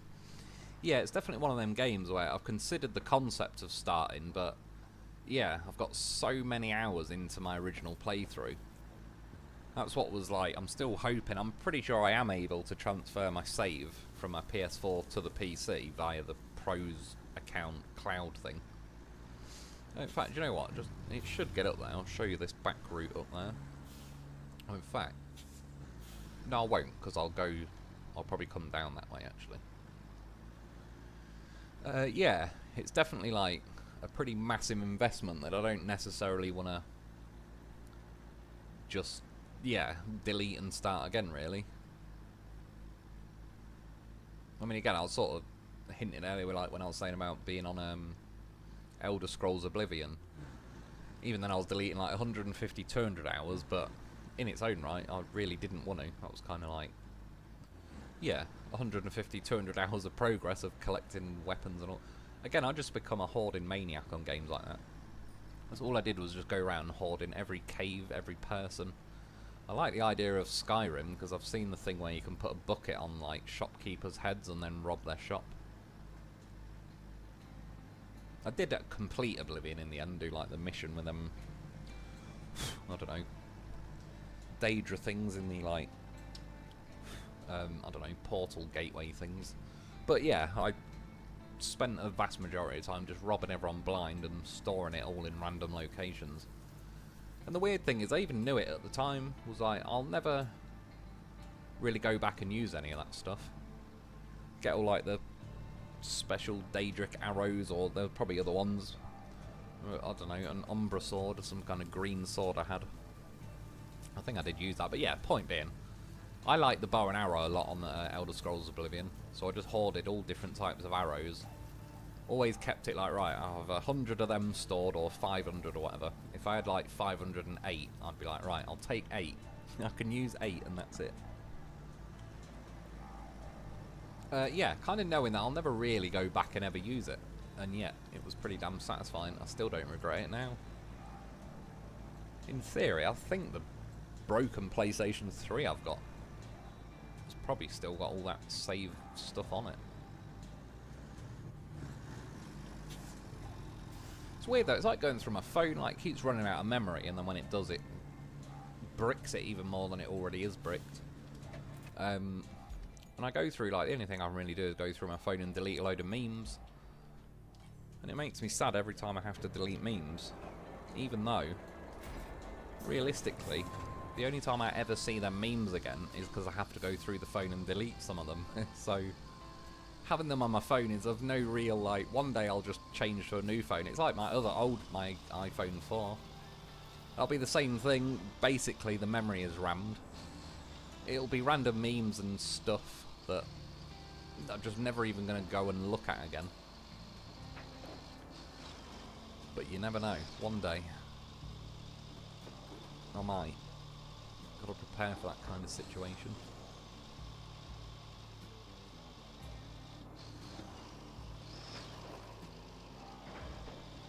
Shit. Was that Britain is considered mum? That's true. We did get in there pretty early.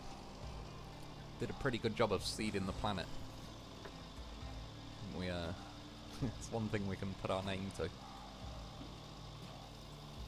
Well, the War of 1812 didn't go well for us. We fought to a draw, and the whole White House burnt down. But we were a minor skirmish in the grand scheme of things, since you were busy with Napoleon at the same time. Yeah, exactly. I mean, it's like I was saying, like with the, yeah. Well, I was saying like 1776 wasn't like the year America got independence. When I was saying about Fort McHenry and all that, but wasn't that like 1802, 1803 or something? But yeah, then the War of 1812. There was like, yeah, we had other things going on. We were fighting like Napoleon, like France is pretty much next door to us, so we didn't want to take our eye off that. India was our jewel in the crown and all the rest of it. But you definitely got to respect, like, America stood up to the largest empire the world has ever seen. And even though we did have other distractions, it still takes some serious balls. Like, I'd be like saying, I don't know, if Mike Tyson lived next door to me and he was pissing me off, and then I just said one day, fuck it, I'm going to fight him. And even if he didn't end up fighting me because he had other shit to do, it still would take some balls to square up to Mike Tyson, knowing he'll eat you for breakfast if he goes all out on you. So, you definitely put your money where your mouth is. But in England, like, I don't, sometimes see on YouTube, like, people sort of hate England, like, say from the American aspect, not saying everyone at all, like, but from the context of, like, yeah, they're our old enemies or whatever. I honestly think British people generally, like, respect the fact of, yeah, it's like, you took us on and you won. We kind of like sort of gentlemanly, sportsman-like stuff. And it's like, you definitely, the odds were not in your favour, in the scheme of things, if we'd thrown everything, including the kitchen sink at you. But you took that, you bluffed it, like, you made that gamble, and it paid off, and yeah. Pretty damn respectful, if you ask me. Pretty entertaining. I mean, like, yeah, again, just because I'm British, I'm anti-bloody everything. So, I'm all for kicking off a revolution. Sounds great. I was a bit sad I wasn't there, to be honest.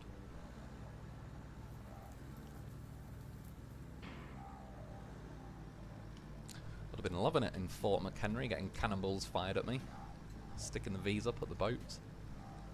Sounds like my idea of a good weekend.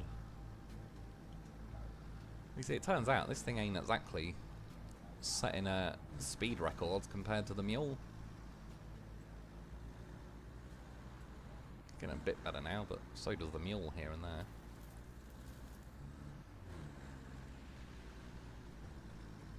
Am I in the same place? Yeah. Oh, no, okay. I was going to say, it's this road. It's like a bit of a thicker patch of water. I was just going to say, it looks different, and I was thinking, like, is it more flooded or less flooded than I was used to seeing? It could be a little bit less hopeless through it. As I said before, though, for some reason, this area in particular is pretty damn ruthless. I've took a few vehicles through it on my other playthrough and that are a bit ruthless. Is my video broken, or is he like 10 or 15 minutes behind the chat? I'm not really a live stream guy. I probably am 10 or 15 minutes behind. One sec, I'll see how... Oh no, I probably am a bit behind, but my chat screen is to the bottom. I have COD Ghost on Wii. Yeah, I genuinely, like, it was one of my low-key, like a pretty good... That was the Call of Duty where I learnt to snipe. And again, as I said before, that's the Call of Duty where I ended up the name for my channel, It's Mr. Lone Wolf, on Stonehaven. Yeah, it's just pretty sort of good memories. But back there, the only thing I will agree with is like the game looked very washed out by comparison. It's almost like now on this Snowcraft, I just called it Snowcraft, Roadcraft, versus when it's like bright mid sunny day. Like maps like Stonehaven and that all looked a bit washed out compared to what they could have been. But other than that, yeah, I genuinely think it's Call of Duty Ghosts was a bit of an underrated game. Like the main story, I don't think was terrible. I still think like Black Ops, the original, was better. COD 4 was pretty damn cool as well. That's definitely probably the two I'd say are probably the best. But yeah, I'd probably put maybe Ghost in third. Black Ops 2 was decent, but I still think I do prefer Ghosts. But yeah, like I say, Black Ops 1 was where I learnt to tomahawk. And I really did learn. I was a fucking beast on those tomahawks by the end of it. Yeah, Ghosts was where I learnt to snipe. And it was kind of a bit like tomahawking, but it was knives in Ghosts, so they're a bit different. Like, they work similar, they just don't throw as far, or they don't bounce off walls the same way or anything. So that's where I kind of learnt them. And yeah, I love sniping in Call of Duty. It's kind of like the challenge of it. Obviously, they purposely hamper snipers. Unfairly, really, because, yeah, they're objectively not as good to use as an assault rifle or whatever, but I don't know. The most seasoned people on Call of Duty tend to, like, it's the biggest challenge. If you can get good at a sniper, you can definitely sort of consider yourself pretty decent at Call of Duty by that point. If you can kind of go toe-to-toe with assault rifle wielding people. And yeah, if you get good at the sniper, obviously, then it does become a good weapon in its own right, but it's way higher skill ceiling versus just getting an assault rifle or an LMG. Have we got anything little to do? That's what she said. Not to me, though. It's going to take 5 years to drive over there, that's the problem. 7 of them. Do you know what? I might get another 7. Yeah, I've still got 8 beams. Get them, deliver them to, and then probably call it a day, which roughly gets me within reason about where I am. Oh look, they got stuck there somehow. Not that one. Why did they get stuck? Did I ram them? Oh, they might have got stuck. You know when I put like the rocket there and everything, maybe they crashed into it. I have to go up through these because down on my D-pad it doesn't work. A fucking nightmare. Yeah, he got stuck. How did he fuck it there? A fucking lowrider wouldn't get stuck there. Honestly, sometimes they impress me with how stupid they are. And I mean that sincerely. Have I got another mule? It'd be handy to leave it on there since I've got to grab that cargo at some point. There we go. Yoinked. Yeah, it's a pretty simple, easy, probably potentially boring mission to finish it, but it's all I got.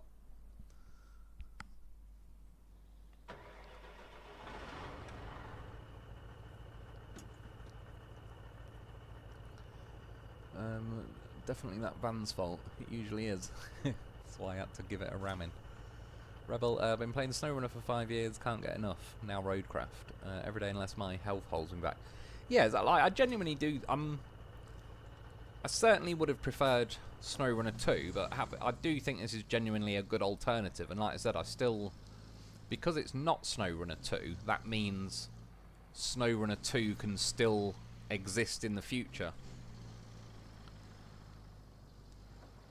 Like, yeah, they haven't shot their load. It's a different game. It's Roadcraft. It's not SnowRunner. So, yeah, at some point we should get a SnowRunner 2. So at least there's like a future game to look forward to as well. And yeah, overall, like I say, there's enough remnants of SnowRunner with this. It is similar vehicles, the, you know, handling's similar, the scenarios are similar. And just having extra things like building the roads and that. And yeah, I think overall it's like a bit of a test bed. I think overall the road building aspect itself is pretty good, so I could see that being in like a future SnowRunner. For example, like those big cranes. I don't hate them or anything, they're just, yeah, the control, they're just not, they are what they are. Like, again though, I've said before, and it's kind of, I suppose, come to fruition on like this as a perfect example. Those barges pull up with materials, you're going to have to get in that crane and probably unload them onto like a heavy transport. I don't mind them playing that part in the mission, even though the actual cranes themselves don't really bring any excitement, but within the context of the game, as long as it doesn't force me to use them every 5 minutes. But yeah, at the same time, I could see them not being carried over to what will hopefully be SnowRunner 2.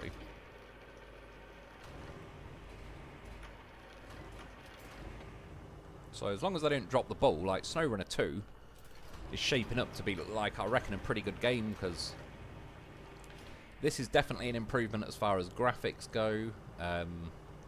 Like the water physics, the high speed physics, the road building, like there's a lot of aspects. Expeditions, not a lot, but the graphics are an improvement.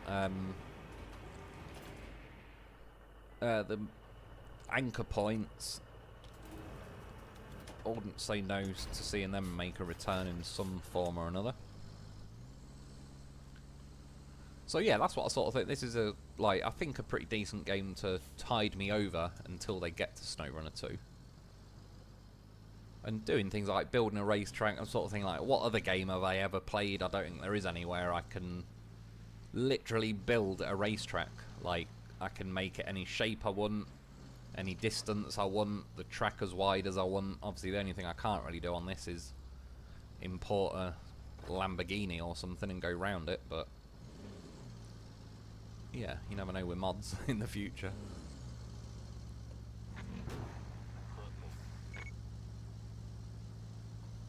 This is why I need to lay a bit of sand here, really, but I mean, this time I blame the crayfish. If you haven't played it yet, you should give a Construction Simulator a go. It's a fantastic game. It's probably something I would enjoy. At the minute, it's only because, like, and it was the same with SnowRunner, it just eats all of my free time and then some. So I sort of don't have really time to get onto anything else. Otherwise, that's probably a big reason why in the last sort of 5 years since, say, SnowRunner and doing videos and all the rest of it, I've not really got round to many other games. Other than, like, yeah, I'll go back on, like, Gran Turismo Sport or something. Well, trust this fucking thing to make a meal of the last tiny simple mission. We got any kind of crane? Where's that? Assume that, yeah. That thing. Not used that for a while. I saw you using this earlier, Rebel. Moving those big slabs on, Incommunicado. Actually seemed like it worked pretty well. Jesus Christ, it ain't in a rush when it's reversing though. Like a glove. Like a glove that OJ tried to put on, but close enough.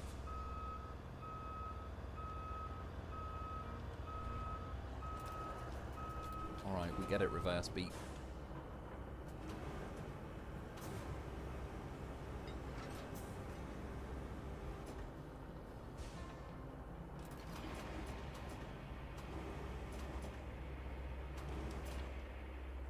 Oh, you fucking knob. Every time it leaves the bloody handbrake on.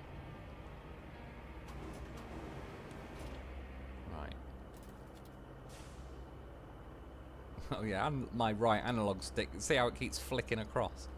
I think I'm going to have to get a new remote. Yes. Right, you bastard. You figured it out. beast, I was reading chat. Nearly went for a swim. Probably would have had to have called it a day then. Or at least bring a big crane in and fish myself out of there.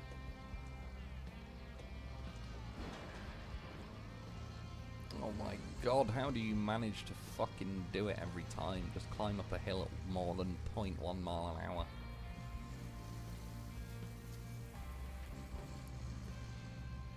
Oh yeah, shit. I think we're going the right way. Did I just waste my time? No, I didn't. Yeah, I'll roughly see where I am. I probably, to be fair, could have just gone round this way. Probably would have made more sense, but... fuck it. We beat the bridge. Just think, Toga, some of my best friends are British people. Got some good people over here. Plenty of wankers too, but there's some good folk amongst us. Dump that tea, you don't want to do that. That's when the British get violent.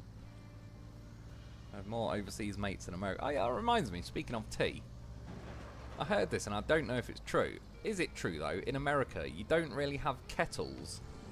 Like, you just boil water on the hob instead of having a kettle that boils water. If that's true, you're insane. You need to invest in a kettle. Make proper high-speed cups of tea. Can't be messing around boiling water on a hob.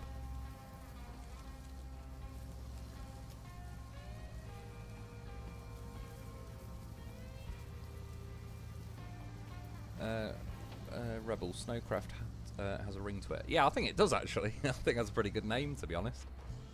I actually genuinely could see that being like a contender for like the name of the next game. Oh, we overshot it a tiny bit. These things happen.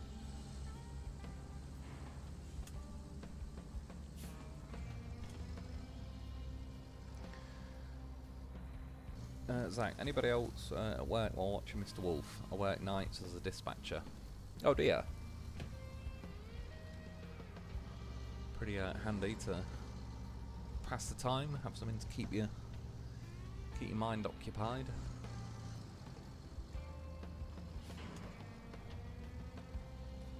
Oh yeah, first of all, one day I'll actually track a mission before I'm halfway through it. Today is not that day. We can dream. Get out. That one didn't want to leave.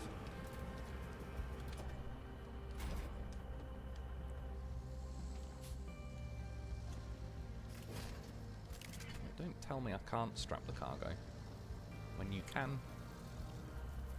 It's like, who are you trying to convince? I've seen you strap cargo 1,000 times, game.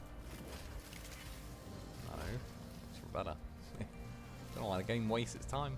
I'm going to mash that button as long as it takes.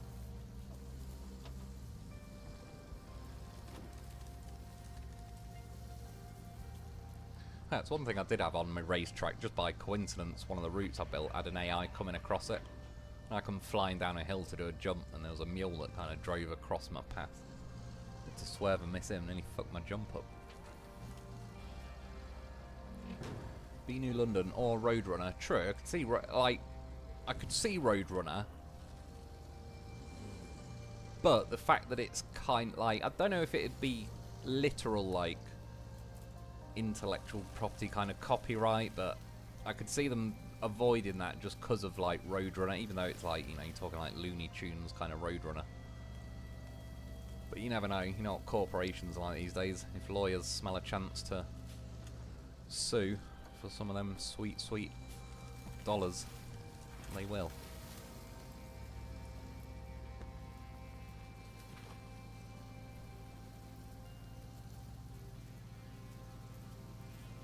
God, did this last time. It's just a simple hill. Just climb it. Now it's going to try and tip.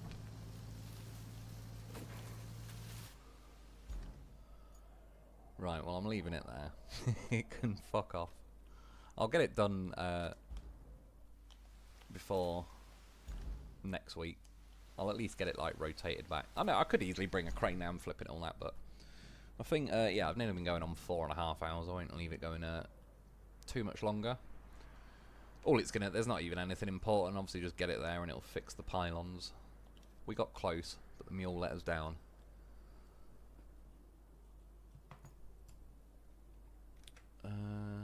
Oh no, there is some more comments have appeared now. It wasn't scrolling down at that point. Hang on, now it's gone too quick.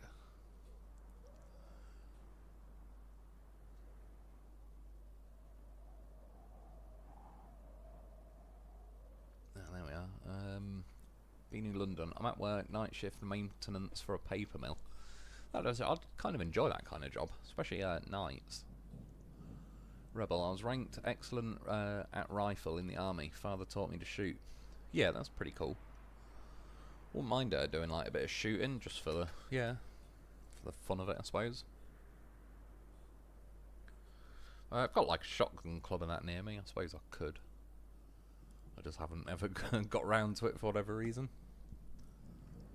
Because I'm antisocial. If they had a special shotgun club where you stand in the middle of nowhere and no one else is there and you get a shotgun and shoot clay pigeons, I'd be all over it.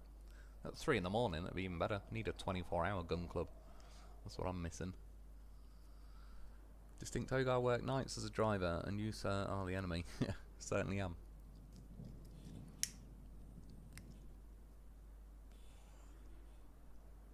Beanie London, EMS/police dispatch. I'm public safety dispatch, not the enemy in your case. College police. Yeah, my brother, he's a like lorry driver.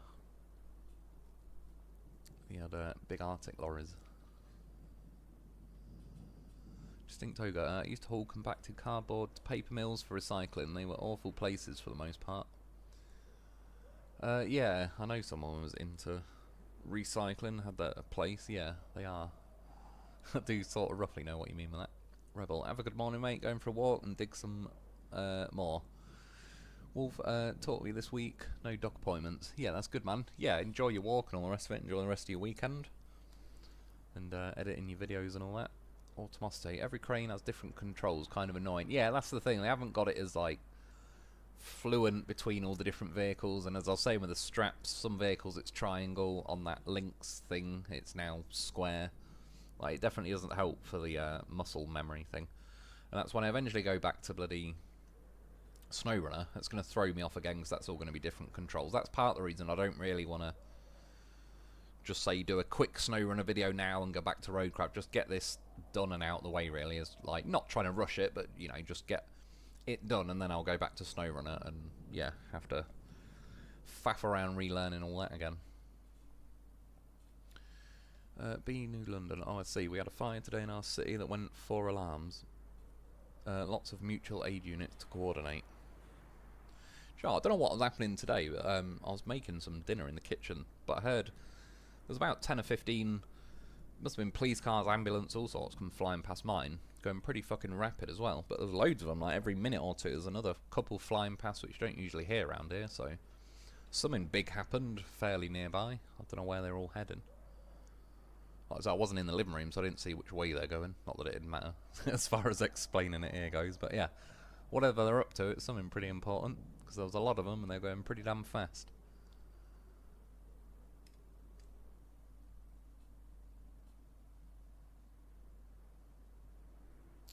Zach, yeah, luckily I don't have to deal with that. Mostly chill where I work. Yeah, it's nice when it's like that. Just think, all we do is process recycled cardboard bales. Nothing here is clean. No, yeah, I bet that can get a bit on the messy side. I think a few times actually my brother's been delivering to places like that. Probably not the job he's currently at, but he likes to, he sort of does agency work a lot of the time, so he can just easily sort of jump around from place to place, seeing if he likes it or not, and if he doesn't, he just kind of goes back to the agency and gets a different place to go driving at.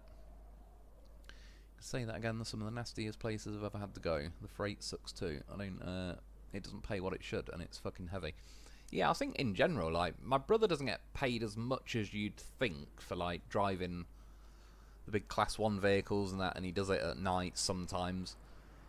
Like, it's pretty mad how low the pay is, considering, like, you got to have a license, especially lorries. I don't know if it's the same in America, but over here you got to have, like, a tachograph that's recording how many hours you do, and you got to take a break at certain times, and obviously preferably clean license and all the rest of it. Just a lot of hassle and a lot of hoops to jump through. And it still is a pretty skilled job, like you're driving a big fat lorry, you got to constantly pay attention and all that. You'll get fucked if you crash and it ends up being your fault, like you'll get nailed to the wall over here, so it's a lot of stress and effort for what's relative. Like, the money's not bad compared to, say, minimum wage or something, but still, I think it should be higher than it is over here. The mission is right where I am in Roadcraft. Had my mule loaded up with beams before I left for work tonight. Is that to do this bloody pylon mission? And I screwed it up at the end. It messed around when I did the video the other day on it. Like, it was the same thing. I got stuck there for several minutes trying to climb up that last little hill. Yeah, the mule just couldn't quite handle it. Zach, I wish the concrete bridges unlocked faster on this map. Yeah, same here. That's one thing I think they did make a mistake with that. That's why I ended up kind of speed running the middle of this map missions, and I ended up racking up like 3 days worth of videos, which in the end bought me a bit of time to build my racetrack. But yeah, I was basically just trying to like get the concrete bridges unlocked, and by the time I got it unlocked, you're already like, you know, 70-80% through the this map. So I do agree with that. I think they should have made it more, it's something like, I suppose they've sort of got it stuck behind a set amount of missions, but yeah, really it should have unlocked more like 10 or 20% into the map. Rebel, going walking, digging, then back to making videos. I have a kettle. Yeah, that's good then. You're in the teabag gang. That sounds worse. Sounds pretty gay, actually. I don't know if I want to be in the teabag gang now. I still want to be in the kettle gang though, which I'll be flicking on soon. Although I drink more coffee at the minute than tea, but I am partial to the odd cup of tea. Being in London, it's all about tons across the scale. Jam them bales in the trailer. That is true. Gotta throw them on there. Distinct Toga, I reckon I'm a mosey on. You'll be good. Good to hear you go, Mr. Wolf. By the way, we usually make our tea a gallon at a time. That sounds more like it. Sounds the British way. Yeah, cheers, man, for popping it. I'm pretty much done now. I'm just gonna read to the end of the comments, and then yeah, I'll call it a day. Being in London right here, could you make a steel bridge, drive across, delete the bridge, deliver the beams? That's a good point, actually. Yeah. The only thing I think you couldn't guarantee is, oh hang on, I've got to tab back over to the game. Say if I built like a steel bridge along here and deleted it, it might put the steel beams this side, it might stack them up that side. But in principle, yeah, it's a pretty good little cheeky idea that I'll have to try at some point. And yeah, I'll get lucky and they'll appear on the side I want them to, or it'll bite me. But then in theory, at least you'd know, again, say if you built a bridge across here, deleted it and it put the beams on the other side, you could just relay the same bridge, and as long as the yellow square that wants the stuff delivered is kind of like where the beams are, it'll just rebuild the bridge anyway. So I suppose you could try it, and then if it does bite you, you can just sort of build the bridge back, and yeah, it should just rebuild itself without you having to actually do any extra effort. It'd be an interesting one to try though. I don't see why it wouldn't work, other than, yeah, you're sort of flipping a coin if it lands on the right side.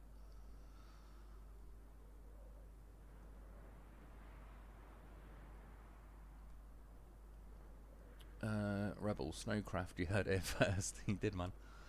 Rebel, yeah, night, mate. Yeah, I appreciate it, man. Cheers for popping in. Being in London, yes, American truck drivers have all sorts of regulations regarding drive times, and most places are monitoring with GPS from the office. Yeah, it's a bit crazy nowadays for versus over here. If you did like delivering, but say in a van, even get quite a large van, you don't count as like needing tachographs and all that. So van drivers could, you know, be doing like 16-hour days and sniffing coke or something to get through the day, whereas lorry drivers, it's just so regulated and it's over the top really. When me and my brother were delivering back in the day, we were in like a big truck, he was driving, I was just like rubber duck as they call it. It was like a two-man delivery thing because the stuff was pretty heavy, and yeah, it just got to the point where I was like, oh, got to pull over for 15 minutes.